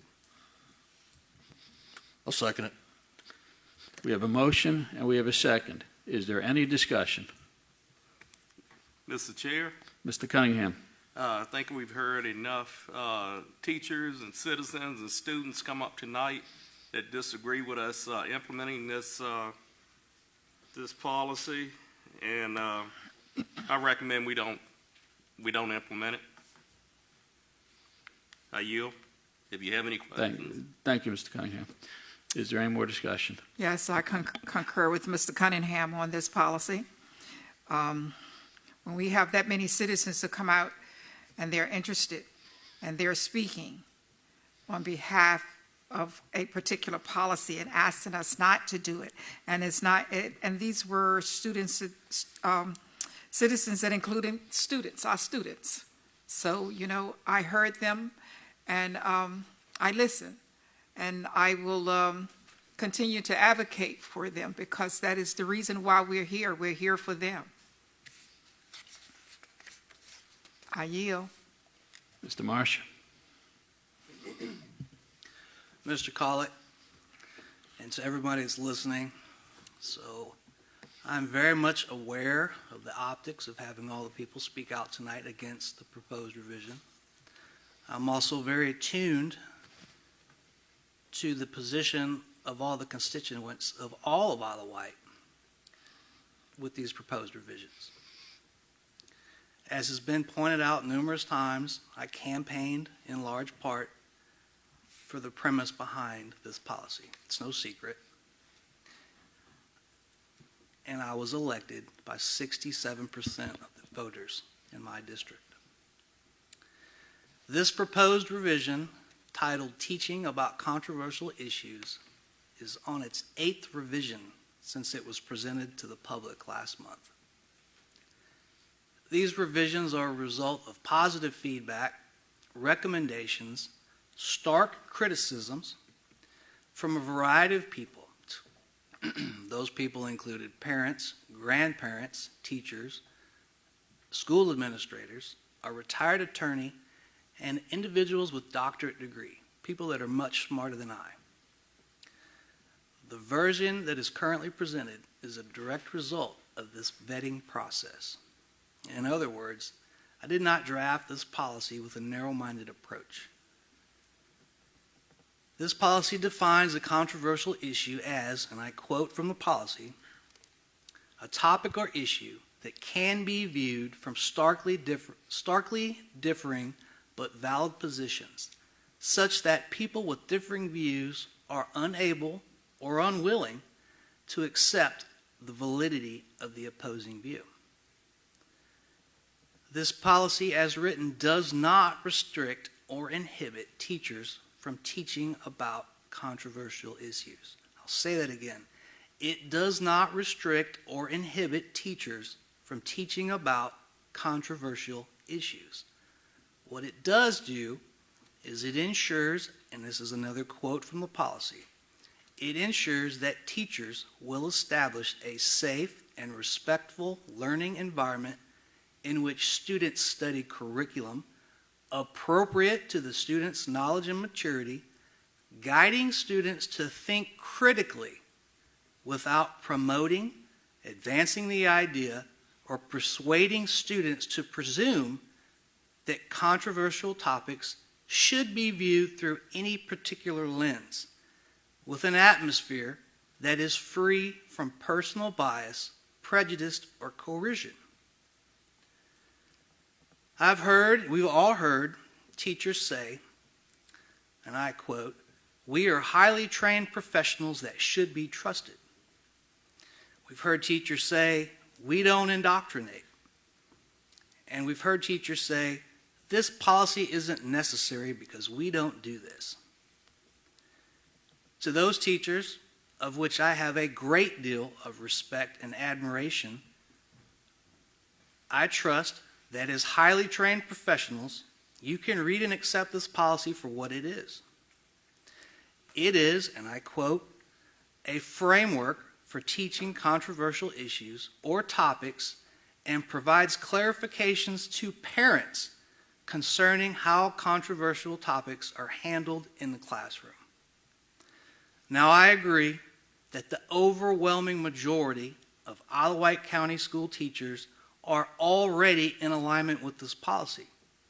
As such, an implementation of this policy should have very little to any impact on the great work that Isle of Wight County Schools accomplishes every day. To those people listening that believe public schools are and should be a platform to promote certain ideals, I say, in Virginia, parents get a voice in how and what their children are exposed to. As such, and in accordance with this policy, another quote, parents or guardians have the sole responsibility for guiding their children's views on controversial topics. On that, I'm ready to vote on this policy tonight, and I yield my time. Mr. Worcester? Okay, one thing that I would like to add is there were a number of people that commented on paragraph G, and it clearly states, employees of Isle of Wight County Schools shall not endorse any political party, candidate, or ideology in the performance of their duties or responsibilities, but rather remain neutral. Virginia Code clearly states that public employees have the right to endorse politicians, to participate in campaigns, to do anything political outside of their official duties. Now, there were some people making, some accusations against, a couple members of school boards being hypocritical because we ran for office. I endorsed someone. That was in my personal performance of, that was as a citizen, not as a school board member. And in the future, I will continue to be such. And for anyone to say, because we accepted donations from someone that they don't like, we're unqualified to be here, That's just insane. That is just like saying everybody in Congress is unqualified to be there. The president is unqualified to be there. And any other elected official is unqualified to be there. The employees do not lose any rights that they have. They just, as Mr. Marsh said, they cannot share their bias, whether or not it's a conservative bias or a liberal bias. Thank you. I have a question. It's just one Yes, concern. It's please. not a question. I heard what quite a few of them said tonight, but a few of them actually stated the fact when they referred to board members accepting campaign funds from private political PACs. That's when you're campaigning for a position. And then Mr. Collick, Chair Collick, I've had that conversation with you when you were a board member here. I said, school board members in the state of Virginia is nonpartisan.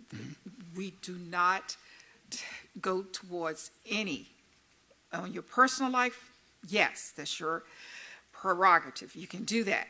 But while you're sitting as a school board member, you should never get involved with anything that has anything to do with politics, because eventually it will come back to you while you're sitting on the board. When you start taking donations from private businesses and organizations, especially when you know that they're in, it's political organizations, that is a concern when you're running for an office like school board. You can take donations from me. You can take donations from yourself or anyone, any citizen. But when you're doing it from private organizations and political PACs, I do have a concern with that, because they will come back. And you notice here, some of them have come before us and said, pretty much, we own you. Thank you. Well, I yield. Nobody owns me. I have taken no donations from anyone but individuals. And I did get a donation from the Republican Party, of which I am a member. That's it. The largest, the largest it's donation nonpartisan. was my wife. This position is nonpartisan. The Republican Party at that point, you just stated, you're Republican. Yeah. I have never stated since I've been here, you don't know what party I'm a member of, because I'm not going there. And I do not take any donations from any parties. I don't take any donations from anyone, because I have always financed out of my own private funds for any public position I've ever run for. Thank you. I yield. Mr. Chair, if I may. Yes, Mr. Worcester. This may clear things up a little bit. Myself personally, being a federal employee, since you're on the aspect of donations, I am covered by the Hatch Act. Okay, the Hatch, are you familiar with the Hatch Act? Because what that does is it prevents a federal employee from taking donations from a partisan entity. Now, what it does allow for is the support from that agency or entity. It does not allow any monetary donation. Being a member of the school board does not in and of itself prevent you, unless you're covered by the Hatch Act like I am, it does not prevent you from taking donations from a political party. The fact that you are a member of a school board does not prevent that. I yield. All right, I think we'll beat that dead horse, so. Mr. Mr. Cunningham, I'm sorry. Yeah, no problem. Mr. Chair, let me read you something here. This came out of the Conservative PAC contributed to last year's school board race records show. This came out of Windsor, and I've got to say, unless I'm reading this wrong, this item says, Worcester's campaign finance reports don't list any donations from political organizations. I agree with that. They do, however, show a $150 cash donation from Angie Sadler of Emporia, wife of District 17 State Senate candidate and former NASCAR driver Hermie Sattler. The September donation, made nearly 2 months prior to Hermie's candidacy announcement, accounts for just under 6% of the total $2,509.69 Wooster reported in monetary and non-monetary contributions as of December 31st for the 2022 election cycle. Sattler is running against Delegate Emily Brewer, Republican, all right, whatever, for the Virginia Republicans Party's nomination for the open Senate seat. So, from this, and this is reported to the state, you did, Mr. Wooster, you did accept at least $150 as a donation. From a personal entity. Who is identified as a Republican. Doesn't matter what they identify at. Okay, all right. I'm just reading what I got. So, I yield. Thank you. Okay, if there's no more discussion, the clerk will conduct a vote.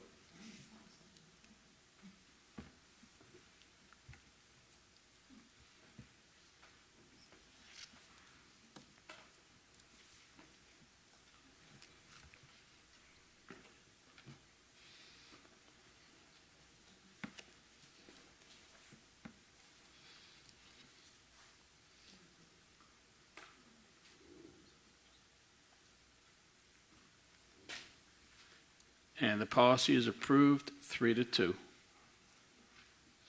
Next, we will go to policies for first read.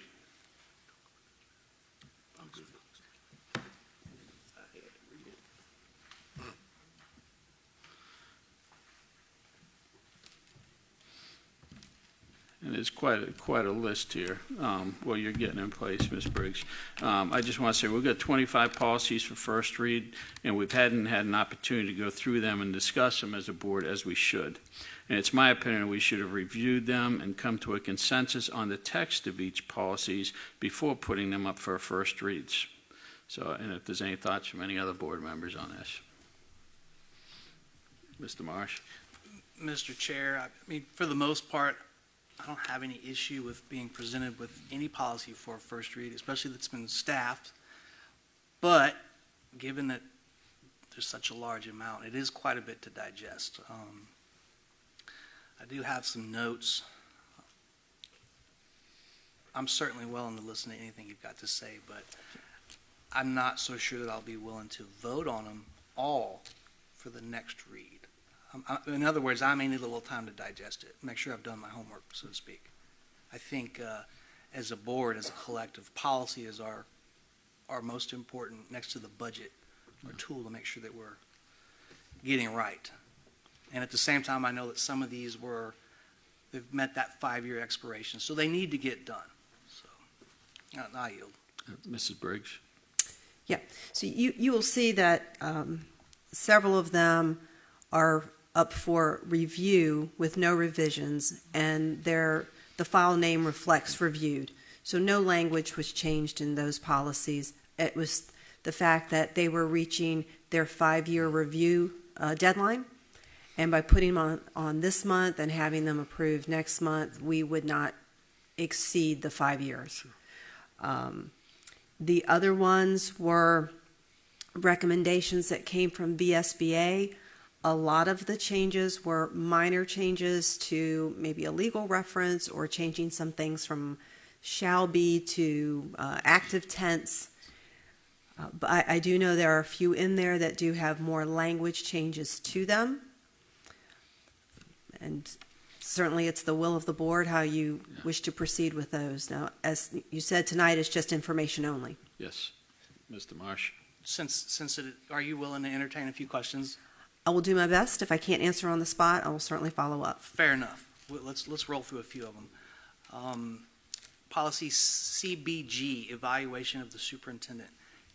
Can someone point me in the direction to review the guidelines for uniform performance standards and evaluation criteria for superintendents? Yes. Obviously I don't need it right now, but at some point in time in the next week or so.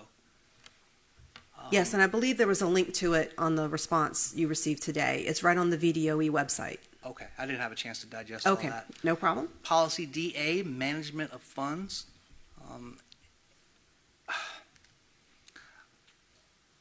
I'd like to have a little bit more discussion and information regarding about relinquishing the transfer of funds authority from the board to the superintendent. Certainly don't know enough about that to make an intelligent decision at this point. And there is a footnote on that one that does say that's an option for the board to decide. The Yes, footnote- ma'am. Yes, ma'am. Okay, yes, sir. On policy ECAB, vandalism, can you tell me why policy JFC was redlined out? Yes, it's actually regulation JFC-R, Standards of Student Conduct. That regulation was deleted a while back. So it was cleaning up a regulation that's no longer in existence. Okay. That was a change through the VSBA. That regulation went away. Okay. This may be a Ms. Sullivan question. Policy GCBEB for military leave. One of the lines in there reads supplemental pay in the amount determined by the school board if blah, blah, blah. How do we go about determining that amount of supplemental pay? And I don't need that answer right this moment, but that's something I'm trying to figure out. Okay, I think the next line in the policy actually states how you determine it. I had to read it a couple times, and because I said, well, the school board, it says they determine it, but the next line is how you determine it. Okay, okay. Policy GCPB, resignation of staff members. I think this is the one we had someone speak about tonight. Yes, sir. And again, I don't need an answer right this moment, but on what authority can the superintendent or the school board revocate a teacher's license because he or she resigned? Aside from policy, is there any other authority that grants that? Yes. It's the legal reference at the bottom, Code of Virginia 1950 as amended 22.1-304. If you go look that code up, it will say that that's allowed by the superintendent. And part of that is when you have staff that can, under contract, who can leave mid-year.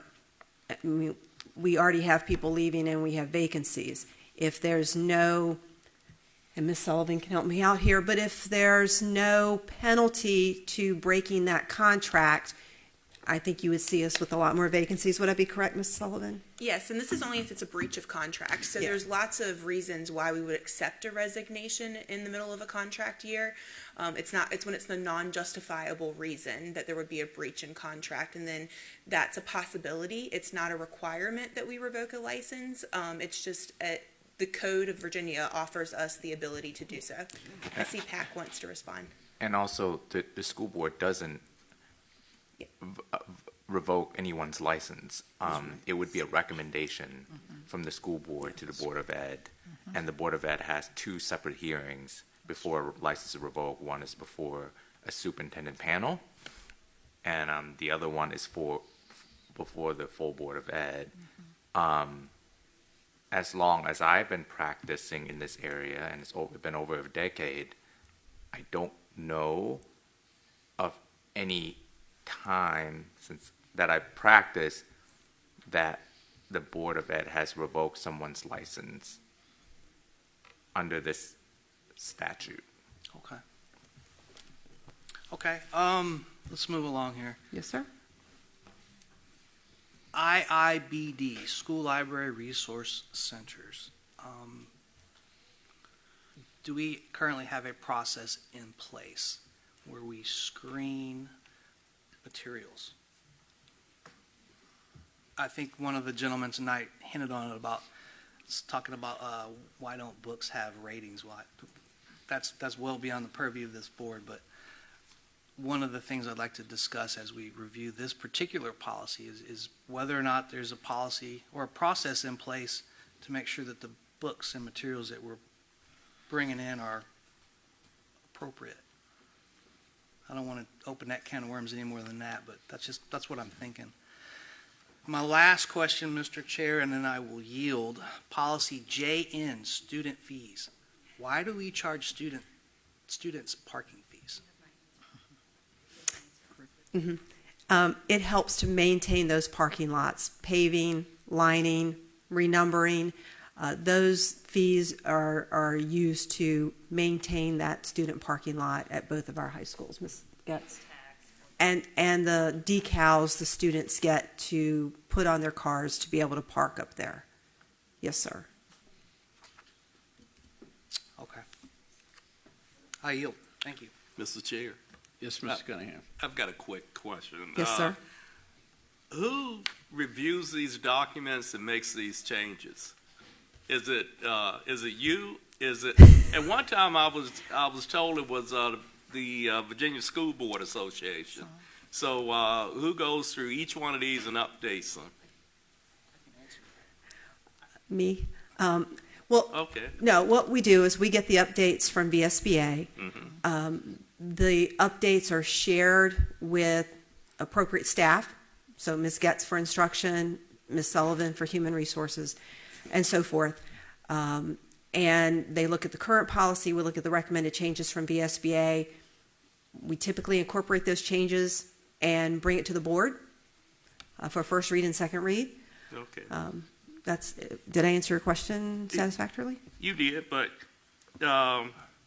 looking at CBG, evaluation of the superintendent, I see in red, it's one bullet on here saying an evaluation of cultural competency. What is that? How do you do that? How do you evaluate the superintendent on his cultural competency? Who's going to be the evaluator? The school board? Yeah. It's from the Virginia Department of Education. Okay. It's part of those superintendent standards referenced at the bottom, the uniform performance standards. And as Ms. Getz is saying, that is part of the teacher evaluation as well. I believe that was something passed by the General Assembly a few years ago, that had to be part of the evaluation process, which is why this was updated in 2022. Okay, I'm not picking on you. No, sir. I'm just trying to figure out how are we going to evaluate if our superintendent is culturally competent. I think as Mrs. Briggs mentioned, those standards will enlist the various items in a bit more depth. Okay. So I think you'll be given a bit more information if you think back to what I provided this board at the beginning of the year. Those standards are in that document. But yes, it will give a bit more detail than what appears here. Okay, that'll work. Mr. Chair, I yield. Mr. Chair. Yes, Mr. Marsh. This is for Mr. Cunningham. So a while back, it was December, early January, I reached out to the VSBA, and there's a super nice lady up there. She is, as I understand it, kind of like Ms. Briggs, she is a one-woman show at the VSBA. She is the only one at the VSBA that reviews legislation and updates policy and provides it to the schools. And I'll send her your name later if you want to. She's sweet as pie. That'll work. I yield. Thank you. Are there any more questions? Okay, we'll get off the first read and we'll go to a request to archive and replace policies with the bylaws. And basically, this is to ensure that the policies that were incorporated into the bylaws are archived in case they're needed in the future so that we have a historical record. 20.3. Mr. Chair, in accordance with Virginia Code 22.1-78, I would like to make a motion to archive and replace policies AA, BB, BBA, BBAA, BBBA, BBBC, BBD, BBE, BCA, BCB, BCC, BCC-R, BDA, BDB, BDC, BDDC, BDDD, BDDE, BDDF, BF, and policy CM with the comprehensive set of school board bylaws as presented this evening. Second. Yes, I just want to point out something for you all. You haven't adopted bylaws yet. Yes, we have. Yeah, we have. I thought there was a first read on the bylaws. No, that's a change to the Oh, bylaws. okay. I apologize. Yep. Okay, we have a motion and a second. Is there any discussion? No discussion. The clerk will conduct the vote.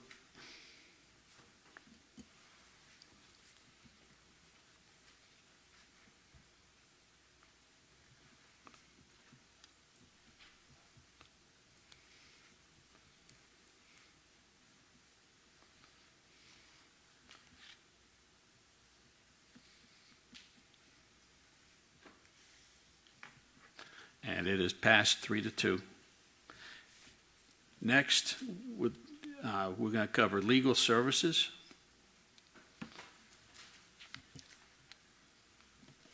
Mr. Chair, I move to direct the superintendent to release a request for proposals for legal services for the school board.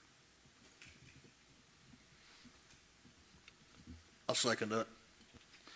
We have a motion and a second. Is there any discussion?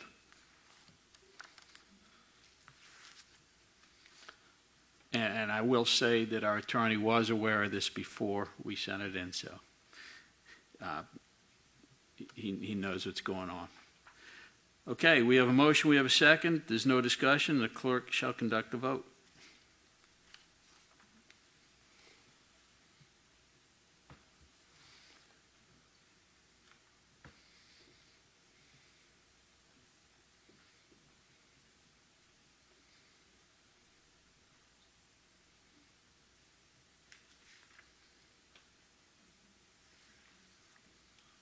And we have unanimous approval from the board. And next, we have one more. The additional budget meetings. That was a separate page. No, the bottom one X out.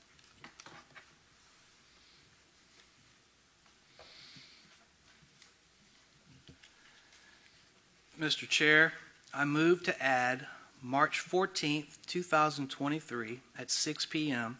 as a school board budget work session and March 23rd, 2023 at 6 p.m.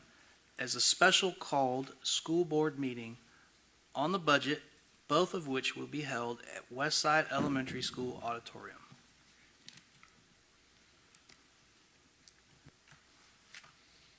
Second.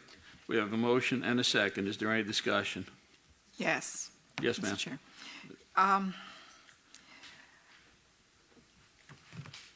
I feel that if we wait until March 23rd to do the approval of our budget, as I stated before, we are in a situation now that we've never been in before, where we don't have a lot of people out there. The pool of people to recruit is just not there. And there are school districts all around us that have already approved their budgets, sent them forward. There are school systems that already have approval of their budget for next year. If you all need this extra work session, fine. I don't have a problem with it. But on the March 14th budget work session, why not at the end of that session, we go on and approve the budget, because that's pretty much the only thing we're going to be doing on March 23rd. Why have those two separate meetings? Just combine them and have one meeting on the 14th, and at the end, because it's for the board, not for the public. We've already had the public hearing. We had our sit down with the Board of Supervisors, and I don't see where we need all of this extra time. Especially when we need to get this budget in there so that give the Board of Supervisors an opportunity to look over it. This is the first time since I've been sitting on the board this term and the previous term that we've ever submitted a budget that late in March. We always would pretty much vote on it at this meeting. Oh, I absolutely agree with you, Mrs. Tynes, but we have yet to receive a full budget. We can't approve something that we haven't seen in its entirety. So what are we looking for? What are we waiting for? We're waiting for the budget. Please. Mrs. Tynes, I echo your concerns. I truly do. And I think that time is of the essence. At the same time, as Mr. Collick said, we really have not seen the budget. We've seen proposals twice. Mrs. Harris, bless her heart, she's probably putting in some long work days, getting numbers straight. As we saw tonight, she's already fixed 1, 2, 3 discrepancies where we've got to go back and reappropriate funds that were, for whatever the reason, there was an error there. I think it's warranted and it's probably necessary to at least schedule a second meeting. And if by March 14th, which is next week Tuesday, if we can collectively agree that we're ready to prioritize something to submit to the supervisors, then I'm sure at that point in time we could vote then and there. But I think we'd be doing a disservice if we didn't at least announce a future date as a contingency. Call it a backup plan. Because I think it's fair to say that today, Mrs. Harris is not prepared to present a budget. I have a appointment set up for next Monday at 3 o'clock to sit down with her as part of the Finance Committee to look at where we're at and what we've got. Based off the conversations I've had, I expect to see about a 90% solution. And that's the day before our next meeting. So, Mr. Chair, if I may. Yes, Dr. Kramer. So I think a few things, if I may state. The initial budget book was prepared by the consultant, a condensed version of that. To your point, our new CFO, Mrs. Harris, is providing, I think, the budget book, a more extensive version that this board, I think, is familiar with.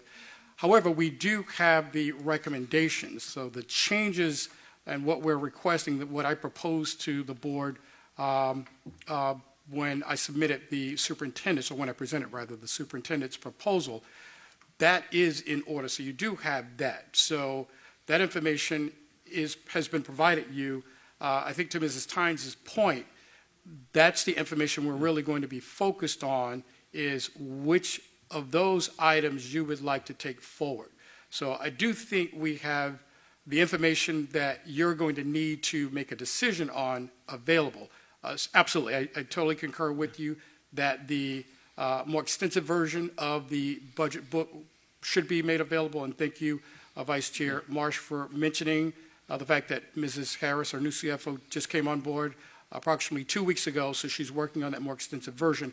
But I do think it's important to note that the information we're requesting from this board, so that it then, you'll take a vote on the budget, it then becomes your budget, that those requests, those items, we do have available. So I do think we have sufficient information, and hopefully we'll have, it is my expectation that we'll have everything you need by Tuesday to make a decision. So whether it's on the 14th, that's certainly the prerogative of this board, or whether it's the 23rd. But I hope to have everything you all need by next Tuesday to make a decision. Again, whether it's next week or the following week, I think we'll have everything you need to make a decision. Dr. Kramer, happy birthday.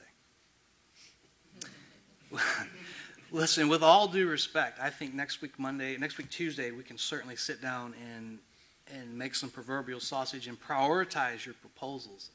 But in my view, and my view alone, until I see a full budget, where the money's coming from and where it's going, I will not vote to own a budget for presentation. That's my personal opinion.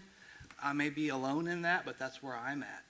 And I'm not trying to persuade the board either way. I'm just providing some clarity in terms of what we'll have to you. So whether it's next Tuesday or the 23rd, my staff and I will ensure that you have what you need to make a decision. So it doesn't matter to us which meeting it is.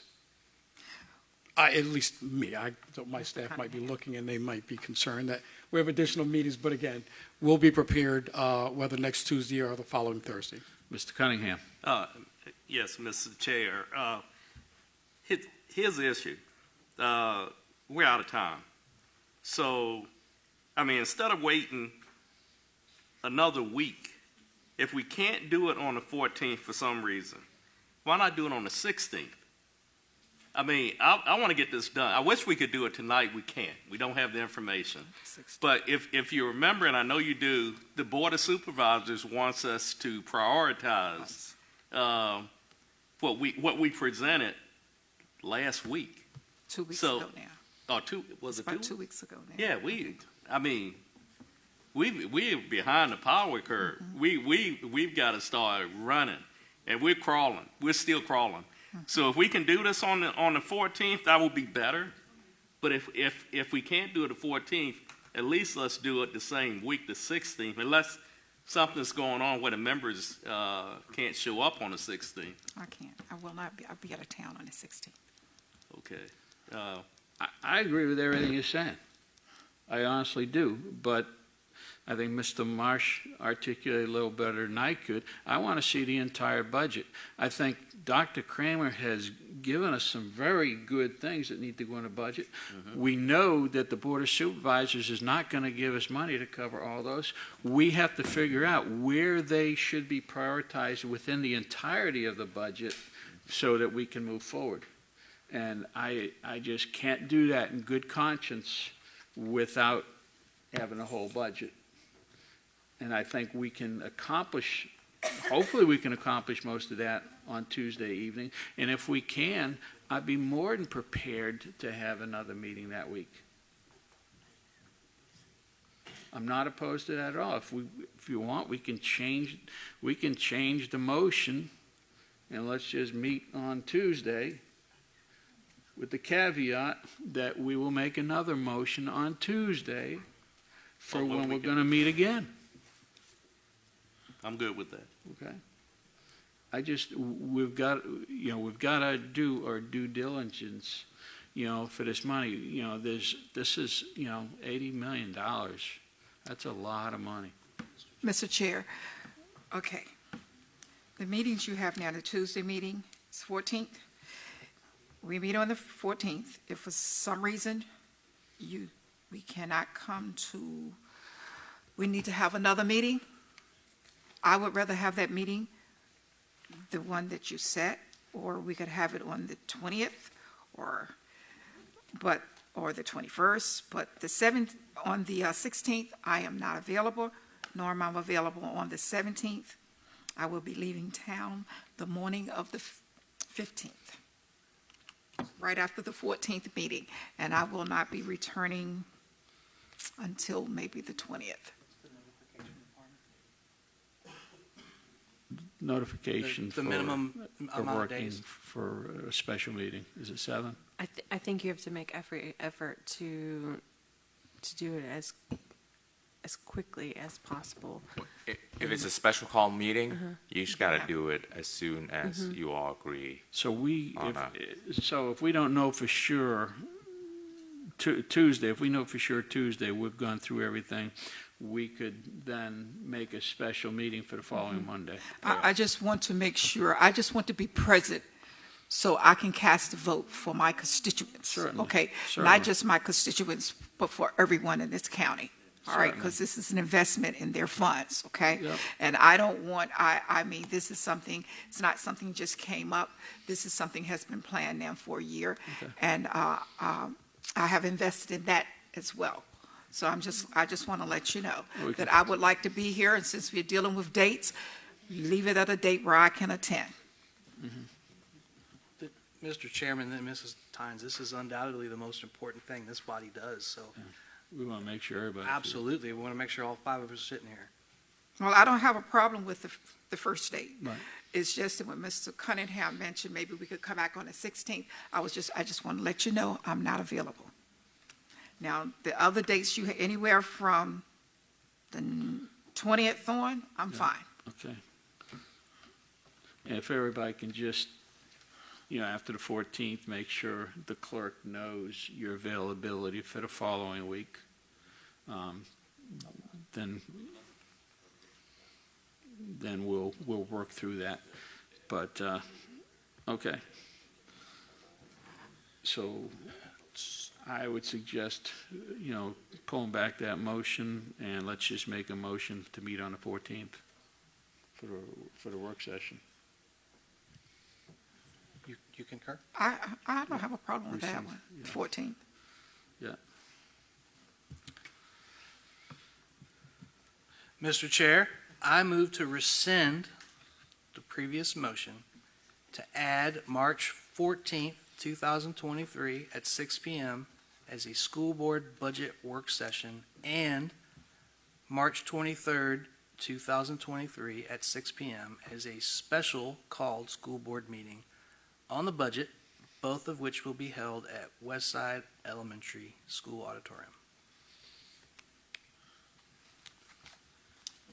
Second. We have motion and a second. No discussion. The clerk will conduct the vote. Mr. Cunningham?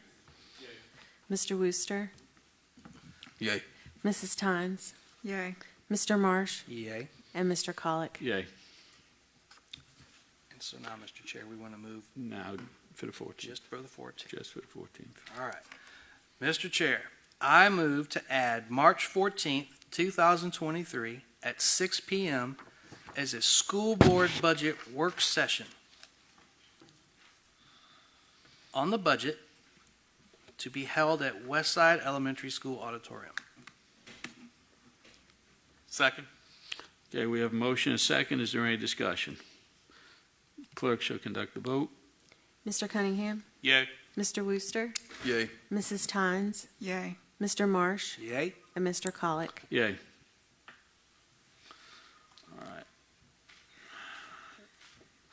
All right, next we have, so that it's passed, next we have the regulations and exhibits. That's for information only. And while folks are looking at that, we have board member committee reports and information and comments. Who would like to kick it off? Okay, Mr. Cunningham. All right. Let me see. And I'm just going to let everybody know the events I attended in the last, 3 to 4 weeks. Of course, I went to the School Board Appreciation Month luncheon and jazz band at Smithfield High School on the 24th of February. On the 28th, I attended the 6th grade band concert at Georgie Tyler Middle School, which was great. March the 2nd, I attended the Tri-Rivers basketball game at Smithfield High School. They had another one. I know most of y'all went to the one before that, but that was awesome, watching the kids out there play. March the 3rd and 4th, I attended the Smithfield High School Chorus Night on Broadway, and the director, Mrs. West, did an excellent job. I wish all of you could have been there to see that. And I'll try to update you on events that are coming up at Smithfield High School and anything I hear about at out in Windsor. Great. That's all I have. I yield. Thank you. Mr. Marsh. Thanks, Mr. Chair. Real quick, March 2nd, I took the day off and I paid a visit to Windsor Elementary School first thing in the morning. I was wearing my dad hat and I attended pastries with parents, which was cool.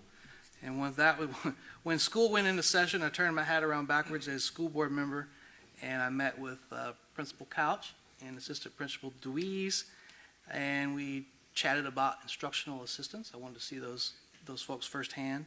And then I moseyed over to Carrollton and I met with Mr. Brennan and did the same thing. Got a tour of Carrollton, and again, I saw the IAs in action. I was impressed. And just a plug for Mr. Brennan, that guy has got rock star status as principal at Carrollton Elementary. And I yield. Mrs. Tynes, do you have anything? I went to, well, we all went to the luncheon at Smithfield High School with the rock band. I also paid a visit to Hardy Elementary on after we had the luncheon, and I purchased 7 bricks. Oh, that's right. And that's pretty much all I've done for, other than attend meetings, school board meetings, budget meetings, okay? Been busy with the budget meetings. Yep. Thank Mr. you. Worcester?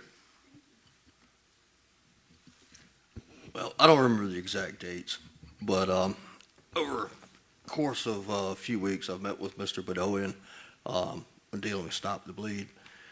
Thanks to the hard work of Ethan Schwartz and everybody else has been putting forth the effort to it, it's come to fruition. We have scheduled a date for April, I want to say 17th and 18th, right off the top of my head. So far, looking at the multiple period blocks, it could be potentially, and I'm going to drop it a little bit, but 80 to potentially 100 students over a course of 2 days.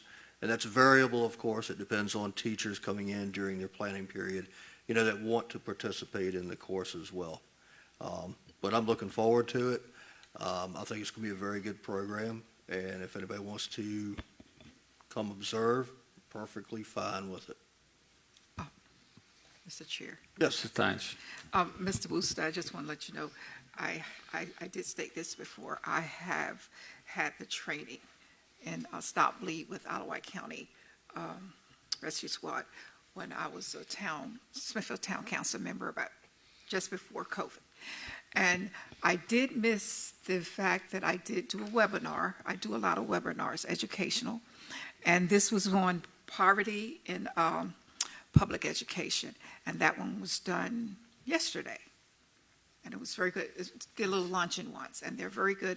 And I got to, within that webinar, I guess the presenters, they were board members from different districts across the nation. We had, I think one was from the state of Louisiana, one was from Florida, and I can't remember exactly where the other one was from. I want to say maybe Missouri or something like that, one of those states.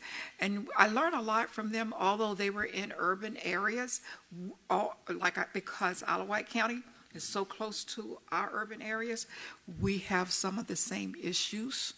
Not exact same issues, but we don't have, it's not as pronounced as some of the larger cities. But I got to learn, I learned a lot of things from there, and I'm going to share them with Dr. Kramer, but he already knows, okay? But I would like, sometime I share things with him when I do those little webinars. Thank you. Okay, and I'm just going to gloss over a few things that I participate in. One, I got to go to another exciting Tri-Rivers basketball game. I just really enjoy those. And then last weekend, I attended an educational summit. While I was there, the governor showed up and he talked with school board members from throughout the state for about 20 minutes. And the overarching theme that he presented was parents are the primary educators of their children. And we also discussed school board powers and duties, the role of school board members versus the role of superintendent, First Amendment and Title IX issues, and reviewing adjudicated FOIA cases, and policy development and oversight. And then the following day, we talked about budget formulation, analysis, and school board participation. Probably some of the best school board training I've had to date. And then earlier this week, I attended some training with Dr. Kramer, Dr. Coleman, and Ms. Harris on fiscal governance, and I'm looking for the title. It's VSBA's inaugural fiscal governance training, and we're going to be continuing that for several more sessions, and we're able to learn quite a bit.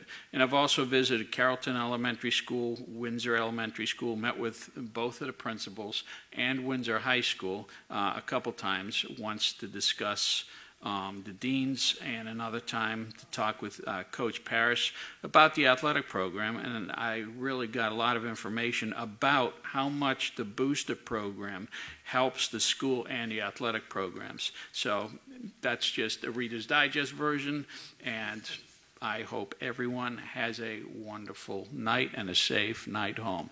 So if there's, I've already said happy birthday.